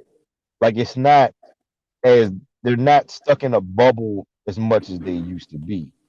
And I like that for NFL nowadays versus, let's say, like 10, 15, 20 years. It's everything is around everybody want to have highlights on the screen nowadays. You know what I mean? That's true. That's If true. you like, seriously, I quarterbacks are throwing more. They're not, even the traditional running backs as we used to know them. There's what, maybe 5 or 6, you three down running backs. you definitely gotta elevate. You always gotta elevate and take that next step in the journey. Definitely, I agree with that. But for the Yeah, most part, that fast receiver stuff, that's true. I'm not with that. I'm just telling you, I would not spend no top 15 pick on, and right. that's what I was really looking at on my Yeah, phone. I was trying to figure out. You got guys like Corey Coleman that got drafted in the first He round. couldn't catch Pe- either. That was his Peter problem. Ward. It's Remember like, Peter Ward? But but to me, Peter wasn't super fast. I ain't gonna lie to you.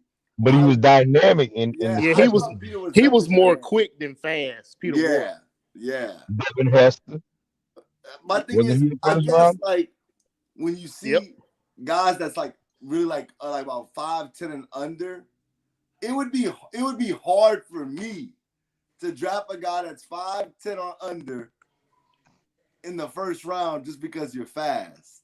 But if you 5'10" and under, you got to be your You gotta 40 have time something. got to be 4.38 Yeah, you and gotta below. be like, You You gotta have got some wheels, dude. I You gotta have some just wheels. don't know, man. Like Corey Coleman, Tavon Austin, those dudes. Oh yeah, Tavon forgot Austin was about him. drafted before DeAndre Hopkins. it was a guy. Crazy. It was a guy a couple of years ago. He was GMB, like, dude. GMB guy not gonna like that one, but yeah, he was also was that West Virginia dude. it was a guy a couple of years ago. I can't What's remember up, his name, GMB? but he was like 5'10", 175 and ran a 4.5. I'm like, dude, what are you doing? You can't be 5'10", 175 running a 4.5. You can't. We just spoke about John Ross getting drafted early because of his. Yeah. We not say talked about him getting drafted, but we talked about him. And John Ross was another guy. I don't care how fast you are. His issues have been injury though. Huh? Early, his issues have been injury to his. Oh, and let's not forget about the infamous Darius Haywood Bay. Oh my God. Y'all remember that? You remember him? The thing about him, Ray, was he was over 6 feet. Yeah, he was. He was. So he wasn't a small guy and was fast. Henry Ruggs is gonna fall into that category. Also, I agree. You remember Henry Ruggs will fall into that category. Yamon Figures played for the Ravens. He was another one of them fast guys. Mm-hmm. Speed is good, but it's not the end all be all. You gotta have something else than just speed.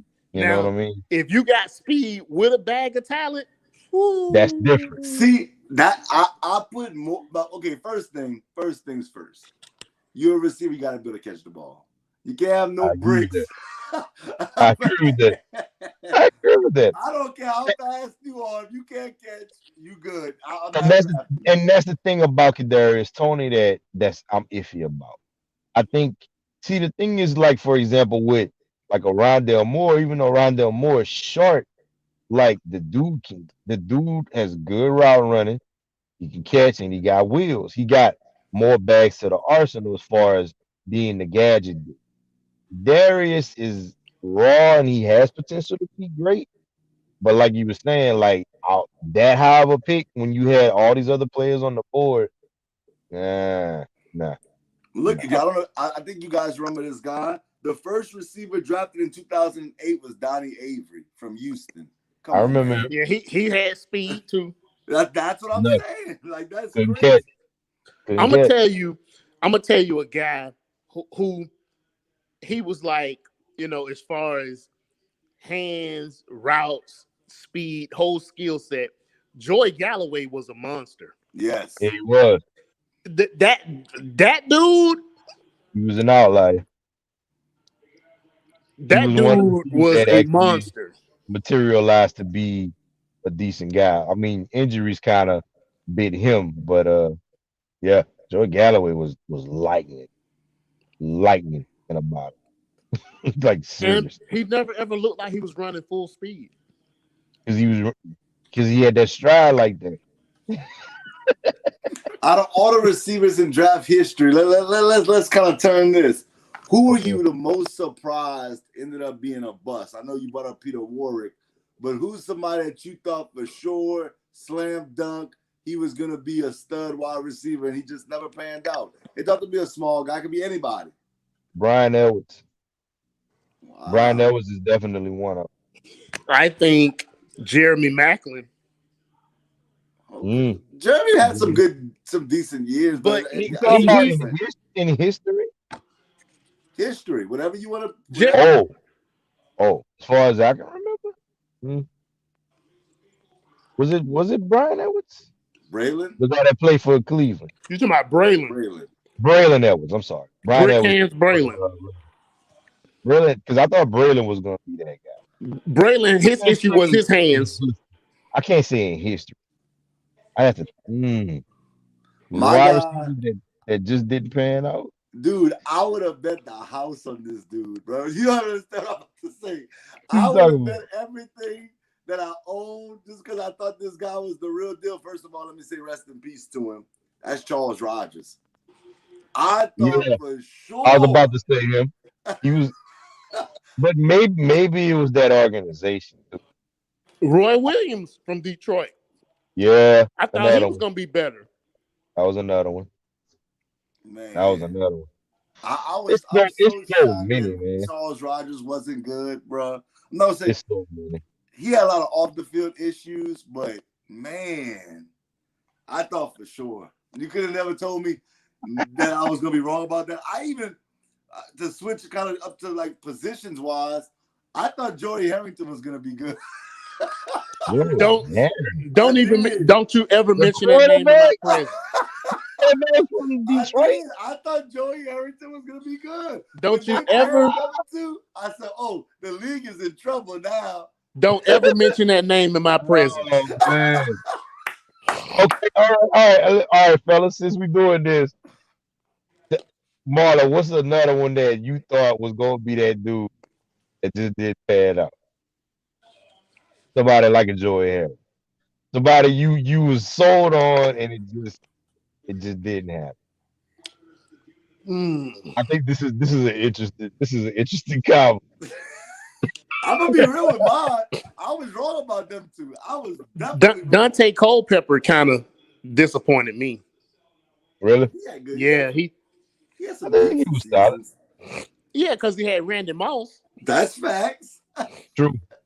But when he didn't have Randy Moss no more, he got that's a exposed. it's a good safety blanket.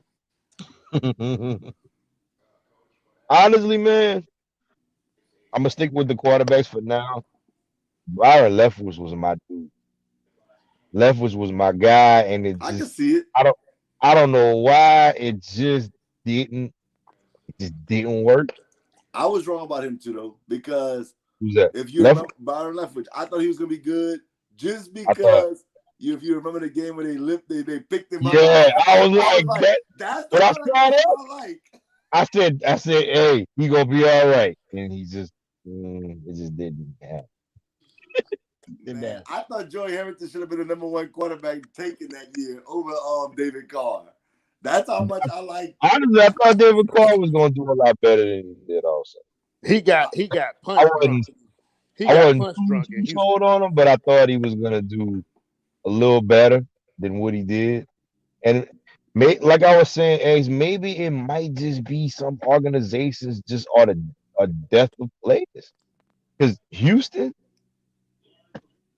I mean, what are they doing now? Like what is Houston doing at all right now? Bro, I can't even speak Just on some that. of their draft collection. Now, I think the Trying Nico to Collins pick, railroad their franchise quarterback. That's what they I doing. think the Nico Collins pick was a good pick. Because I think that Nico Collins has the potential to be a good receiver. It's just that, he's just from Michigan and Harbaugh is just doing it. Oh, he's just he's just not materializing the talent that I think he has. Harbaugh is not doing well at all. You He, remember he Kyle Bowler? Oh They my God. they picked him because Kyle he could throw Bowler. the ball through On his knee. goal post from the 50-yard line on his knees. Jamarcus Russell. Oh my God. You know another Jamarcus. guy? I can't say he had a terrible career because he had his moments, but you could have never told me nothing about this dude. I thought this dude was prone for the Hall of Fame. You're gonna know it, Ray, when I say it. Uh-oh. Darren McFadden. Dude, I Oh, thought oh Lord. And Eggs, you used to kick because this is when we first started. This is when we first started playing fantasy. You got mad at me when I Yeah, called he when I ran called him too run upright. DNP. He ran too upright. I called him run DNP for did not play because he was always hurt. bro, I love that dude. I thought And that dude was a stud. to be so bad.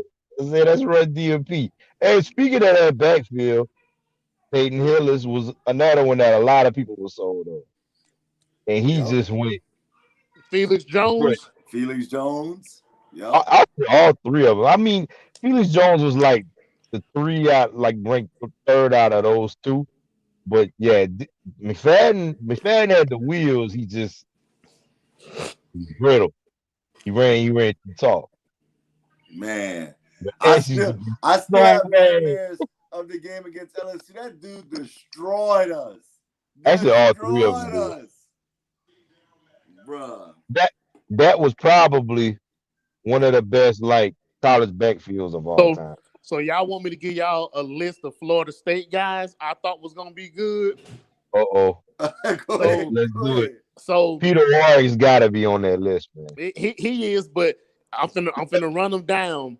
Lawrence Dawsey, Mhm. Ron Dugans, Andre Cooper,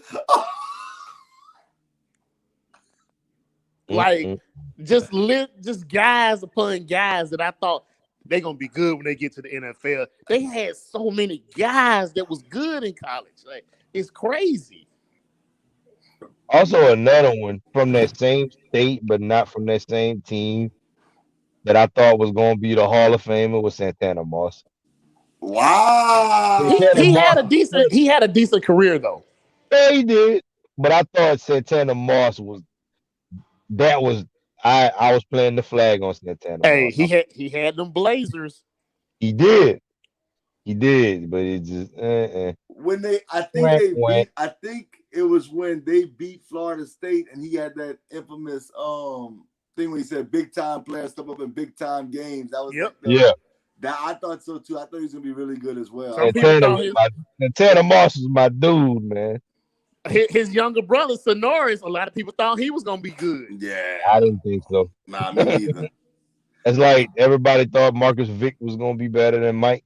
I said nope, nope. Marcus Vick. Marcus Vick belonged to the streets. Exactly. He wanted Stay, to. stay in the state of Florida. Another guy I thought was gonna be good. Who's God, that? I've been terrible at this. I ain't gonna. You might have been terrible picking Jaguars. No. We gonna see about that. I thought Jabari Gaffney was gonna be a dog. I really I didn't did. see it. I didn't. I didn't see it at all. I thought his route running at Florida was crazy. Mm-hmm. I was wrong. And I will say this: I was right about Tim Tebow the whole time. I got a lot of backlash from a lot of Tebow truthers because of that little that when the broken clock was right. But y'all see now, So I got I a was I ahead of got the a game real on good this. question for y'all. What's up?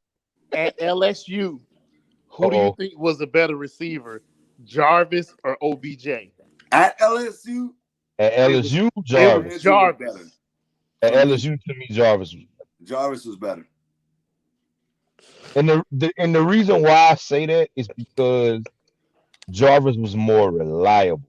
Like Yeah. Jarvis was the third down guy. If it was 3rd and 25, somehow, some way, Jarvis was gonna get a catch or something like that. And he was just more of Jarvis was more like the every down dude that he was just a safety blanket. Now Odell was one of those electric guys that kind of just had a couple of highlight plays and you knew it was something special about it. Jarvis for me, I think as far as all around, I think he was a little better than Odell. Man, let's call it what it is, man. Jarvis Landry's a dog. He is a dog. He's a dog. Like he Dog. wants to rip your heart out. I like how you play, but the injury he starting to got catch up all to that him because diva of how he stuff. plays. Yeah, that boy is a dog, man. He I is. love me some Jarvis. Most catches first 5 years of a career. That dude's a monster to me, man. Mm-hmm. Jarvis is a dog. Jarvis, to me, is like if we're gonna compare him to like basketball players, I think Jarvis Landry is kind of like Karl Malone. He show up to work, he gonna do what he gotta do, and that's a wrap. And go If home. if And go home. if That's what if he do. Jarvis was a 4.340 guy, Oh he'd be my top God. 5. If he was a 4.340 guy, Yeah. lights out. Speaking of LSU guys, another one I planted the flag and I was wrong. Oh, Was that's Eddie trash. Kennison. I already know you gonna Eddie say. Kennison. Eddie Kennison. Eddie Kennison. I thought he was the next one up. Oh, you thought he was? I thought he was. I thought Wow. Eddie Kennison was gonna be that dude, and he just Wow. wasn't. Were y'all sold on Jamar? I was not a Jamarcus Russell guy. Like, I remember telling people I watch every LSU game. I am telling you, he's not that guy that they're saying he is. I I didn't think he was gonna be. I knew he was okay, but I didn't think he was gonna be that bad. I didn't. I thought when he got his money, he got lazy the first year. He got fat and stuff. I That's thought he was okay. lazy in college. The first time I seen him Facts. play in college, I thought he was lazy. I didn't think he was that. I didn't think Jamarcus was gonna be a transcendent guy. I didn't think he was gonna be out the league before his first contract. His arm was transcendent. Yeah, Yeah. that was it. His arm was That was it. transcendent. I'll say this about Jamarcus Russell. Jamarcus Russell graduated high school when I graduated high school. Okay. So anybody that don't know that, he did. But here's the thing about Jamarcus Russell that I didn't like. Same thing I said about Justin Fields.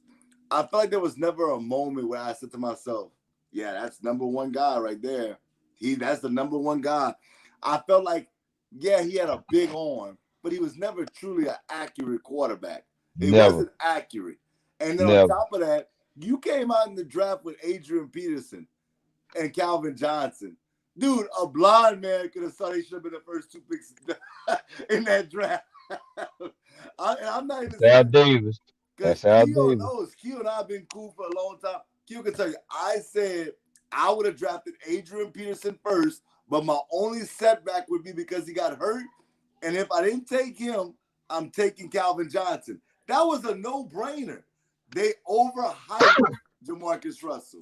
And I have friends that kind of like know him. And they were like, Okay. bruh, that success is getting to his head. Like before he ever got drafted.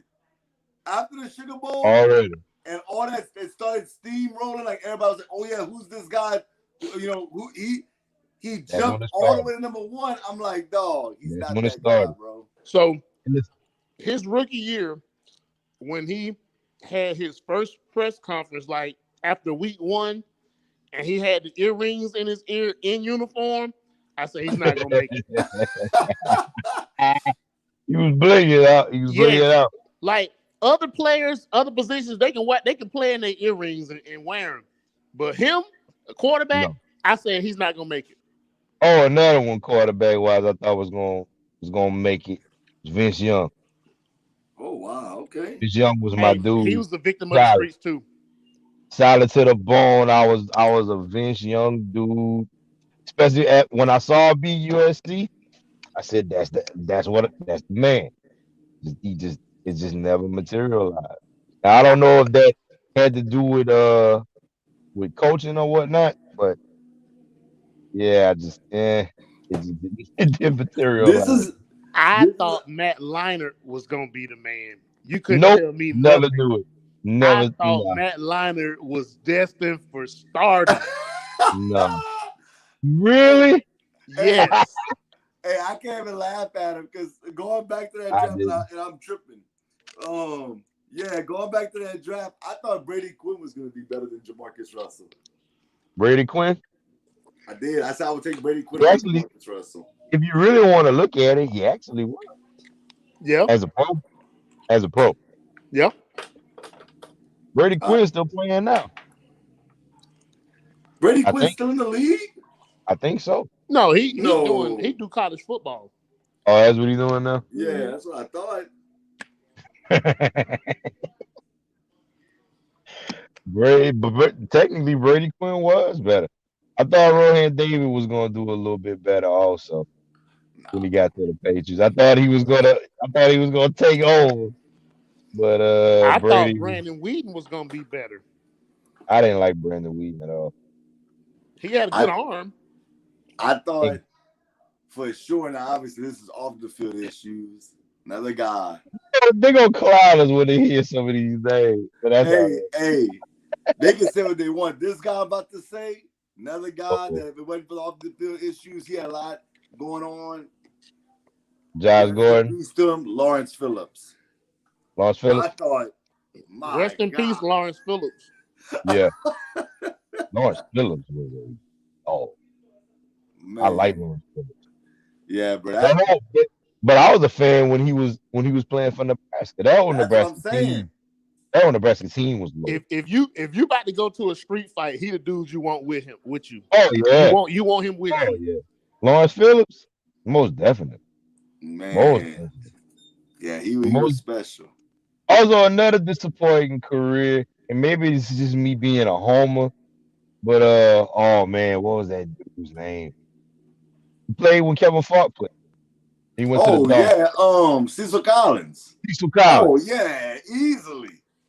I thought Cecil was, when I saw him, I said, "Oh, Ricky Williams, look out!" Oh man, there's people that I know right now that'll tell you he's the greatest player ever from the state of Louisiana.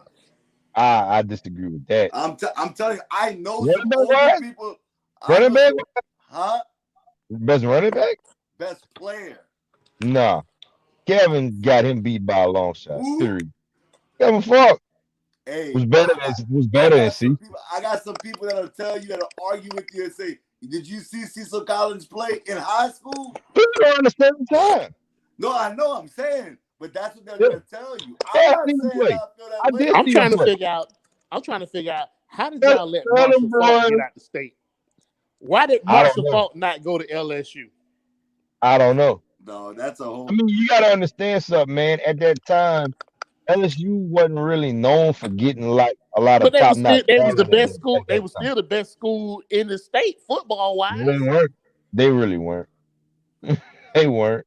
I feel like Kevin Falk is really who put LSU back on the map. Like, okay, we're gonna start going to LSU now. Yeah, honestly, Marlon, before Kevin Falk went to LSU, like a lot of in-state talent, they wasn't staying in the state because UL was garbage, Tulane was garbage. Louisiana Tech got people every now and then. Yeah, every now and again. But Kevin Falk really made a lot of in-state talent or local talent want to go to LSU. Yep. Like, seriously. If you look at the recruits they got, like they started getting after Kevin Falk, it's astronomical. LSU, as they are known today, owes Kevin Falk a check every month for setting that trend. Because he's there now, so yeah. They regardless if he's a coach or not, LSU needs to thank Kevin Falk because you gotta understand something, Marlon. At that time, Kevin Falk was the number one player in the country. Period. So all those other people that saying Cecil was better, when you the number one dude, just let me know. Cecil Collins was never number one in the country. But prospect in the country. But to be fair, like we talked about that yesterday. That's all perception. Like that's your opinion. And listen, man. We can all have our own opinion. I saw Cecil play. Listen to me. Kevin Falk was the only person that I saw at that time. Listen to me good, X, because you remember this. Kevin Falk's senior year, they was playing against Acadiana. Oh God, don't do that. Don't do that. X, I've never seen so many people to watch a high school game in little old Lafayette, Louisiana, than that game. Like, I BSU not, it was probably 20,000 people there. USA Today, ESPN. I've never seen a dude garner that much attention like Kevin. And that's why I salute him. And not just because I went to the same school as him, not because I know him personally. Like, when you watch Kevin Falk play, it was like poetry in motion when that dude was on. And you know this, X. Darren Crow only had 5 plays. They was running. Quarterback draw, Kevin Falk. sweep right Kevin Falk, sweep left Kevin Falk. You knew he was getting the ball. Yeah, I'm gonna tell you, my one of my best friends, shout out to Fuse, man, the Team Fuse camp. He's definitely like you. He Must have feels lost ball for a second. he feels he feels exactly like you, bruh. You can't Dude, tell him anything. let me tell He'll you tell something, you man. off the rip, Kevin Kevin was Falk is that by far the greatest Louisiana player Kevin was ever. that dude. X. I saw Kevin. I was in the 8th grade when I saw him. I was playing in the band at that time. My sister was senior with Kevin.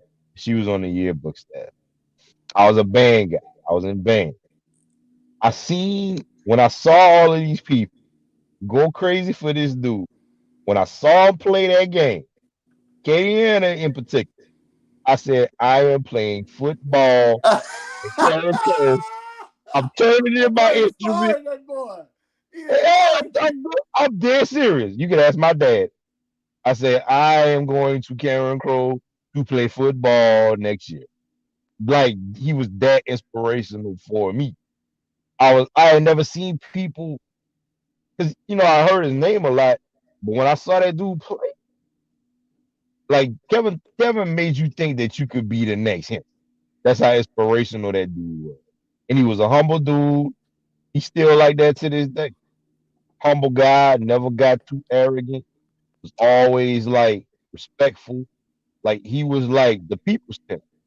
Like Yeah, serious. yeah. So and I'm not saying Cecil was bad because he for sure wasn't.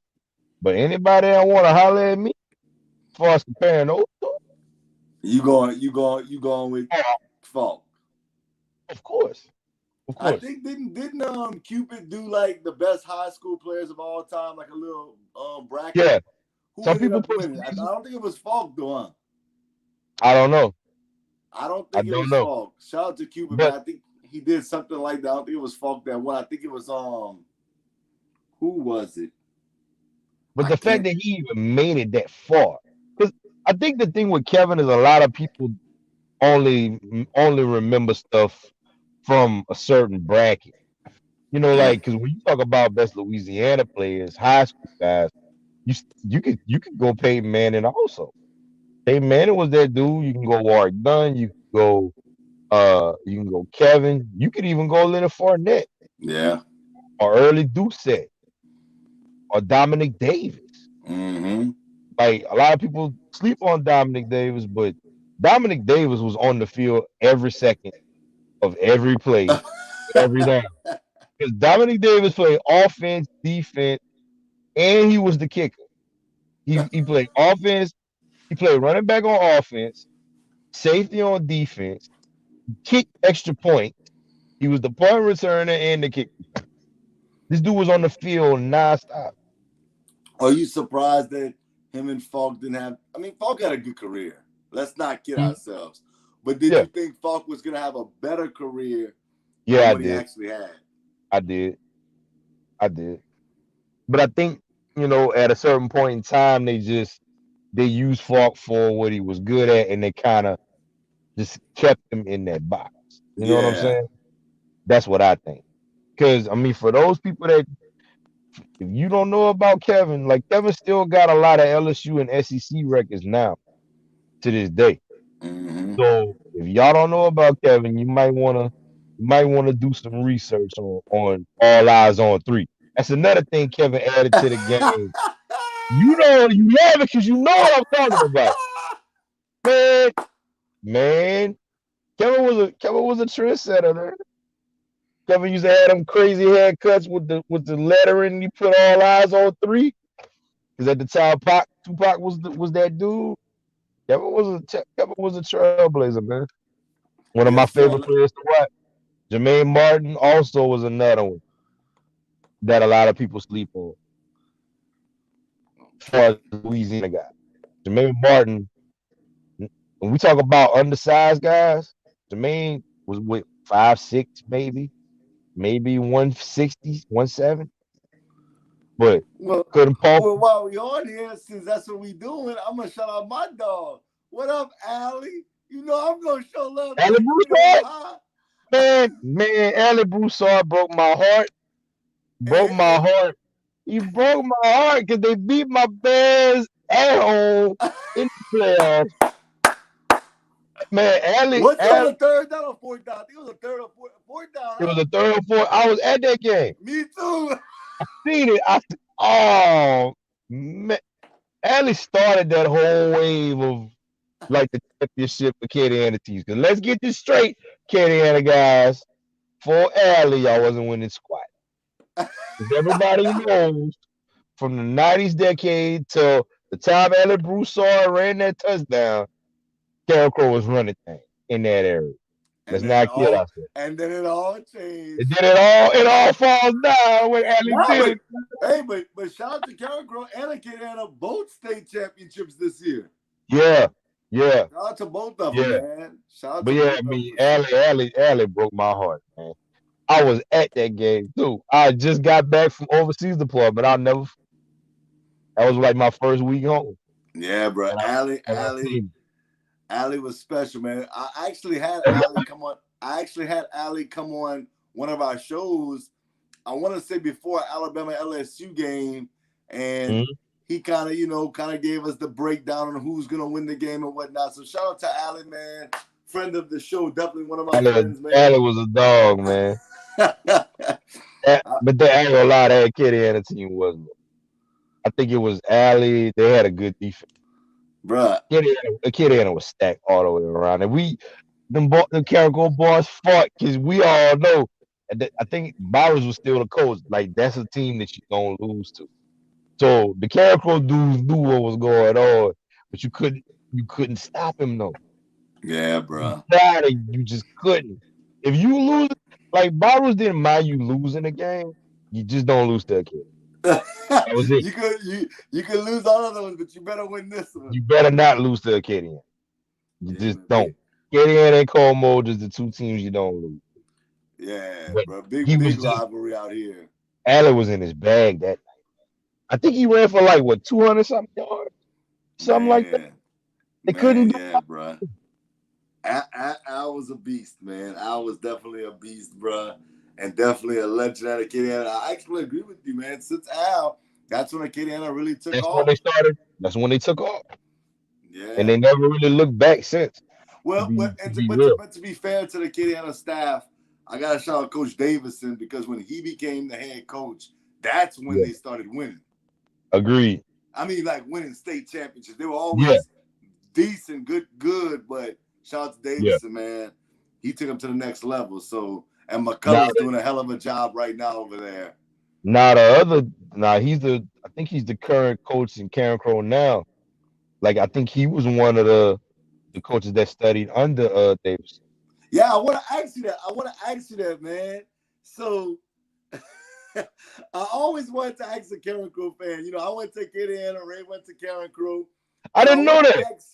I didn't know you went to Acadiana. Yeah, man, I went to Acadiana, graduated from Acadiana. I actually went to Karen Crow for like one semester, but I did go to Acadiana. Terrible. Most of my high school career. How do you feel about running the Veer? I'm cool with it. Same offense that Acadiana has won all these state championships with, and now it seems like everybody's saying adapting their it's style. Weird. It's weird. It's weird to see because that's been Acadiana's offense for decades now. For decades. I don't know. The Veer, like the way Acadiana runs the Veer goes back to before I was even in high school. Dotson. Yeah, like way, like maybe it was 60s or the 70s, maybe. It's been around that long. So it was awkward to see them run the Veer last year. But I mean, if you like every coach has a certain style, so if that's the style that he runs, then that's the style that he runs. So I'm not necessarily. It doesn't bother me too much, but I came up in the time where it was Karen Crowe was a power running school. We was the power. We was running stuff out the I formation, power I. And if you stop it, you stop it. Indiana was the veer. So it's weird to see, but them boys just won a state championship. So I'm not sure. Okay. Okay, so I'm gonna ask the $1 million question because shout out to all my people from Karen Crow, shout out to all my people from Them Acadiana. boys just got some hardware. I'm not sure at And all. then I'm gonna say shout out to LCA. Who is the king of football in this area currently? Even though they're all state champions, all three of them are state champions. Who is the king of football around here? All right, now you gotta give me like I guess a time frame or a Right time. now, just right now. Right now, Right now. I got I gotta go. I still gotta roll with a kid. Okay, I respect that. LCA got some thought. Don't get me wrong. I think Say's gonna ball at LSU. Hey, shout out to Sage Ryan, man. He's gonna be at LSU. For anybody that doesn't know, we'll probably be doing the draft special talking about him getting drafted to the NFL. Oh yeah, I see it coming. I definitely see that in his future because Say's on a different he play at a different speed. The thing with LCA is that they've done tremendous the last couple of years. Only thing that kind of concerns me about LCA is going forward because they lost their coach. That's right. So I want to but, see. But I mean, I don't want to go what into they do. a lot of it, but we know man, go ahead. We're gonna talk about that one off the air. But I think, man, Acadiana has done it consistently for so long that I can't quite give LCA the nine, and LCA has never beaten a kid. 2 back-to-back losses to Acadiana. So, and granted, both of those games were great games. I think I'm not trying to be a hater, but I think Acadiana stole that game from LCA this past. There was a lot of questionable whistles. Come on, don't do that. Don't do that. Don't do that. I'm just saying. Don't do that. Don't be that guy. I'm being that guy. But man, I gotta give it to a kid. I can't be a hater. They've been on the top of the mound for quite some time. And this is the crazy thing about it, X, is that I was at the feeder school to a kid. But really? I was. Because most of my friends, like about 95% of all the friends that I knew in middle school all went to Acadiana. And I was living at the time we had just moved.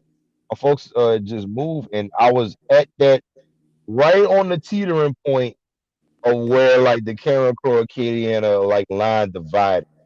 So I was on the Karen Crow side, and like the other people that was to the east of me was Acadiana. All the people of the west where I was at was all Karen. So when I got to Karen Crow, I didn't really know a lot of people because most of the people that I grew up with or that I was in middle school with, like my 7th and 8th grade years, was all in Acadiana.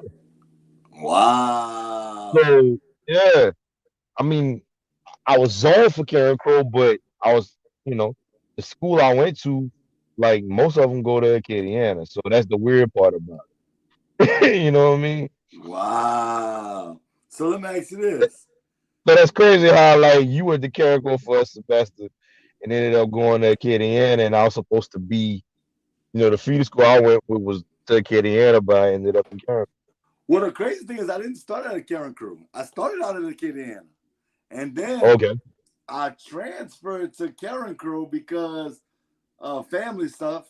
And I wanted to transfer from Acadiana. Just some stuff that was going on in my life, stuff, Oh, you ain't gonna tell me. So I transferred to Karen Crow, but after about a month or two, I was like, man, things was getting better with my family, family stuff. Right. I was like, I want to go back. They asked me, do you want to stay or do you want to go? And I was like, Now I gotta go back to Acadiana. This is the thing about character. And I hope people at Carrico don't bash me for saying this, man. Carrico is at that time. It was a little different. Like you had to be of a certain caliber of person to survive at Carrico. Carrico had a lot of they had some goons in Carrico. They got goons But you everywhere. know what? It wasn't that, no, bro. It's low key. What was it? The reason why I left Karen Crow is because you know how it is. As a kid, when you have friends, all my friends was at Acadiana. Yeah, I built yeah. these relationships with all these people. Because It's when I tough. went to Karen Crow, shout out to a lot of the dudes that I did meet. Like they're like I didn't even have to ride the bus. Like I was gonna go play football for Karen Crow. That's one of the reasons why I left Acadiana, because I didn't like the coach. And it's no shade nowadays. Coach Hanks, Right. I have no issues towards you, but that's why I left. That was one of the reasons why I wanted to leave, because of Coach Hanks. I wasn't a big fan, and I was like, I'm gonna go to Karen Crow. I had a little situation that helped me out to get there. Barus wasn't that much better, to be real with you. And when I got there, Barus was tough. He was a tough coach. But you know what? I left because I was like, you know what, man? I'm running from playing for Hanks, and I'm running from this situation, but I'm going back to where I was supposed to be at. So that's when I ended up going back to Acadiana, and it was. Carrico's a tough school to adjust to if you ain't got no friends. Yeah. I mean, I had to go through it, and I got through it because I'm solid like that. But but the crazy thing is like I grew up most of my life in the Vise area. Yeah. So that's all north side. And you know how north side. So, when I got to Karen Crow, they was like, we don't know you. It's like, yeah, you might not. But like, I'm from the V, cuz. Like, look, people gonna bash me, but I'm just being honest. Hey, certain parts of Lafayette, certain schools got certain types of people. Northside got a certain type of people. Como, Karen Crow, Acadiana, Lafayette High, and everything else. They got special types of people. Northside is a special type. You got to be a rough rider to go to Northside. Everybody knows that. You have to. You just have to. So, but Karen Crow, if you soft, they gonna fight it, and it's like shark. They sharks, and you got to prove yourself. Well, I can say this. Shout out to Karen Crow. I enjoyed my time there. If it wasn't for family stuff, I don't know. I might have stayed. It was just some things changed, and I was like, man, I miss my friends. I'm going back. But everybody was cool with me at Karen Crow. I still got friends from Karen Crow to this day. So shout out to everybody. You got one now. Yeah, right. I think I graduated. What year? I'm not saying what year, but you wasn't there with Duke though, huh?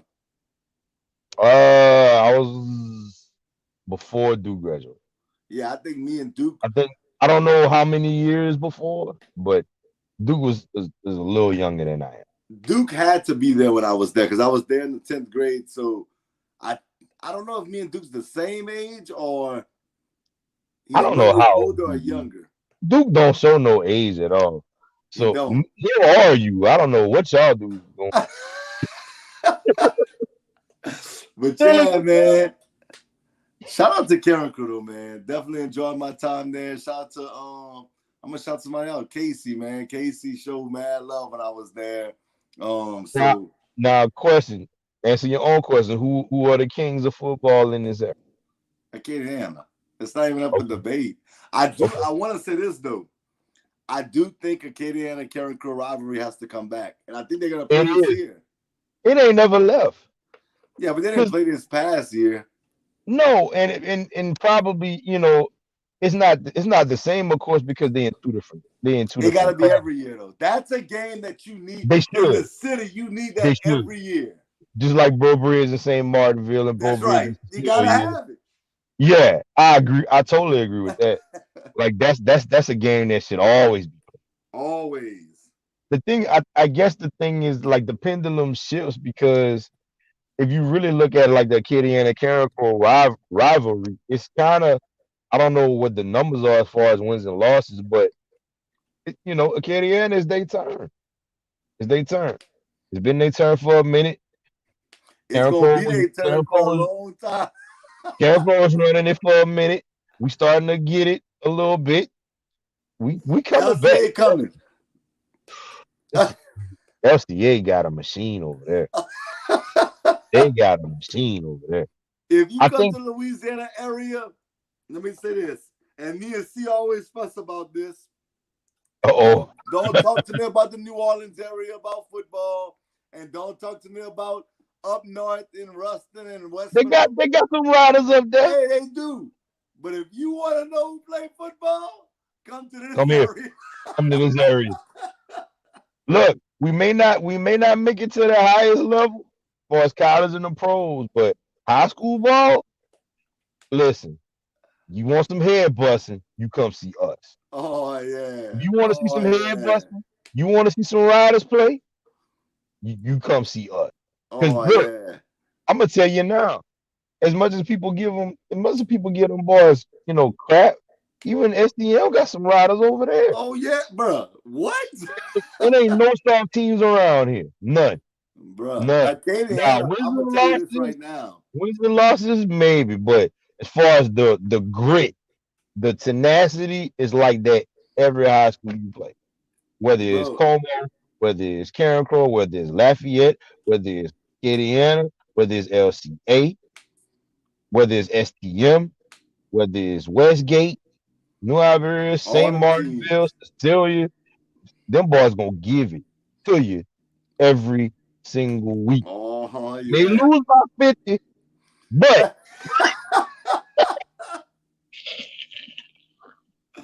that's facts, though. That's facts. That's real. That's real.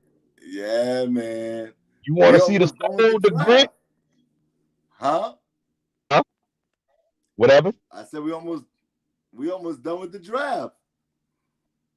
Hey, did Elijah Mitchell get drafted? I'm about to check right now. Any UL player? Let me see. Hold up. No. Position. Or any UL players for that matter. Okay, let's see. Yep. To the San Francisco 49ers. Uh-oh. Congratulations to Elijah Mitchell, man. Shout out to him for sure. Yeah. I mean, UL Lafayette is the college around our area, so anytime anybody gets drafted from that specific school, we always proud of them. Same for LSU or just any other Louisiana, but definitely Lafayette because that's where I'm from. So yeah, but I'm just trying to see if anybody else got drafted from UL Lafayette. I think he was the only one really that was on the draft board. Yeah, I think so. I'm just making sure. Some teams they reach. Elijah Mitchell too. I like that. I just hope they give him a shot, man. Well, he's going to a team that they like to run the football by committee. So, so we definitely gonna find out soon. Most of it ain't Cavill, he will be replaced. Yeah, man. Say that. And I think, man, Elijah Mitchell, and I'm not saying this because I'm a homer. I call things how I like to see it. Like I think he might be one of those sleepers that you might want to keep their eyes on. Man. You gonna draft him in fantasy? Huh? You gonna draft him in fantasy? No. Man, come on, man. Don't do that. He's not gonna be on my fantasy team. Oh, look he ain't gonna be on my fantasy. What's up? Wow, Elijah, I got you, boss. Maybe dynasty, but not fantasy.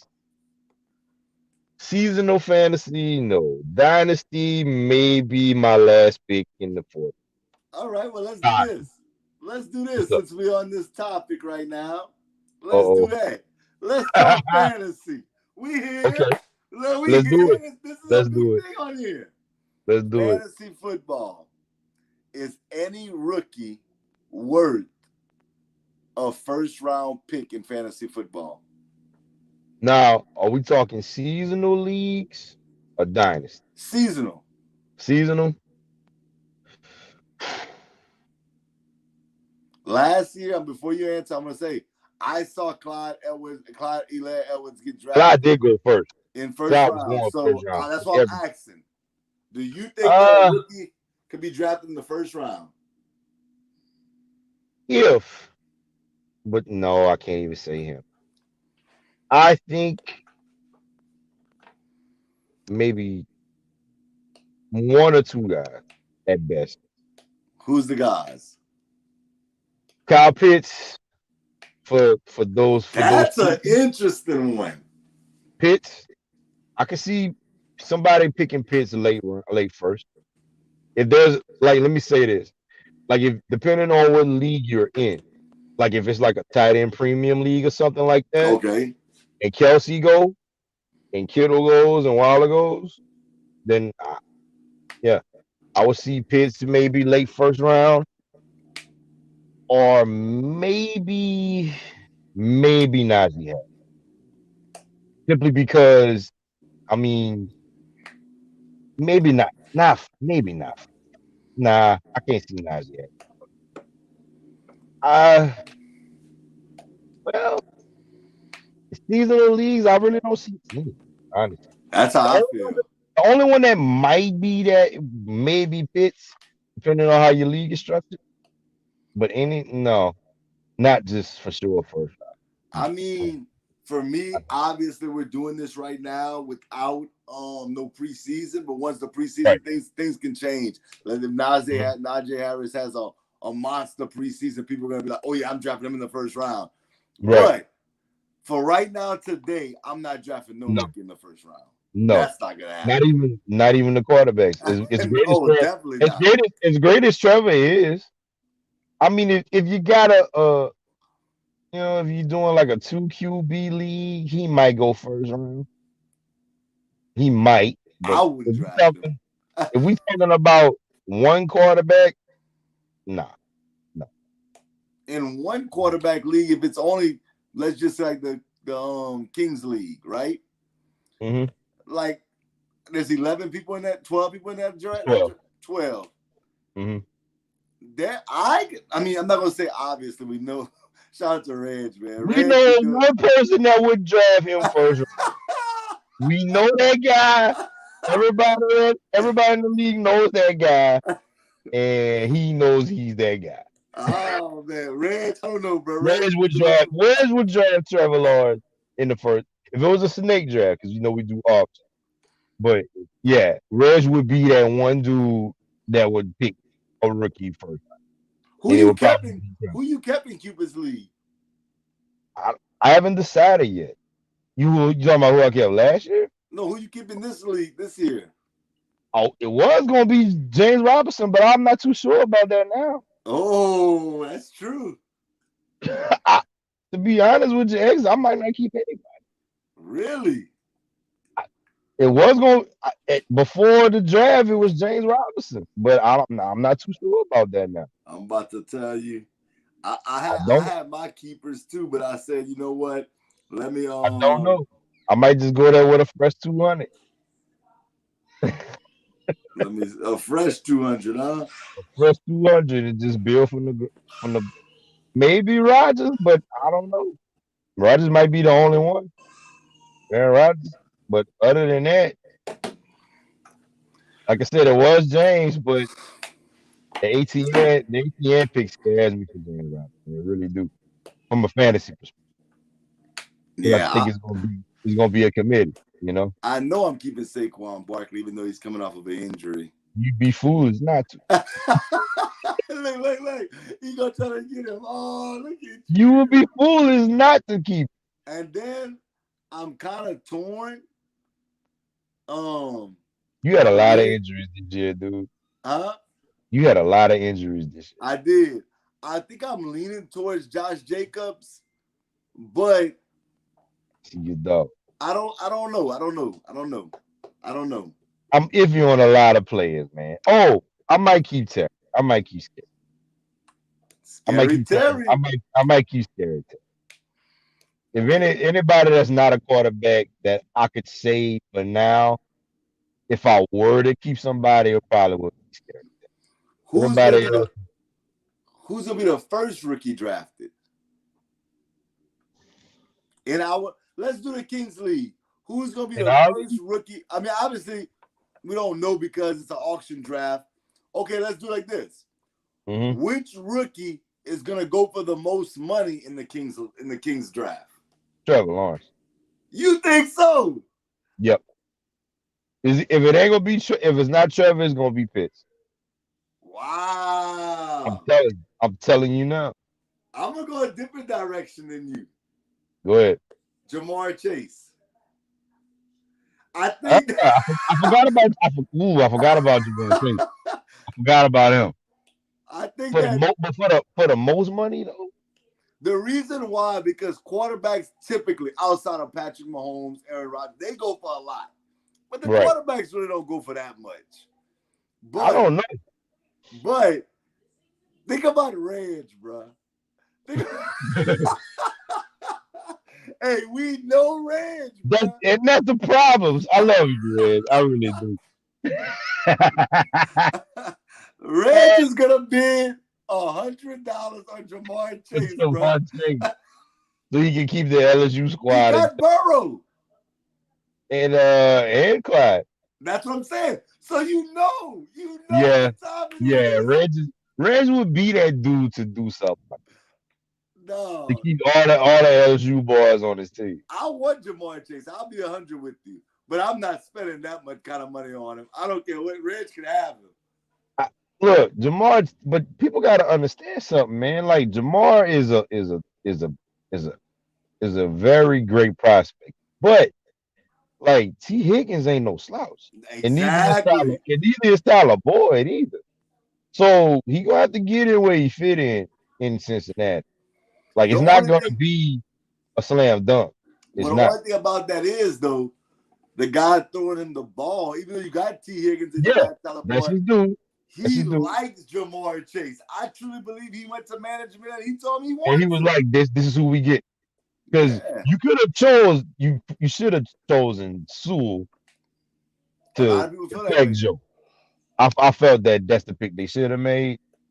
But when sometimes when you're the franchise and you want somebody, they give you that.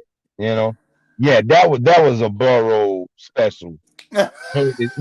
Handed to Jamar Chase on a silver, because I think Jamar said that before the draft, Burrow texted him and said, "Pack your bag, like you coming to Cincy." To Cincy." Joe Burrow texted Jamar Chase that, so Jamar knew where he was going. Hey, I'm gonna just put this out there for everybody tuned in, and like I'm not saying it's gonna happen because I know people are gonna say, "Oh, Eric's goes making a prediction." I'm not saying that. But for me, as a fan, if I got to hand pick the Super Bowl for next year, it would be the Bengals versus the Saints, because I would be happy if either one wins. I don't see the Saints winning the Super Bowl. I know. On Madden, you could do it. Yeah, I mean, I'm rooting for the Bengals, bro. I'm not a Bengals fan, but I am gonna be a fan of the Bengals right now in this era. I like who they got. I like Burrow, and I love Jamar Chase. But I know Reg is gonna outbid me. Right. Okay, now who do you think? Since we talk about fantasy right now, in Kings League or just in any league, who do you think is gonna be the most overhyped? Who's gonna be the biggest reach in fantasy this year? Who they gonna spend the most money on that they shouldn't? That's how I'm gonna look at it. Right. Biggest reach. Okay, I'm gonna give you two. Jamar Chase. Okay. I think Reg is gonna overpay for him. I think he's definitely gonna overpay for him. And another person that people are gonna overpay for by a long shot.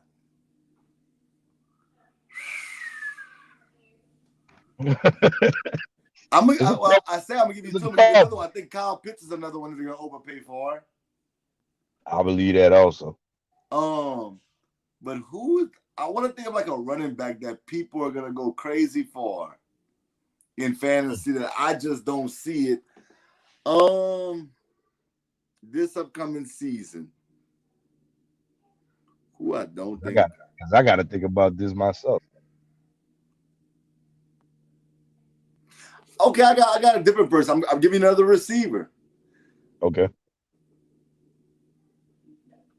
I think that Odell Beckham's still going to go for a high amount, and I don't think he should. Totally agree with that. I don't think he should. Totally agree. And look, Odell is LSU guy, so you Oh know yeah, you I'm already know the home supportive. team. But people gotta understand something because this is my third year in Dynasty. One of the dudes tried to sucker me to because I got a couple first round picks this year. This dude was trying to get the number 2 overall pick for Odell Beckham, straight up. Y'all gotta let me in that dynasty league, bro. Dynasty is it's a I never different played beast, man. before. I got offered This to. is my third year. I'm in a rebuild. I took over a team that was god awful, and it's still kind of god awful. It's just my first year was free because the dude just basically blew the team up and he quit. So they paid I was there for the rest of the season, but they paid for my my next year, which was last year. So I was like, okay, this is interesting. I get to rebuild my squad What or site y'all whatever. play on? Oh, it's RT Sports, but I think we about to move to Sleep. Okay, cause see, they I got invited into one, and I thought it was dope, but I didn't like the site, and I didn't know the dudes like that. What site was it? I don't remember. When I went to it, I was like, no, this ain't it. This ain't Right. it. It ain't smooth like it needs to be. Yeah, because this league, I mean, it's pretty competitive, man. It's 2 quarterbacks, 2 running backs, 3 wide receivers, and 2 flexes. Wow. No kickers, no defense. Wow. I just need if It's I'm gonna play in competitive. a league, I need It's to know who the competitive. league manager is. At I least, agree. I don't like to play in a league where I don't know you. If I win, it's if you gonna I pay know the me. commissioner, so we cool with that. Well, that's good. There I you know the go. commissioner. That's the only dude I know on a personal level. But yeah. So, I got 3 picks in the first. I got the second overall. This is a 10-team league, but it's 2 quarterbacks, so you know how that's going. Got the first pick, the ninth pick, and the 10th pick in the first round this year. And then I Wow. got the second and the third of the second round this year too. Well, you So definitely gonna if a spot becomes available, tell them I'm your guy to jump I in got there. I got you. This Definitely. it's frustrating trying to rebuild his team. I ain't gonna lie. The team I got is awful, man. It's awful. Bad like that? They all old guys. They all old players. Wow. The only 2 assets that I really have right now is Kittle and Dobbins. Because I drafted Dobbins last Okay. year. That's fine. Is everybody else is all old and just guys basically. And I got Adam Thielen. I forgot. I forgot I still got Adam. Oh yeah, I got him. I got him in the Kings Up League. The Kings League. I'm not about to Yeah. I'm not keeping him though. As a dynasty dude, he's on the downside. But Yeah. you know, I But gotta fantasy I points gotta still keep work the exact same. yeah. Mhm. So your team. So explain. So your team is your team, and then all you gotta do is like you let people go, you add Yeah. and go. Yeah, it's basically the same, just like a seasonal league, but the only difference is, every year you just have rookies. So who you keep is who you keep. I think Got it's you. 6-year contract. Oh wow. If my memory serves me correct, I think it's 6-year contract. So y'all have So a fantasy draft and a well, we had a startup draft in the beginning. I wasn't present for that. okay. So all I really have now, or basically what everybody else has now, is rookies in trade. That's how you get it. Okay. Oh, I could win in that. rookies and trades, or you trade, you acquire through the draft, or you trade your Waiver pick wire. players or waiver wires, and that's it. It's Okay. tough. It's tough. Tough. But I I'm like that. telling you, I like a fight. I'm going to get it. I'm going to get it. But I wish I would have saw the T first before I accepted the invite. Who your quarterbacks are? Big Ben and Tom Brady. That's why one of them quarterbacks is coming with me with the second But no, you can win with that right now. right now. But if How they your retire record was this tomorrow, year? I'm screwed. How was your record? Last year, I had the second worst record in the league. But to be honest with you, I was kind of tanking because I was trying to get Trevor Lawrence. Oh wow. I saw it right on the wall, man. I'm a competitor, but I was realistic about it. I traded Russell Wilson for my two late first rounders this year because I got to rebuild. You should start a league like that and invite us all in. I was thinking about it, but maybe next season, maybe next season. Because I can get you. It's nice. It's different. You know Duke will play. You know I'll play. You know Vic will play. Keo will Oh, play. That's five right there with you. shout out to Vic. That's my dude right there, man. Vic is a dog. What's up, Vic? Oh my God! Don't get me started with him. Oh my God! He was hyping up Justin Fields before the show yesterday. I mean, Because Vic is a smart man. That's why. Oh God! Don't do that. I know. I see you, Vic. We on the same team. We on the same team. Vic don't know no better, man. He Vic like is a smart guy. Vic should be Did learning Vic from his win big brother, but he playing around listening to y'all. Who won NBS last year? Oh my Or this God! past season? Don't I don't remember. You had taken a leave of absence this past year, huh? I was in the playoffs. I just didn't win it. Oh yeah, you was in. Man. I was in. I barely got in, but I got in. My Jonathan quarterbacks won. were horrible. Oh, that's who won? Oh my God. If And he let I'm us in know the about it playoffs yesterday. and I lose, I don't care no more. Cuban won his league, huh? Yes, he did. The Thunder champ. Shout out to Cuban. Man. Shout out to the Sam. We ain't gonna say no name. Wow. Wow. Really? Eggs, that was by far the most intense last 3-4 weeks of fantasy that I've ever been. Was You didn't those want to be last? Sam, huh? No, and I was close. I was close. Hey man, you I've were never out for seen, that. but X, the way that it played out, only in the Kings League, and only to that person it would happen like that. The way it happened. Oh my God! Oh my God! Shout out to the Sam guy. You know who you are. Wow! Wow! You know who you are. We're not gonna mention him. We're not gonna mention him. I don't want to do that. I Nah, don't want to do that to my that's dog. my boy though, but I gotta get on him. So, who's the odds-on favorite to win the Kings League this year in your mind? Well, it's hard to say, man, because I'm talking about just with the people keepers of who you think they're gonna keep? Because I've seen the teams. I'll be like, okay, I kind of know who they're gonna all keep. Honestly, I think James got a shot.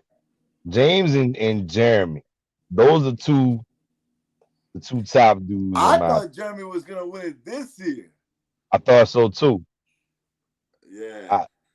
And that I think based upon their rosters, I say those are like 1A and 1B. You got a nice squad too. Well, right now we don't know yet. I got a nice starting piece. Right. Those two for sure. And everybody else is just kind of. Saquon got to come back and be Saquon for me to feel like my team is there. I'm definitely going to keep him, though, no matter what. Me, like I said, you would be a foolish man not to do that. Yeah, man. Even like I told C, I said, bro, at the end of the day, like he's a tradable asset. Yeah, if you don't like him, you can If I don't want him, I can always trade him because people gonna take him. everybody know you the king of trades, X. Hey, bro, hey, I Mhm. like to trade. If I feel like you're not getting it done, you got to go. I gotta trade, and I don't care who you are. All right, let me ask you this. This past season, who was your on your team? Who was your in the Kings League? Who was your biggest disappointment last fantasy season? Saquon Barkley, man. They going. It hurt me because I'm like, dang, bro, like I I was about to finally, call, I was about to call your team infirmary because all bro. of them was hurt, like all of them. And then I made the worst trade in the history of trades in my mind. You Trade. know, no, No, no. I trade. No, I trade. Listen to this. I had DeAndre Hopkins, Hmm. dude. I had DeAndre Hopkins and George Kittle, Saquon Barkley, Josh Jacobs. All these dudes on the same team. I know you did. I traded DeAndre Hopkins for Odell Beckham and Debo Samuel to Duke. And, Odell and Debo got hurt. but hold on. You can't. We not gonna sit here and say that was the worst trade last year. We not gonna do that. What trade they had? The person that was Sam made the worst trade last year, this past season. What was the trade? It was trading Mahomes and who else did you trade? Oh, for Yeah, Deontay Spencer and Deontay John. It was some. Deontay It was a Johnson. I said Spencer yeah, Johnson.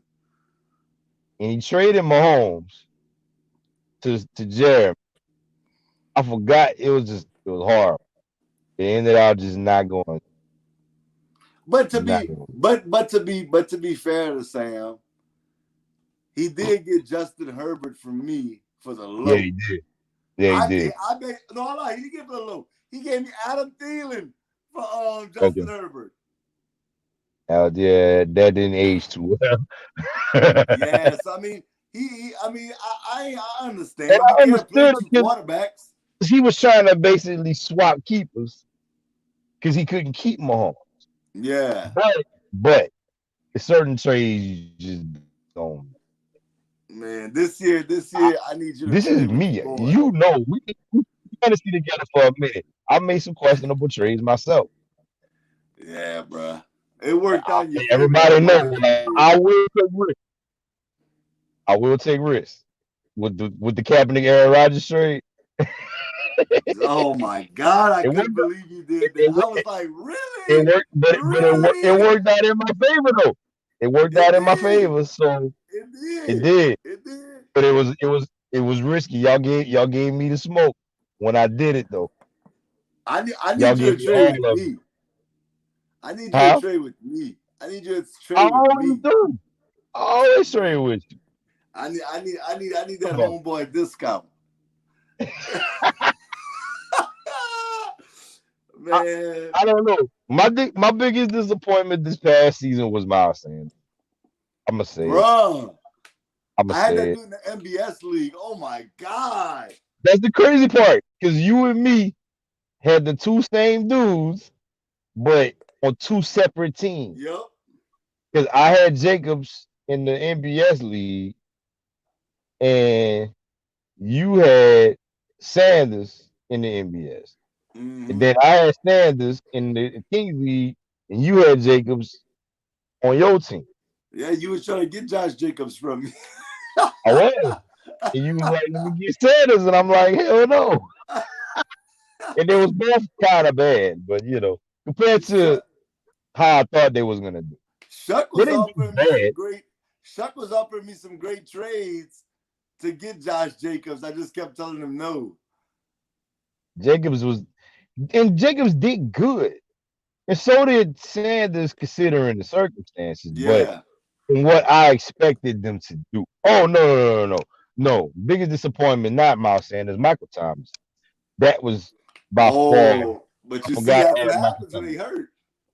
Right. But he stayed hurt for too long. And I barely was able to trade him. Who you traded him Yeah. to? I traded him to Jeremy because I got T. Higgins and James Robinson. Man, that boy Jeremy. I thought for sure Jeremy was gonna win, bro. For sure. And then Michael Thomas came back and he started balling. And then he got hurt again. Yeah. And I think that's what hurt him. That's facts. That's facts. I That's was like, facts. really, Michael Thomas? That's what we doing now? I was hurt. I was mad for a few weeks. Okay. But I had to get out of that Sam race, man. Who's gonna be the best running back this upcoming year? Like, in your opinion? CMC gonna go back to the top. He's gonna go back to the top. I don't see nobody. I really don't see anybody passing Christian McCaffrey. Well, Fantasy, I don't see it. Well, that makes it bad for us because C got Christian McCaffrey and Derrick Henry as his keepers. I know that's scary. That's crazy, bro. You got to do something. Hey, C, how happy, man? Call me, C. I need to make a trade. I need CMC on my team. I'll offer you Josh Jacobs and another pick. Let's make that happen. But who do you think has the ability to pass Christian McCaffrey if there was a running back to do so? Who do you think would do it? Saquon. Definitely. I agree. Saquon. Mm-hmm.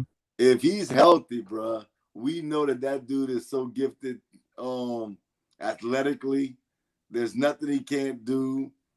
He can run between the tackles. He can bounce it outside. He can catch the ball. There's nothing he can. And he actually has the girth. He's not like one of those small, shifty running backs. He's actually a big guy. Yeah, he's a big dude. So, yeah, I think Saquon Barkley can easily be the best fantasy running back if he's healthy. I'll give you one on the outside, though. Okay. And Ray, if you're stealing from me in the draft, I'm gonna say I'll never tell you anything again. We might be thinking along the same lines, but we gonna see. I truly believe this kid is gonna be great, and he's either on my team or Duke's team. I play in so many leagues. I gotta think. I thought about keeping him over Josh Jacobs, and that's Cam Akers. Akers got the potential. He got busy at the end of the year. Yeah, he's a dog. He's a dog. He is a dog. I like Akers. And Sean McVay likes to feature his running back. Oh yeah. So I feel like, and I think he got his guy. He got his guy because he's been trying the last 3 years to find him. Yeah, I think that's a sleeper to me. Who you got? And this is only dependent on you talking about as far as being number one or just being who can surpass CMC? We think CMC is gonna be number one, but who do you think can surpass him? The only one I can really see as far as now is Saquon. I'm with you on the Saquon thing. That's really as far as the running backs now. Maybe Alvin Kamara. If it wouldn't be Saquon, I would say Alvin Kamara. Best wide receiver next year in fantasy football. Best wide receiver in fantasy football next year. This coming year? Ugh. Who's gonna finish number one? Number one. It's hard to pass DeAndre, but if Aaron Rodgers stays in Green Bay the whole season, I think it's gonna be Devontae Adams. Okay. But if Aaron Rodgers don't stay in Green Bay and he leaves or something happens in that situation, if it's not Devontae Adams, I think it might be Tyreek Hill. Okay, that's definitely possible. The dude is so explosive, man. I'm definitely going Hopkins. I mean, why would I not? I just think the dude is just ridiculous. But D Hop is obvious. if somebody was to pass Hopkins, in my opinion, you know Besides, what? Who grew on me, man? But I'm gonna tell you, I think Stephon Diggs could do it again. Diggs And doing he shocked me. good. Diggs doing good things in Buffalo, man. He did, bro. He shocked me because I didn't think that was what it was gonna be this year. Me neither. I didn't think that was gonna work in Buffalo as quick as it did. We all know Diggs was a good receiver, but we didn't think that Josh Allen was gonna be who he was this year. Nobody saw that. Okay. Biggest sleeper in fantasy next year. What position? Any position. You can pick the one you want. I'm not, and look, and I'm not gonna say like sleeper, but like sleeper dark horse who can like really come out and be like one of the better players that not necessarily say that you're gonna draft them, that you just see like there's a chance it could happen. I think Myles Gaskin might be a dark horse. Okay. Depending on if Miami don't draft, because I didn't see all the picks just yet. If Miami didn't draft like no running backs like that, I think Myles Gaskin could be a nice dark horse. Well, we about to find out right now. Hold on, I'm about to tell you about your Dolphins right now. Let me see. Miami. They have not drafted any running backs, and we are into the 7th round almost. Man, yeah. I think Myles Gaskin might be letting out a sigh of relief right now. Oh, you're gonna be shocked, and everybody who is about to be shocked about what I'm about to say. I'm not even saying I'm gonna draft the guy, but would it shock me if he's one of the best fantasy quarterbacks next year? It wouldn't. Jameis Winston. Who's that? Jameis? If he's the starter. If he's the starter. From a fantasy perspective, I don't see that as being a bad thing. Yeah, I think, bro. Jameis was a good fantasy quarterback in Tampa. That's what I'm saying. And if he can keep his turnovers down, and look at the weapons he got. Turnovers, he was still good. But look at the weapons he got. He still got Michael Thomas. He got Alvin Kamara to dump it down to it could take it 80 yards. Yeah. Jameis not a bad wouldn't be a bad take. I don't see that as being a crazy take. So yeah, I think Jameis Winston and may have a breakout year. And I'm not saying that because of the leader. I'm not saying no, just from a pure fantasy perspective, that's not a bad take at all. Yeah, I agree. The Saints are not horrible. You know, they got some pieces or whatnot, but Michael Thomas with the safety blanket and Kamara, because we all know, man, when Jameis like a dude, he gonna pepper the hell out of him. He gonna always be looking. Speaking of that, let me see what the Saints have done in this draft. Let's go by teams. Yes, please. Let's see what the Saints have done since we've last checked on them. Okay, so the Saints have gone Peyton Turner, as you know, Pete Werner, Paulson Adebo, Ian Book, and now they draft offensive tackle out of Kentucky, Landon Young. Why did I not see this coming? These guys, is it a must that they draft offensive linemen every year? Hey, man, that's why they got one of the best offensive lines, though. Dude, you got enough. You got enough. Man. Is the draft over yet? We still late in the 6th round, in the 7th round, and then how many more picks do they have? Let's see. Let me go back. Because I see them getting another receiver, and if it's the dude that I've been looking at, if they get this guy, he might be the next man up. I'm not gonna say his name because I'm keeping it to myself for fantasy purposes. Oh wow! Look at you! Look at you! 5, 6, 7. Let's see, 7, and then let's see. Add that on to. They have 30. I heard he might be the last pick taken in the draft. What happened? and it's probably gonna be a receiver. He's from a small school. I'm gonna just say that. He's from a small school, and I've been Okay. seeing a lot of boards saying that he might be like the last pick that they take. Like the very Wow. last pick, Okay. like 6, 7 rounds. I don't know if it's gonna come to fruition or not, but if they do, considering the lineups, he might find a little space in that wide receiver picking. I'm interested to Yeah, see what you're talking about. So now I'm going through all of it you're to not gonna see what. see it. You're not gonna see it. Let's see.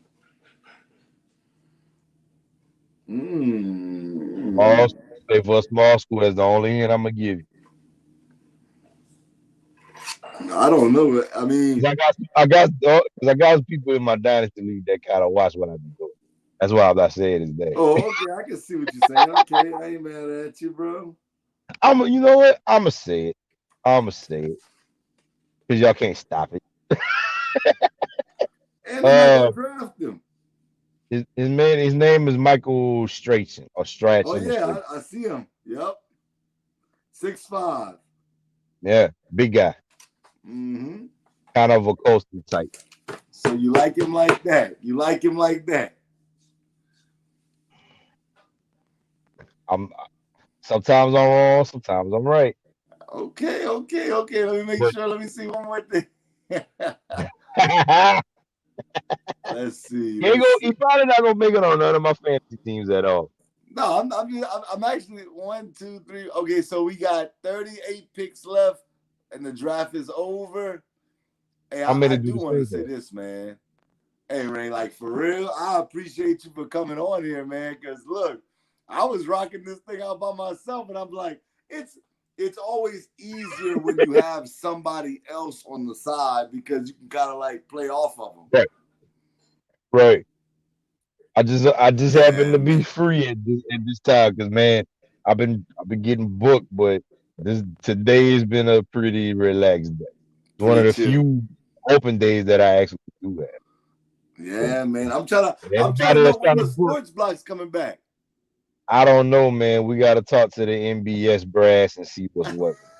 Hey, we ready to have y'all. We ready to go. I mean, man, people been asking for it for the past 2, 3 years. Man, let's get Yeah, you it. know, me and Marlon, it ain't nothing. For me and him, that's my dude right there. Man, We if don't we even get need 30 topics. We can minutes. just go. No, we get 30 minutes a week just of the sports block. I ended up to be an hour, just 30 minutes. I'm all at my boy, man. We gonna see what's We gotta get that because popping, we've man. We been gotta get trying to that. get it back, man. But I know the NBS has had some changes in the last couple of years or whatever. So we understand what's going on or what happened and where it's going. No need to get into details because we know what the deal is. I um I also want to talk to you about something else, but we're not gonna talk about it on this show because it's the Okay. draft special. But I know you seen it. I know you saw it. If it's what I think it is, let me I'm see. gonna say what it Wait, is, but I'm not no, gonna. wait, hold on. Let me see if I can guess this. If to see if we're on the same page. Uh, it's like a riddle. 3 rounds, Reggie Miller, New York Knicks. Remember what happened with the New York Knicks when It's Reggie what? was good? This is the riddle. 3 rounds, Reggie Miller, Spike Lee, Knicks game. Yeah. Is that what it is? Yes. Okay, we on the same page then. Hey, we definitely I gonna have watched, to talk about that, I man. watched that last night. I watched it last night for the Man, I first can't time. believe that. I've been telling y'all about this dude, man. I've been saying it. Maybe it's a New Jersey thing. His other period suffered from the same problem. Man. Yeah, that was hard to watch because he could have easily won it Yep. because his opponent wasn't that good, but he Facts. was so bad and you messed up so bad in all rounds that your opponent won basically by default. Because your That's opponent was facts. not good at all. I agree. I liked one thing she I heard said it was in a the couple whole of, battle. huh? No, I I liked don't. one thing. Was that? Oh yeah, we No, know I that said I liked one thing. Like about that battle. one thing that I like. I know I liked one. I don't want to say a bar because it was more than one bar, but it was like, let's just say like 4 bars that she said that I liked, and that was Right. all back to back. I think I know it's one you. Was it That's the it. second round? Outside of that, it was horrible. And it was hard. I'm sorry, 'cause you know I be pulling for the homers, or people from the state, but the biggest body was definitely that. Oh my god, I bro! was I was so I was disappointed. I was Then my so entire disappointed. bracket was messed up because of that. I think everybody's bracket was messed up because of it. Except Misfits, probably. Yeah, right, right. That's the only bracket that wasn't busted was hers. Man, bro. That was that was. I didn't watch all the battles yet, So so but I'm I not gonna heard. ask you about that. I'm not gonna ask you about that. I'm gonna go back. Who had the Uh, best draft so far that you can recollect in your mind this year. this year? The best draft. Hmm. I can Hold go on. through it. I mean, it's just gonna take me a little while, but I can tell you everybody drafted, but it's gonna take a little Well, while. let me say this. First 3 rounds, we're just gonna go with the first three because I ain't, Oh, because we kind of been on the air for the fourth, fifth, and sixth. I almost say the 5 first. hours. I say the first 3 rounds. Best draft. I'm gonna have to say Jacksonville so far. I ain't mad at that. Jacksonville has like every pick that they've picked has been pretty good. Trevor and ATN, and then hold on, excuse me. With Trevor and ATN in the first round, you started off real good, and then they got a couple safeties, to start, with Cisco in the third round. The defense with Tyson Campbell as the corner. And who was I'm looking at real quick who was the last pick that they had. Oh, I must be thinking about Buck. I got you. I got you. I'm going to Jacksonville right now. Let's see. Because then I thought Jacksonville got Jacksonville was 3 pick. they got Tyson Campbell from Georgia, the corner, and they got Walker Little from Stanford, who I like. And then they have Andre Cisco from Syracuse, the safety. That was their first in the Yeah, first 3 rounds. yeah, in the third. Yeah, those are all solid. And to be real with you, the Ravens had a solid draft also. But the Ravens always really do have Yeah, okay. I'm gonna go with Jason Away, who I thought the Saints were gonna get. If that's the pick that you were gonna pick, that's probably who you should have went with, as far as edge rushers. And then Rashad Bateman as a prospect. I don't think that's the best fit for Rashad Bateman, play style wise, but I think he's a great prospect. You know what I'm saying? yeah, yeah, And the fact that they flipped those 2 late rounders when they traded Orlando Brown, and the picks that they got in return was solid. And to be real with you, man, the Jets have had a pretty decent draft too. I like the Jets draft. I like the Jets draft a lot, to be honest The with Jets you. draft has been pretty good. My Besides favorite though. besides the Zach Wilson. Oh, here you go. My favorite so far, even though I think they reached for the first person and they had the pick of the litter, and I actually like the kid. It's not like I don't like the kid. I just think they reached, but it's okay because when you need a need, you got to make it happen. I like Mhm. Carolina's draft, man. Carolina did good. I like I like J.C. Horn. I just didn't think that I don't he think he was was worth a going top to go 10 that pick. high, but hey, Yeah, he a I didn't think dog. he was, I didn't think that, bruh. Um, Terrence Marshall, great pick in the second round. Agreed. Of course, they addressed their offensive line lows with Brady Christensen in the third. They came back and drafted a tight end, which I think they could definitely use in Tommy Trimble from Notre Dame. I know That's what you're it not was. a big fan of this person. They But got said Trevor this Hubbard. year's tight end class is actually pretty solid. It's just It that is. Kyle Pitts got all the story time. But this Yeah. this year's tight end class is solid. Past Yeah, couple of man. seasons, it's pretty solid tight end draft. You're gonna see a couple names that are not Kyle Pitts that people are gonna wonder where these guys came from. But it's the Pitts is overshadowed basically everybody. But you got some good tight ends this year too. A lot of Yeah, good ones. man. That's not gonna get drafted, unfortunately. But you got a good solid five tight ends that's really good. With Yeah, Pitts and man. Fryermuth and Reverend Jordan, Hunter Long, like these are not slouches. Trey McKitty, those five are all solid guys, all of them. Yes, sir. And Reverend Jordan is the one that the most iffy on, but I think he has the most upside as far as Got like you. as far as not count the ones that's not fit. Of course. Got you. Jacoby Stevens just got drafted. So shout out to LSU, man. He was Oh man, who do you go to? he went to Philadelphia. He's gonna be playing with Devontae Smith and Jalen Hurts and them. Did Philadelphia just get one of them running backs? Was it Gainwell? Let's see. I'm looking at this right here. They got nope. Let's go to teams. I'll go to teams. Philadelphia Eagles. Let's slide this. All right. The Philadelphia Eagles did draft the running Gainwell. You're right. Yeah, they went Kenny Gainwell. Yep, they So sure did get him. that's a nice little piece to Philadelphia didn't have a bad draft neither. I'm looking at them. That's a good little uh draft. there's gonna be a lot of people that's gonna have to eat some crow on Devontae Smith. I'm telling y'all now. So you like him or you don't like him? Oh, I love Devontae Smith. Oh, okay.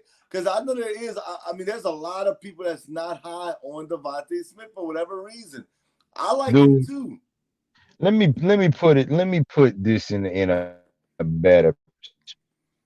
JC Holmes, your Patrick Surtains, those two guys were on skates going against Devontae Smith. There was no corner.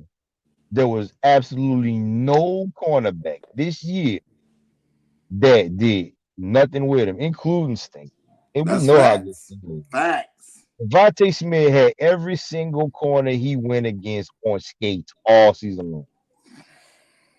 So you Facts.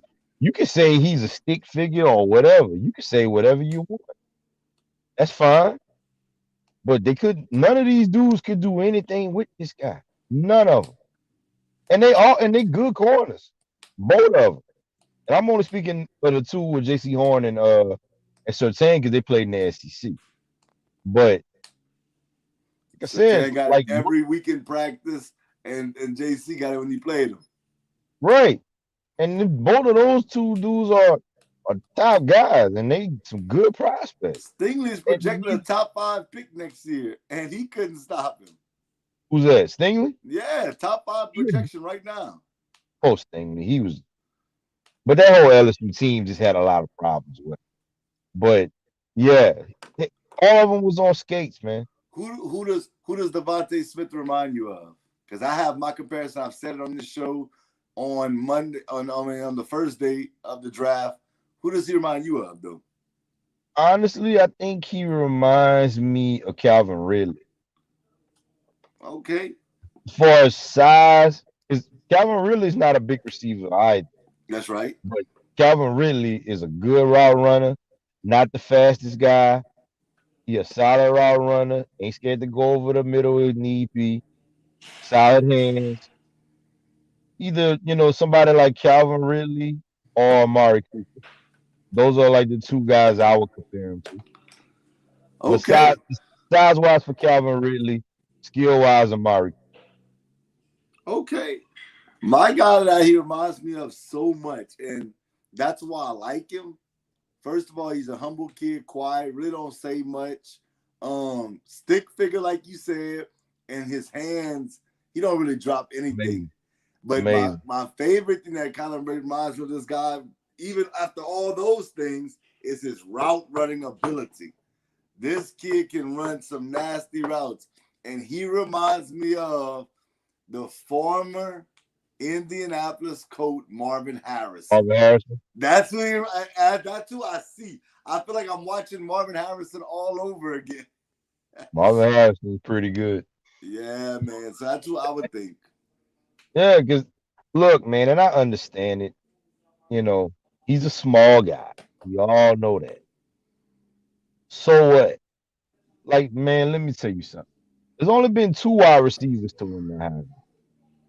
Two. There's only two. Only one wide receiver has ever won Player of the Year in the history of the NCAA. That's Devontae Smith. Like, look. Sometimes measurables are one thing, but my thing is watch the tape. The tape gonna tell you. The The tape is tape gonna won't tell you lie. everything. The tape is not gonna lie to you. That's right. This dude, and a lot of people say, well, Waddle wouldn't have been hurt that Devontae Smith would not have won the Heisman. That's not necessarily a fair assessment. Devontae Smith came out of nowhere. Like, dude, do you know this? Do you understand the wide receiver that this guy had to play behind since he came in? That's right. Not Braylon, Brian Edwards, Henry Ruggs, Jared Judy, and who's the other guy? You got Judy, you got Ridley, you got Yeah, Waddle's been. I mean, yeah, and Waddle. Waddle's there though, and he even said, if Waddle doesn't get hurt, I don't win the Heisman. I don't think so. I don't. You think he would still win the Heisman? I don't think. To be honest with you, I think if Waddle doesn't get hurt, I don't think either of them. I think Mac Jones wins it. Either Jones or maybe Trevor Lawrence. Yeah, I'm just being real. But I mean, to say that this dude just came out of nowhere, it's like, one, that's all the competition he had to play behind. And started as a freshman, by the way. So, and you know this because you watch this game a lot of times. When they played LSU with Burrow and them boys, he was really the one that kind of got them out of that deficit. That's right. That's who they was going to every single time. So, man, like, miss me with that. Now, Waddle is the most dynamic because the boy got some speed. I've never really seen anybody catch Waddle from behind. The boy got burned. But Devontae Smith he's a solid dude. Let me tell you what I see them too. And on my mock draft, I did have Waddle going ahead of Smith. But people have to understand, your mock draft is not who you think they're gonna take. In a sense, yeah, who you think the team is take? It's who you think that team would take. I agree. When I look at Waddle and I look at Smith, for those that don't remember, in Clemson, there was this wide receiver by the name of Sammy Watkins that got drafted a year That's who Waddle reminds me of. Hopkins, but they played together. That's who they remind me of. And that's what Sammy Watkins. Hopkins is Devontae Smith, while Watkins is Waddle. I agree with that. And I would take DeAndre Hopkins back then, and I would take Smith you go take him now. But both were good. Both are good receivers. I mean, Sammy Watkins is kind of a shell of himself now because of injuries. But Sammy Watkins was in Buffalo. Well, no, I'm not sitting there saying Waddle won't be good. I'm simply saying that if you give me one to take, I'm going to take Smith. Because I told you, my thing is these hands right here. Hands and routes. And then them routes. And that's the two things. Can you get separation on your routes? And can you catch the ball when it gets to you? Those two things. Both. That's my That's my go-to rule. I grew up And he in the could do Jerry both. Rice. I saw Jerry Rice play. Jerry Rice wasn't the fastest dude, That's right. but route running, couldn't touch him. That's right. That's Same right. thing with Chris Carter, That's right. who's like one of my favorite receivers that nobody Underrated. talks about. Oh yeah, that nobody talks about. Underrated. Route running is just as because the thing is, a lot of people saying press coverage, press coverage, press coverage. Mm-hmm. How often do you see press coverage in the league? First, Not and often. the thing is, you all know it. I mean, if you can't beat it with speed, what's the neutralizer to press? Is your route run. That's If right. you can't run the routes to get away from press coverage, then you can have as much speed as you want. If he know a route you're running, or if you can't get no type of separation or get any type of step on the dude, then it's a wrap. Because we all know, man. I mean, most of your routes is your first 3-4 steps. That's right. That's really what it boils down to. If you could get the drop on a route on the first 3-4 steps, you could run a 4-7. If he's 3 steps behind you, speed ain't gonna matter. That's right. You know what I'm saying? So I mean, with receivers is a little different. Now he's gonna have to be one of the biggest outliers of outliers, because usually small receivers or receivers that don't make it in That's the right. league. But if he thinks that weight is hindering him, he could always gain weight. You can't gain route run. You either run good routes or you don't. You either got hands or you don't. You can play good or you can't. Like football is a pretty simple sport. You either got it or you don't. Some And people I get think it. he's a dog too. Yeah, you gotta be to play at that weight.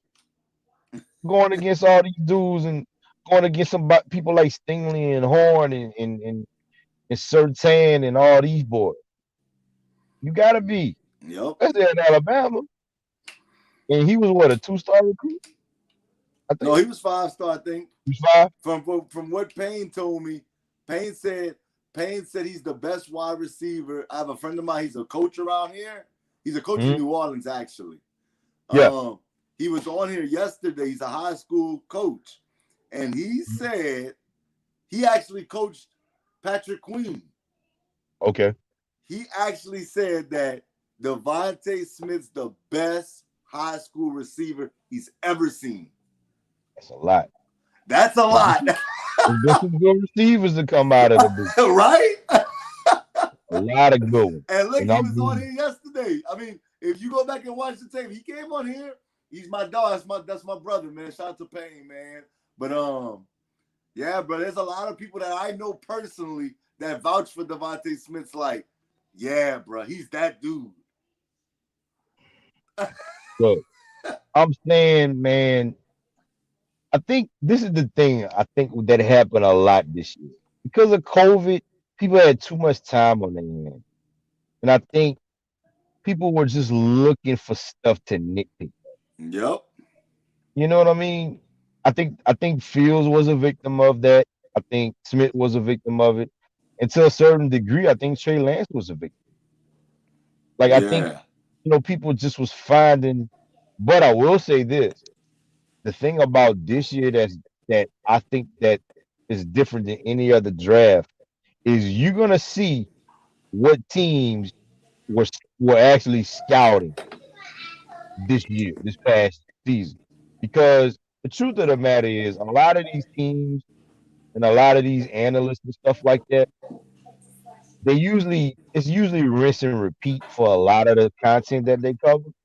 But since you didn't have a combine and it was just pro days and you just basically had to go on whatever tape you had, you were gonna see what teams did their homework and which teams did.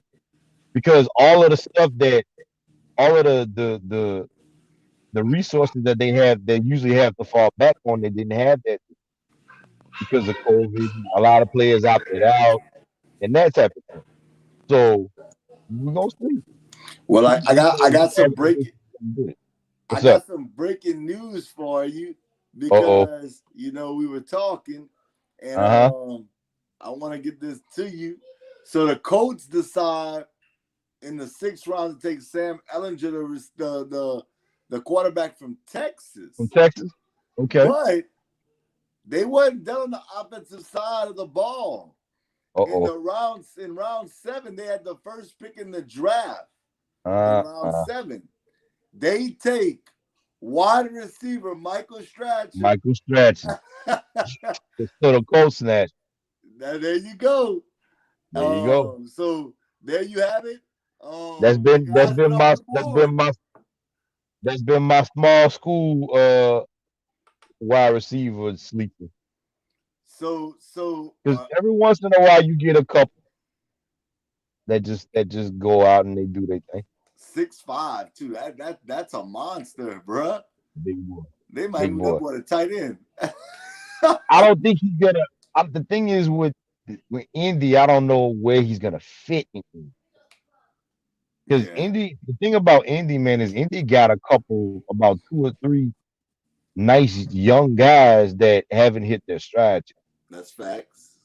I mean, with Paris Campbell and who was Michael Pittman, those two off the bat, and then who's that other guy? They got I can't remember his name, because I don't have the stuff in front of me. They got a young receiving, so but they already had a lot of wide receivers to begin with. Is Ty still with the coach? Ty still there. Is Ty still there? So is where is he going to fit is the question. I think in the Saints, but it would have been a little easier because it's not as much competition, to be honest. Like the wide receiver 2 spot is wide open for New York.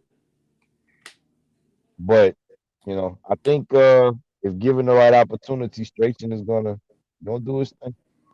Well, this is what we're gonna do. Since we're in round 7, we got less than 30 picks left. This is what we're gonna do, Ray. We're gonna run it just like this. We'll go through everything, and then we'll pretty much probably be able to wrap up the show. Once again, I want to thank you for coming on, man. Like I said, it's always easier when you have a co-host with you. And shout out to Marlon for Everybody coming that don't think that we could do this type of thing, on. Oh, this is for the sports junkies. we've This been right here is for going the at it for junkies. we've been going at it for what, about 2-3 hours now since I've No, been on. I've been live going on 6 Yeah, hours. you've been on for a Yeah, minute. but you've been on for at least 3 hours. That's what I'm saying. We do this for real. Yeah, man. And this is So off the cuff, by the way, with no notes in front of me. no notes. That's it. The only Zero thing, notes. look, I don't write nothing down. All I have is the names of the people. We don't have nothing written down. This I'm is just literally their in names. my truck with no notes in front of me, no computers, no nothing. So I do this. we're gonna go like this, Ray. I'm not quite a junkie, but I'm a fiend. We're gonna rate everything. Okay. Okay. So I'm gonna write it down. Ray's best draft. Who you giving the best draft to again?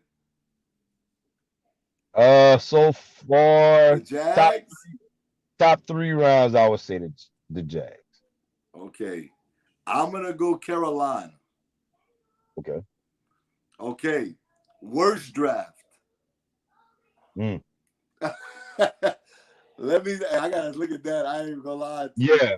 Give me 1 second to pull this up. Okay, Oh, go ahead. I Well, wanted to just blurt out and say Denver, but eh, eh, I'd have to say, hold on, I gotta see this. I gotta see this second. Sorry for the black screens, y'all. Uh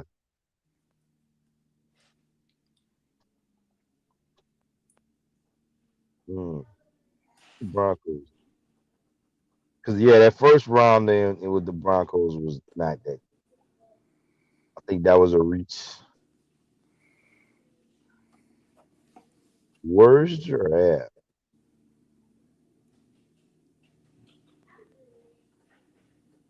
Hmm.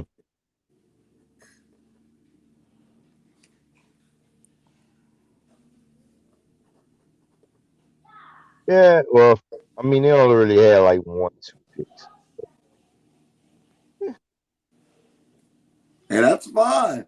At the end of the day, they could have traded if you want to say that. Yeah, I'm gonna have to. Mm, I'm gonna have to either go Denver or the Giants.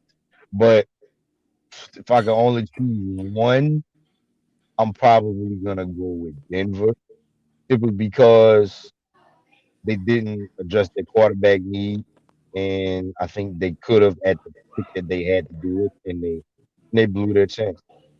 Wow. Okay. You pick Okay. you pick the corner that you really didn't need to pick. If you got a chance to get possibly a franchise quarterback or a franchise corner, which one you think weighs more? It's Okay. just you. Okay. I'm gonna go with Right? the Texans. How could I possibly? I don't know what they were doing in the draft. I mean, that's just my take on things. Shout out to everybody in Houston. I got family I living don't in want to. Houston. I don't want to beat up on the Texans because the Texans just historically just have bad drafts. They just do. They do. They always have since they've been an organization. Okay. Think about all of the blunders that the Texans have squandered over the years. Only one they got right was DeAndre Hopkins. But you mess all that up by that funky trade that you did last year to get him out of Houston. Because you remember the Mario Williams over Vince Young and over Reggie Bush. You started off wrong. Yeah, I feel you. I feel you. Okay. David Carr. They drafted David Carr. Offensive rookie of the year. I think I know you're going because I think you said it. Not quarterback or just in general. Anybody. I'm just It's gonna be hard to accept a quarterback, man. Offensive rookie. I'm gonna go Sunshine because um I think he's gonna be the first quarterback to start week 1. I think I'm some of the torn because other I got a few of QBs, them. You know what? Just to go different from you, because I do think that he has a strong possibility to win. I'm gonna go Najee Harris. Najee. hmm Just because I think he's gonna get the start right away, and the Yeah, Steelers' I offense think is he pretty will. good. Yeah, but all the other quarterbacks, well, maybe I think Wilson might start week 1 also. Zach Wilson, but the other ones they might not start right. So that's Okay, the only thing to me that's gonna keep another quarterback from running the race with him, so to speak. Trevor Lawrence is starting straight out the gate. okay, So I think because of that, and I think that's gonna, widen gap a lot more because he's gonna start day one. You know what I okay. mean? Who's gonna be defensive rookie of the year? That's a tough. Uh, Defensive rookie. I think Michael Parsons is gonna get defensive. Oh, that okay, okay, I okay. think the Cowboys did good. That was a good pickup from the Cowboys, especially with Charlie retiring. Van Der Esch has gotten a lot of injuries and whatnot.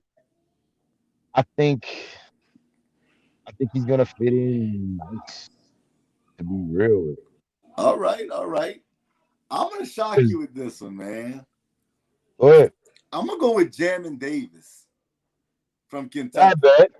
Not bad. I think with that kind of defense, I think that could be scary. The front four that he has in front of him, and then him be able Yeah. to get them tackles. I think Jamin Davis is gonna have a big year. So I'm gonna go with him as far as defensive rookie of the year today. Okay, Okay. 20 years from now. 20 years from now is a long time. Both of us will probably be all gray in the beard. Couple we'll, more rankings. we'll probably be, still doing. I mean, I'm gonna still probably be doing this. It might. Hopefully, the NBS brand has got his own TV channel, but we gonna talk about that another time. Just keep the beard. That's all I ask. It's all good. Yeah, them kids beat me out of my beard at school one year, and I had to cut it. But Yeah, that was terrible. You looked like you looked like a homeless victim. best player in the draft. Best player? 20 years from now, we're gonna say this guy was the best player in the draft. He's a Hall of Famer. Hall of Fame. Or he's up there. Honestly, man, I could say Trevor, but I'm not gonna go there. And I mean, you can't say best pick of the draft because it was an obvious pick. You go first, you expect it to be a Hall of Fame type of guy.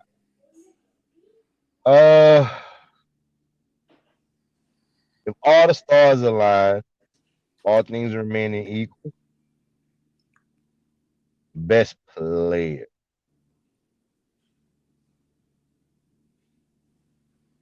I gotta go Trey Lance. Wow. I'll say Trey Okay. because This is what's really good. Go ahead. I'm sorry. Finish up. I think out of all of the top five guys, I think he has the most upside out of all of these guys. Okay. So the crazy thing is, I told his team to pass on this guy, but I think he has zero bust potential. So even if he doesn't go to the Hall of Fame, I think he's going to be a really good pro. I just believe in Jamar Chase going into the draft, but I think Penei Sewell will be the best player when we look back. I think it's almost like he's not going to be a bust. So, like, you don't have to, like, me, he didn't have the draft grade that maybe I would have liked. But I do think that when it's all said and done, if I had to put my money on somebody, forgot about him. Getting into the Hall of Fame, if I had to put my money on somebody, I would say Penei Sewell. I think there was maybe 2 or 3 players that were bust proof in my opinion prior to this draft, and he was definitely one. Okay. 3 players I had that was bust proof: Penei Sewell, Rashad Bateman, and Najee Harris. Those are my 3 bust proof prospects. So you think like there's no chance? Not really. Wow. Sewell is the safest bet out of all 3. See, I think Slater's definitely. See, I like Rashawn Slater's good too. Slater is good.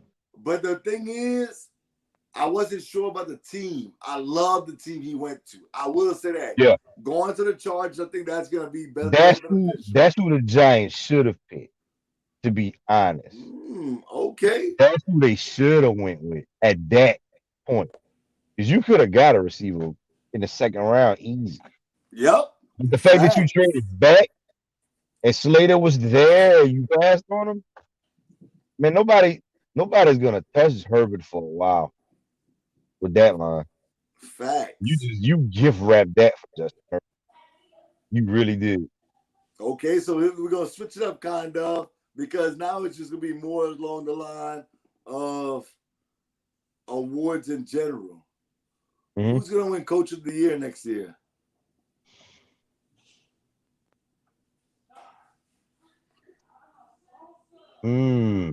Coach of the Year this coming season. I'm gonna go out on a limb. And I'm gonna go with Urban Meyer. Urban Meyer, wow. Urban Meyer. Okay. And this is the thing. I think he's gonna get it based upon what he's gonna do, because Jacksonville hasn't really done anything in quite some time. So if they win 7, 8 games, that's gonna be a win for him. Okay. Now I don't think Urban Meyer is gonna be the best coach, because I have a lot of different thoughts about Urban Meyer as a coach in general, but that's something for another day. I think Urban Meyer is he's a cherry picker on this situation. Okay, so this is how I'm gonna say it. If Taysom Hill's the starter, he's not gonna win. You If talking about Jameis Sean Payton? Winston's the starter, I think Sean Payton's gonna win Coach Coach of of the the year? Year. Because I think the I mean, Saints are gonna be better than what people think they're gonna be. they're not gonna And be lousy. They're no, not gonna be lousy. I think they're gonna be a playoff team with Jameis Winston. That's how crazy it is.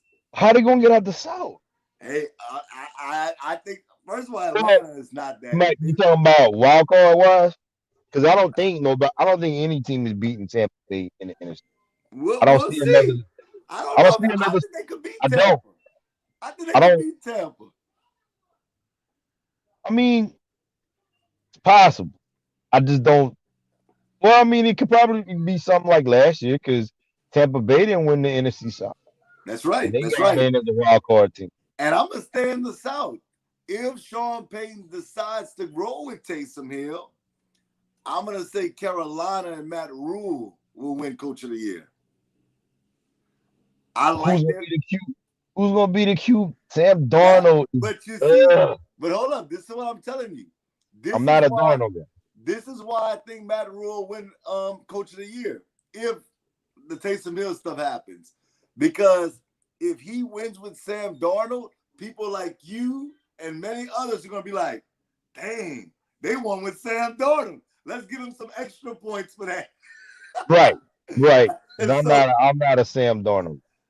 I Not think most of us are not as well, but we're gonna not find over out. there. Not over there. Okay, comeback player of the year.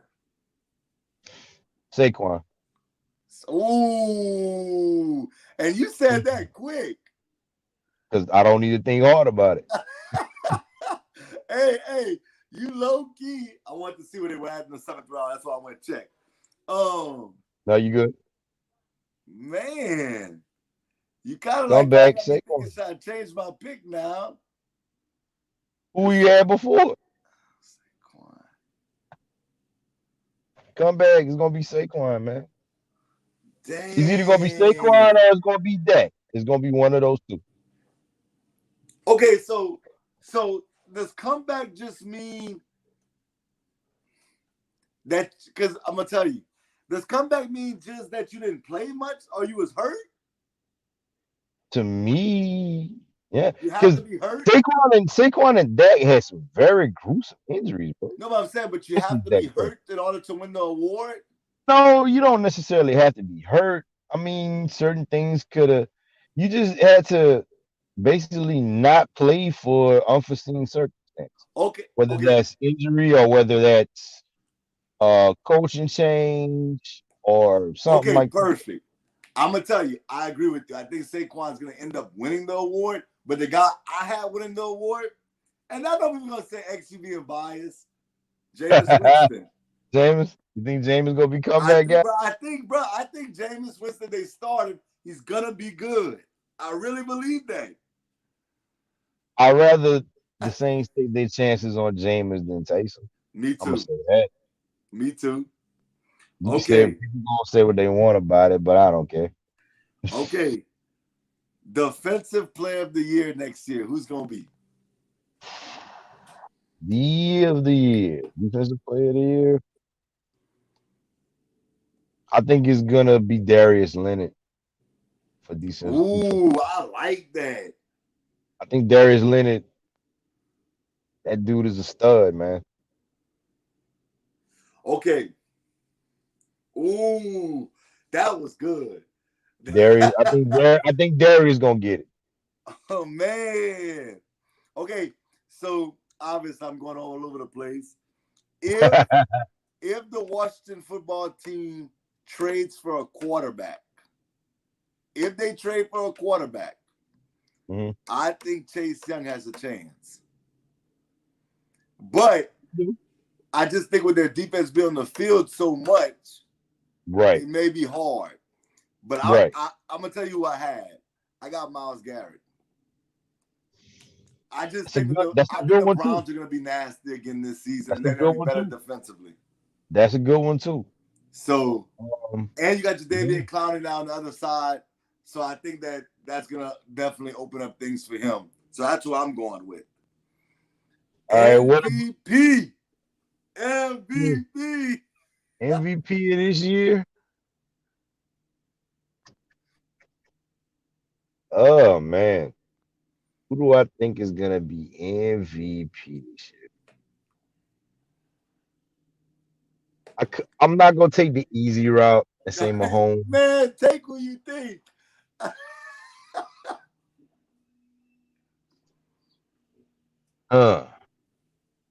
MVP.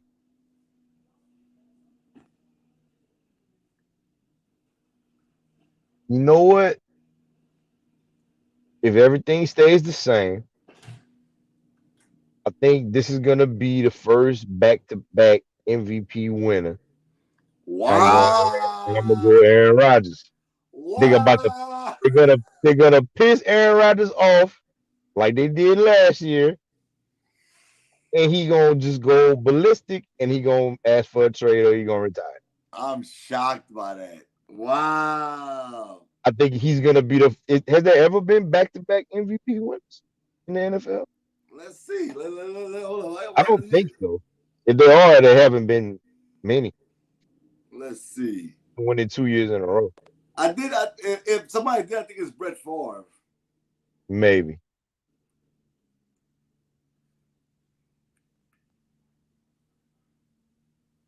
Like I said, if he stays in Green Bay and all things remain the same, I think because Aaron Rodgers with a chip on his shoulder is absolutely elite as a quarterback. Okay, so Brett Favre has done it. Jim Mhm. Brown did it. Tom Brady did it, and Aaron Rodgers has done it. Back to back. Back to back. Back to back. Aaron Rodgers did it back to back already. Rodgers, they said, did it back to back. That's according. Okay, well, he wouldn't be the first. So I'm gonna scratch that. So Aaron Rodgers has done it. MVP. It's probably gonna be a quarterback. We all know that. All things being Brett Favre won it 3 times in a row. I thought that's what it was. Wow. To be real with you, you know what? I think the MVP of this year is gonna be Tom Brady. Wow. Unreliable Tom Brady. TB12. Especially if he gets the boys back in the Super Bowl. He going to win the NFC South. So he gonna be in the playoffs. Man, no, I'm not doing that. I think they're gonna give Brady some parting gifts to add on to the legacy, and Brady's gonna win MVP. He should have won it. Well, nah, it was rightfully won. Nah, I think Brady gonna get it this year. Why? Nah. Why? I'm going with Patrick Mahomes. This is clear as day. I mean, he's coming off of a loss. That's an easy choice. It's easy. That's what I think. We're throwing a lot. Okay, look. Patrick Mahomes is gonna win, but if he doesn't win, this is when we give you a dark horse. Matthew Stafford. Stafford? I can see that. Dark horse. I can see that. I think the Rams are gonna be legit this season. But I don't think he'll get MVP, but he might get comeback player of the year, possibly. Okay. Because he was hurt. I don't know if you would call that comeback, but no, I don't think he's gonna win that. I think he played too much last year. But okay. Yeah. Super Bowl prediction. Oh, prematurely, but we're gonna get it done. To be real with you, X, I think it's gonna be a repeat of last year. I think it's gonna be a rematch of the last two teams, the Chiefs and the Bucks. Do you think it's a repeat?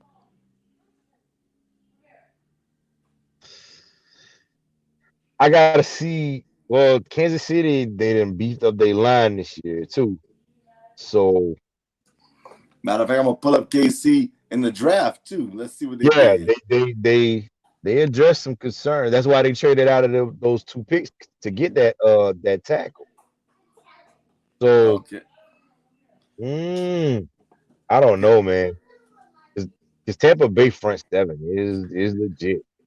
Kansas City also added Creed Humphrey from Oklahoma on the offensive line, which was a center from Mhm. Oklahoma. And they added Trey Smith from Tennessee, the offensive guard from Tennessee.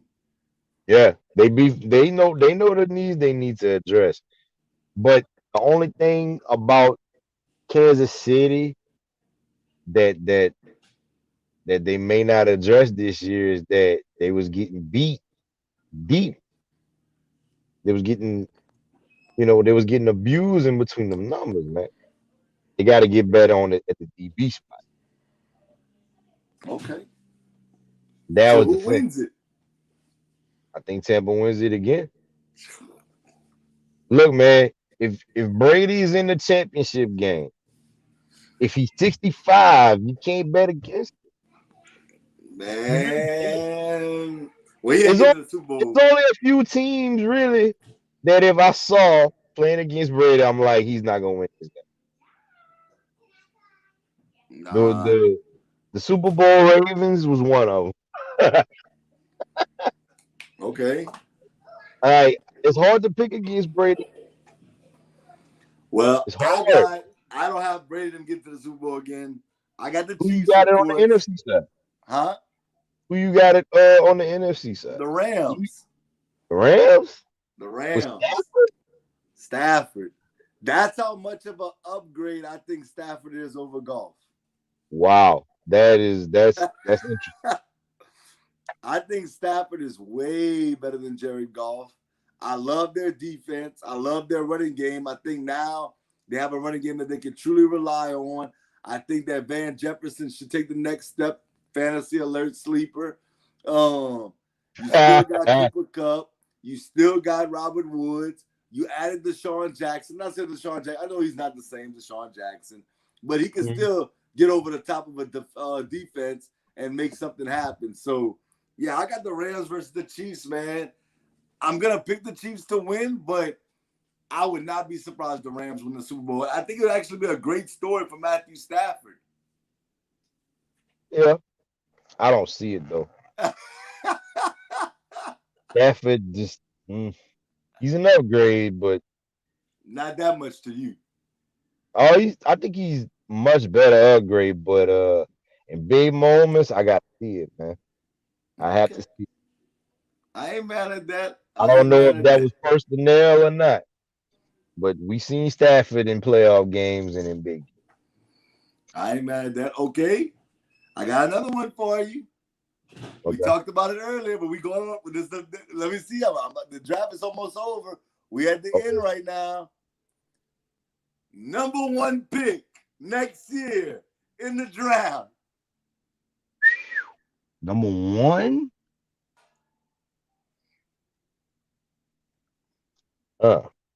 It's gonna be hard because a lot of bad teams got their quarterbacks this year. Yeah, you know what? Not only who's gonna be the number one pick, That's the only thing. who's gonna have the number one pick. That's a good one. I like that. You know what? I think Houston's gonna have the number one overall pick. Wow. Houston, because honestly, and I'm gonna tell you why. Because I mean, looking at the Deshaun Watson situation, I think he might sit for a few games. I really do. Like I don't see Deshaun Watson playing the whole season.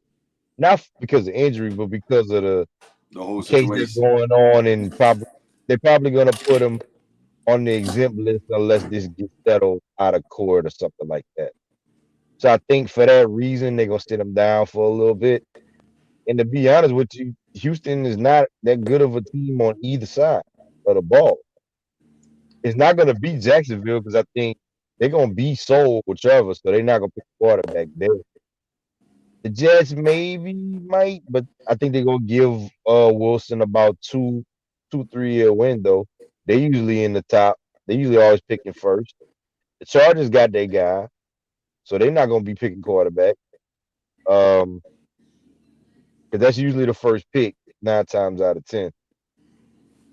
Uh, There's not really a lot of teams that don't have their guy. Okay. So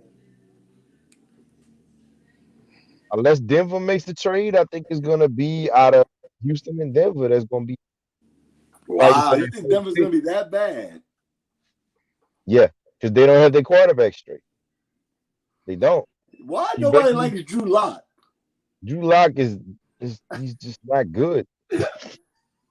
He's not. Oh my And then god. Teddy is cool, but Teddy is a game manager at this point in his career. Those are basically your only two options. You didn't address it in the draft, like talking about it when you could. So I don't see a lot of good offensive production coming from them. I don't. So Houston probably will get the #1 pick next year. I see them heading to that spot real fast.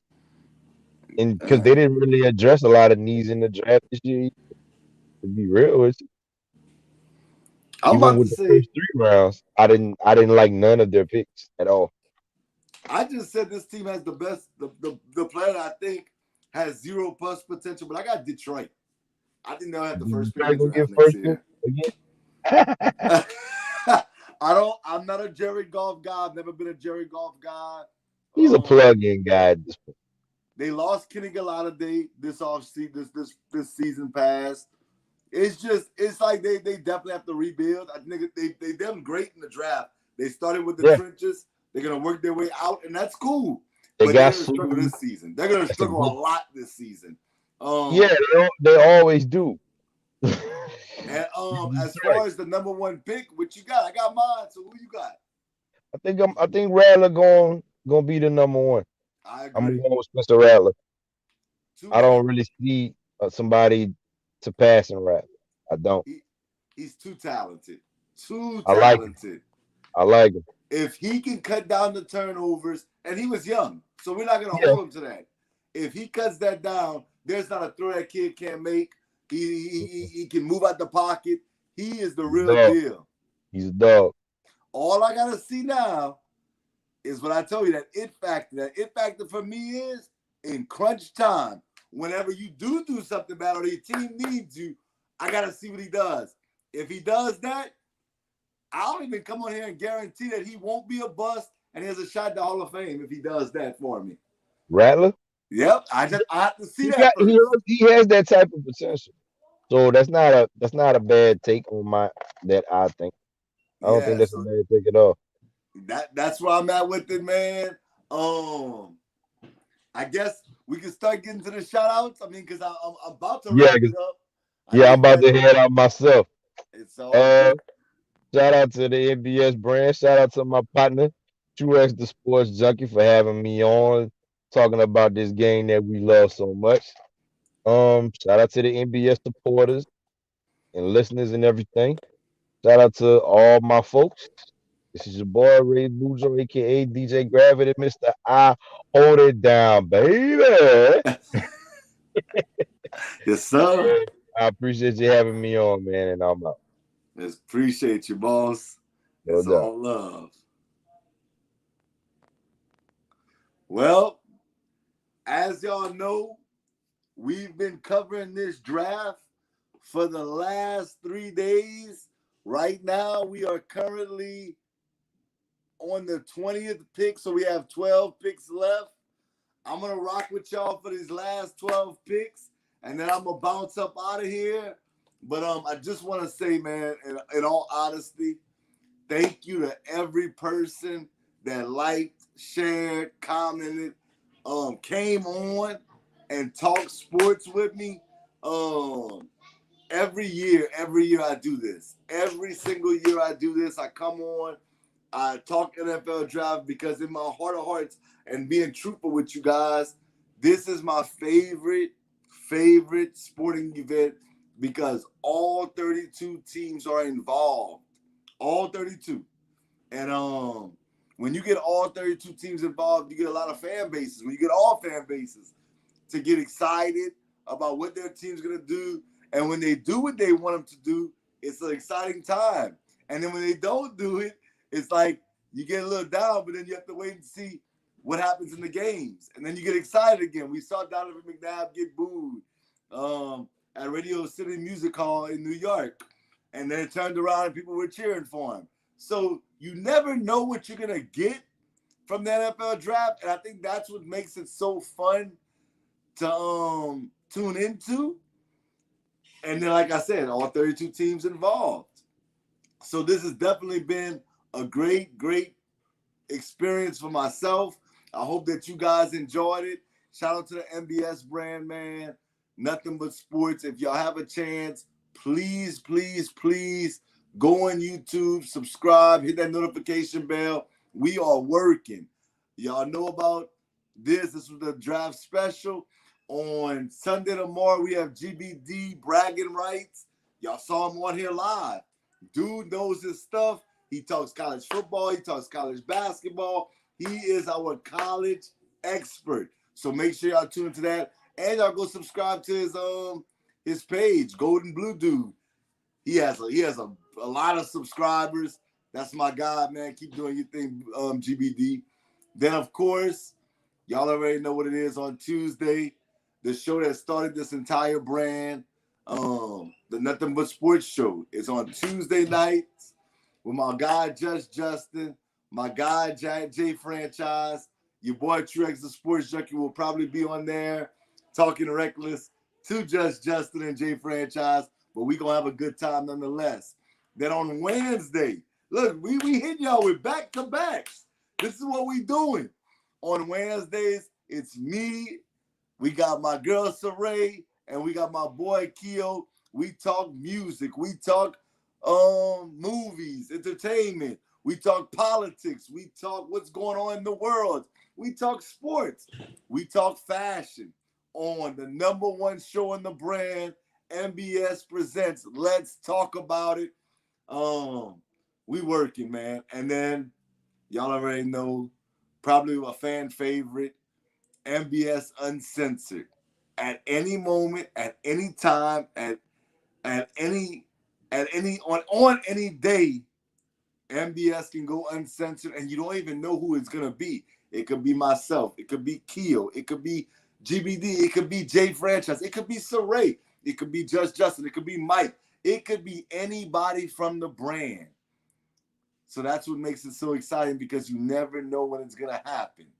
So please, please, please go subscribe, like our page on Facebook. We also have a new show coming out real soon. It's strictly for battle rap. We're not going to name it right now, but just be on the lookout for that. Man, we doing big things over there, man. I'm just so proud of the team, and we're going to keep pushing. But right now, like I said, we're well into the draft. We have 10 picks left. 10 picks left in the NFL draft.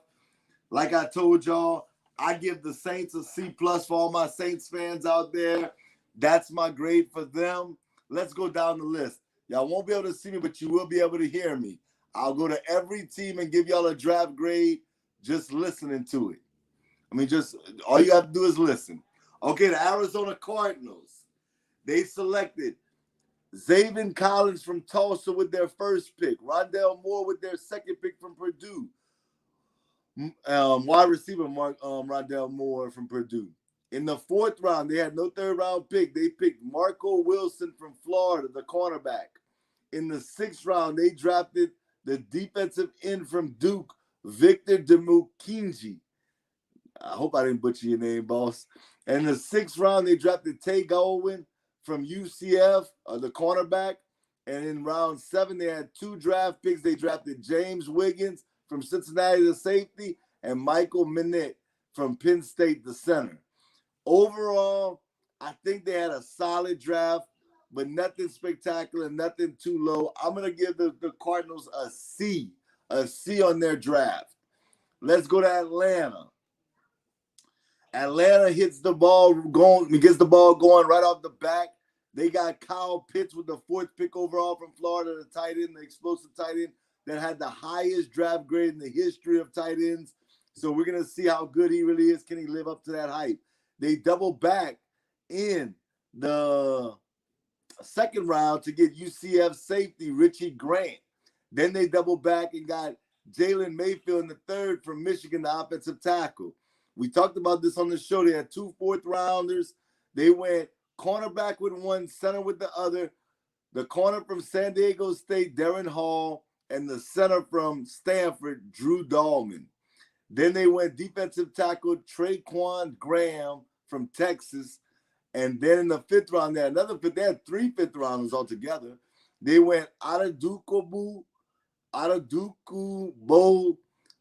Ogandiji from Notre Dame, the defensive end. Then in the 5th round, the other 5th-round pick, they went Avery Williams, Boise State cornerback. Then in the 6th round, they went Frank Darby, Arizona State wide receiver. Overall, I'm going to give them a B. I think Kyle Pitts is going to be a good tight end. This is a really good team, a really good draft in my opinion. Not really an A, not a slam dunk, but definitely a good solid draft from start to finish.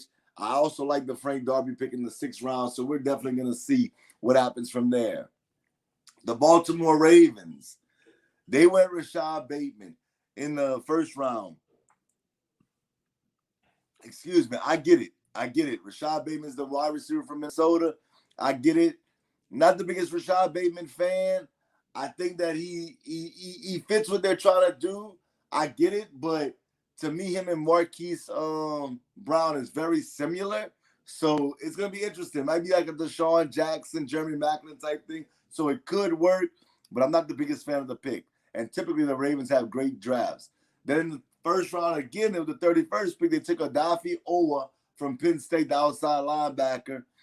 Then in the 3rd round, they went Ben Cleveland from Georgia, offensive guard.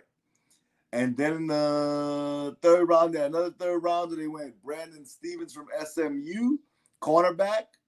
In the 4th round, I think they got another receiver that could turn out to be better than Bateman, and that's Tylan Wallace from Oklahoma State. Look out for that guy. He could be a really good difference maker for him. Then they went Sean Wade from Ohio State, the cornerback. I like that pick in the 5th round, too. That's a really good pick. Then they went Dalen Hayes from Notre Dame, the defensive end. And then they wrapped it up with Ben Mason from Michigan, the fullback. I'm going to give them a C-. I like some picks, but I think they didn't hit on everything like they should have. So we're going to see moving forward.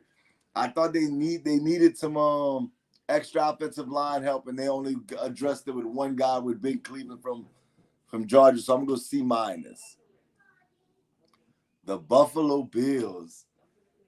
I don't know if I'm going to make it in time. Let's see. I might not make it in time to name everybody for y'all. Yeah, I'm not going to name everybody. I'm going to just go ahead and give y'all the grade on every team. I'm going to look at it. I'm going to just give you a grade because the draft is almost over, and I don't want to leave y'all waiting for me to name everybody. The Buffalo Bills, I'm going to give them they went in. They believe in Zach Moss because they didn't go no running backs, but they did go get the defensive ends to help out. They went offensive tackle to help that out. They got their corners. Okay. I'm going to give them a B. I like Gregory Rousseau a lot, so they get a B. The Carolina Panthers get an A+ from me. I really like their draft. They got their needs. They also got great players with great value where they got them at, except for J.C. Horn. And I know they reached in the 1st round, in my opinion, but I think J.C. Horn will be a good corner. I'm going to move on to Chicago. I got to applaud them for going for Justin Fields, so I'm going to give them a C, but I got to wait and see. They went offensive tackle the next 2 picks, got to respect that, but I got to wait and see. The Cincinnati Bengals. I know a lot of people are not happy with their draft, but I actually like their draft. Jamar Chase with the 1st pick. Jackson Carman, I really like a lot. They got DeAnthony Smith later on in the draft. I think they did some good things. Chris Evans from Michigan, I see you. I'm gonna go B. B for them. I think they got the best player in the draft going into the draft, and Jamar Chase could be special. So I'm going B on that one. Cleveland Greg Newsome. They add to that defense. They added to that defense. They want to make sure they got the defense. I don't understand the Anthony Schwartz pick. I'm going to give them a C as well. Greg Newsome is cool, but I got to see more. So I'm going C. The Dallas Cowboys, I really like their draft. I thought they did good. They got Jabril Cox in the 4th round from LSU. Shout out to that. I think the Cowboys did good. They got Michael Parsons. They really beefed up their linebackers. They're going to be able to go in and out right there and rotate their guys a lot. They got some defensive 2 corners in this draft, 3 corners in this draft. They're really working. I'm going to give the Cowboys an A. I think the Cowboys get an A in this draft. The Denver Broncos. Patrick Surtain, I like him. I know Ray didn't really like him too much, but I like him. I really like the Broncos draft. I thought Patrick Surtain was the best corner in the draft. I know, J.C. Horn was a lot of people's number 1, but I like Patrick Surtain, and I like the rest of the picks. Javonte Williams is a good pick. Baron Browning. I like their draft. I'm going to go B+ on their ones. Kerry Vincent Jr. is a good corner as well. The Lions, A. They got Penei Sewell. They added to the defensive line. They went corner, wide receiver from USC, Amon-Ra St. Brown. I like their draft. I'm going A. The Green Bay Packers. No, this ain't it for me. I'm going to go C-. Just too many holes for me. Eric Stokes was a reach for me, but that's what I think. The worst grade of the night, I'm going D-. That's the Houston Texans. Davis Mills, I get it, but that ain't going to be it. Nico Collins never stood out for me at Michigan, so I'm going D-. The Indianapolis Colts, I like their draft. I like their draft a lot. I feel like every year they just do what they have to do in the draft as far as drafting good quality players that is going to stay out of trouble. Kwity Paye is a really good defensive end like that kid. I'm going to go with a B+ for the Colts in tonight's draft. The Jacksonville Jaguars, they're getting an A from me. I already gave their grade. The Kansas City Chiefs, they address their offensive line needs. They address their linebacker needs. I'm going to go a B-. Not bad. The San Diego's. The Los Angeles Chargers, they get an A as well.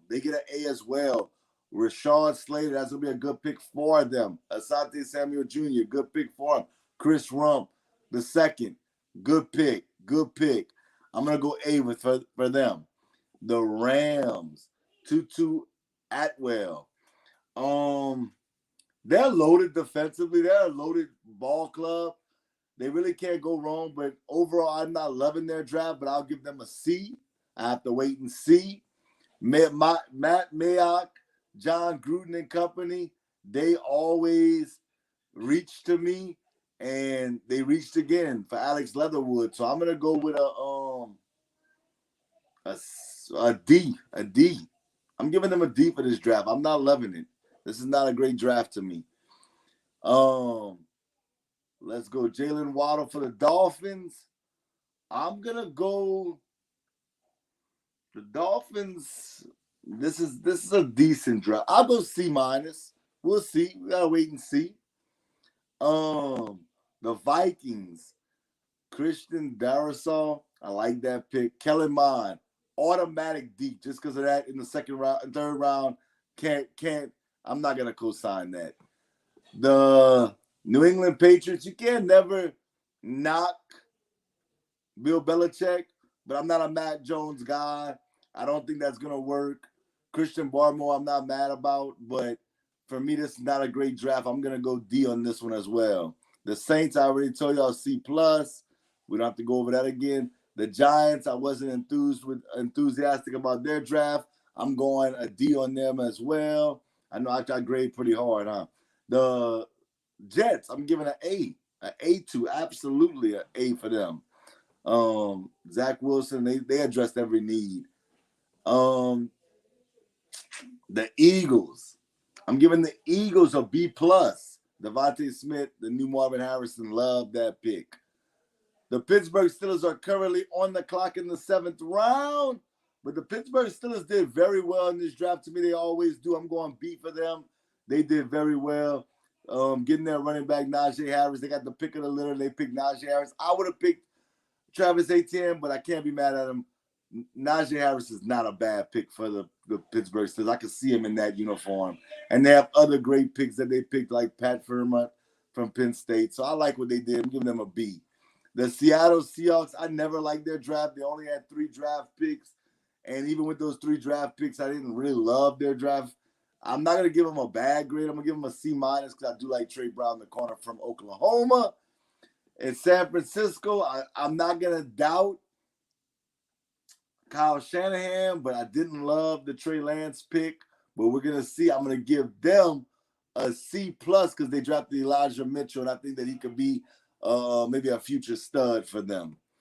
The Tampa Bay Buccaneers, the rich get richer. I like their draft a lot. I'm giving them a B+. I think Kyle Trask could be the future quarterback of that team, especially learning from a guy like Tom Brady. So I'm going with that. Tennessee. I like the Caleb Farley pick late in the 1st round. That's not bad. Overall, good little draft. Racey McMath is a good pick. Shout out to LSU.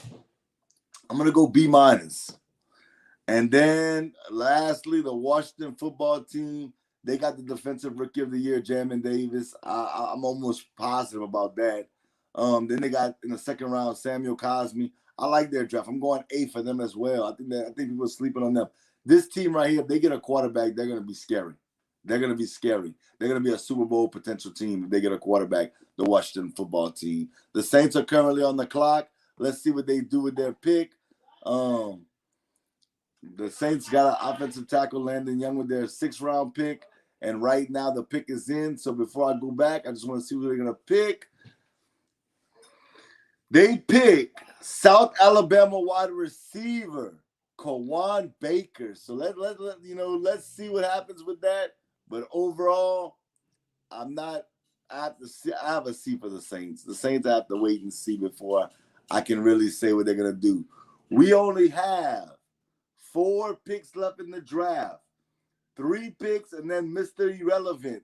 That's just a theme that they call it. We got Green Bay, Detroit, Washington, and lastly, the Tampa Bay Buccaneers. Okay, I'm back. My apologies. We're going to end it like this. I'm going to get the double screen going. We're going to work it like that. We're going to wrap up this show. I appreciate everybody, like I said, for taking the time to come through, show love. Once again, my Defensive Rookie of the Year, I got Jamin. I just lost his name that fast. I'm tripping. Hold on. I'm really tripping right now. I'm tripping. I don't know why I lost his name. Jamin Davis. Why am I tripping? Jamin Davis for Rookie of the Year, defensive side of the ball. On the offensive side of the ball, I'm going Najee Harris right now. Let's see. We're going to get this right. Okay, let's do this. Let's wrap up this show the right way just in case I have to get off. Okay. We'll start the cam. We'll cut this off. Okay. Okay, here we go. So, as I call for the rest of the draft, we're going to wrap this draft special up, and then I'll switch back to the front cam to wrap it up. But as y'all know, this has been the NBS Central's draft special. I'm Trex, the sports junkie. I'm not going to lie to y'all, man. I'm beat right now. I'm beat. Shout out to Ray for coming on, holding it down with me today. Definitely one of my favorites to come on air because we disagree a lot, but we always respect each other's opinion. He's gonna be wrong when it comes to Justin Fields. I don't think Justin Fields is gonna be that guy, but I wish him nothing but the best. Justin Fields, if you even see this, if this Facebook Live or this Twitter Live or this YouTube live video, you catch wind of this, and you hear me saying this, understand, it's not me wishing it against you. I want you to succeed. I want every young man to succeed. We just know that's not the case. And as long as I've been covering this, I have to be honest. And what I saw, I just don't think it's going to translate to the NFL. Doesn't mean that you ain't going to go on to do great things. It doesn't mean that you're not going to be great. I can definitely be wrong. So shout out to you, man. I wish you nothing but the best. And good luck. Just now, Colin Hill from Mississippi State was drafted to the Green Bay Packers. We have 3 picks left in the 2021 draft. Right now at 2:57, we got the Detroit Lions on the board. I think the pick is in already. The Lions are rolling. The Lions said they ready. The pick is in. Let's see what the Lions take with the 30th pick in the 7th round. The pick is in. Let's see if I can see it. Let's see if I can get it live. Let's see. Okay, we're about to get it. Let's see.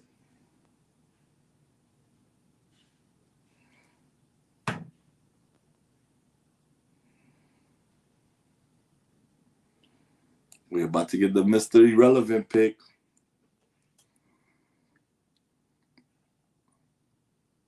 Jamar Jefferson, Oregon State running back, got drafted just now. 1 pick away from Mr. Irrelevant. Lord, I'm so hungry. I'm so tired. So thirsty. I ran out of water. I thought my wife was going to bring me something to eat in here. The Washington football team is on the clock. I love their defense, man. I love this team's defense. I think they should be the team that should trade for Aaron Rodgers.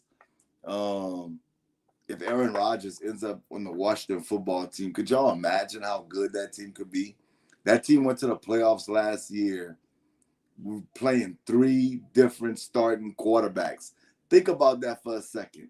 I'm double cameraing right now only because I'm waiting to see who's the last 2 picks in the draft. That's why you kind of see me from this angle, and then you see me with a black screen in the other one because I'm looking at the draft right now on this board. But yeah, if Aaron Rodgers ends up going to the Washington football team, y'all don't even realize I may change my pick from the Rams to the Washington football team to win the Super Bowl or get to the Super Bowl for sure. Washington is loaded. Washington needs to start coming up with a plan to get a quarterback because what they've done in the past few drafts has been just remarkable. Deron Payne, Montez Sweat, Chase Young. Who I'm leaving out? I'm leaving somebody out.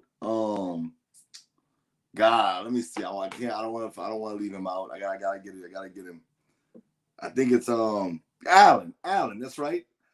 That the front 4 is just crazy nice. That's crazy nice. And their draft wasn't bad today. And Jamin Davis. That's crazy. Just now they take Dax Milne that played with played for BYU. I'm tripping. Played for BYU, Dax Milne. So we on Mr. Irrelevant right now. The last pick in the draft belongs to the Tampa Bay Buccaneers, the Super Bowl champions. Can they repeat? I've had many people come on here. They saying they're going to repeat. Well, Ray said they were going to repeat. I don't think so, but that's what makes it so beautiful. You never know. You never know who's going to be right. We can't connect the dots right now. We have to connect them looking back. So we'll see what happens. But I'm going to give my shout outs right now before I even get the Mr. Irrelevant pick. Shout out to the whole NBS squad. This has been the NFL Draft Special. I'm Truex, the Sports Junkie. We about to wrap this up with the very last pick in the 2021 NFL Draft, the Tampa Bay Buccaneers select. Now they trying to hold it. Come on, man. Just make the selection. They doing too much right now. They're doing too much. Let's see. The pick is in. I know it's in. Come on. Mr. Irrelevant is. Let's see. We've been on for almost 7 hours, y'all. 7 hours. 7 hours. Shout out to my main man, Keo, man, for holding it down yesterday when I wasn't on. But we're wrapping it up right now. I gave my draft grades. Y'all let me know what y'all think in the comment section. Once again, I appreciate everybody for stopping through, showing some love. But with the last pick in the 2021 draft, the Tampa Bay Buccaneers, they still not telling us who it is. I'm waiting for them to tell me, and then we're going to wrap this show up. And I'll see y'all on Tuesday night for the Nothing But Sports show. We'll probably talk draft as well on that show. But the last pick in the draft is, let's see. They still not telling. They want to take their time, man. The draft is over. Just tell us who it is. Let's see. Let's see. Let's go to. I'm gonna go to. I know my guy gonna have the answer for me.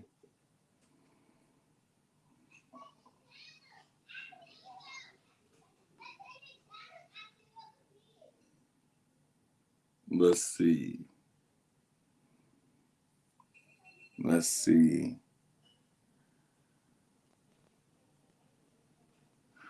Okay, we still waiting on it. The pick is in. I'm just not getting it.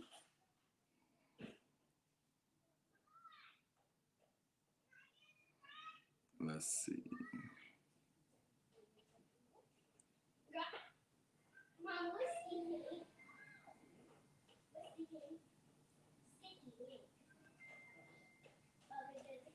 All right.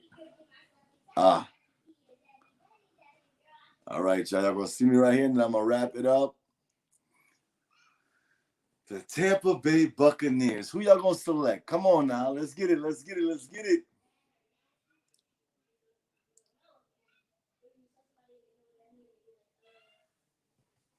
Man, I just appreciate everybody, man.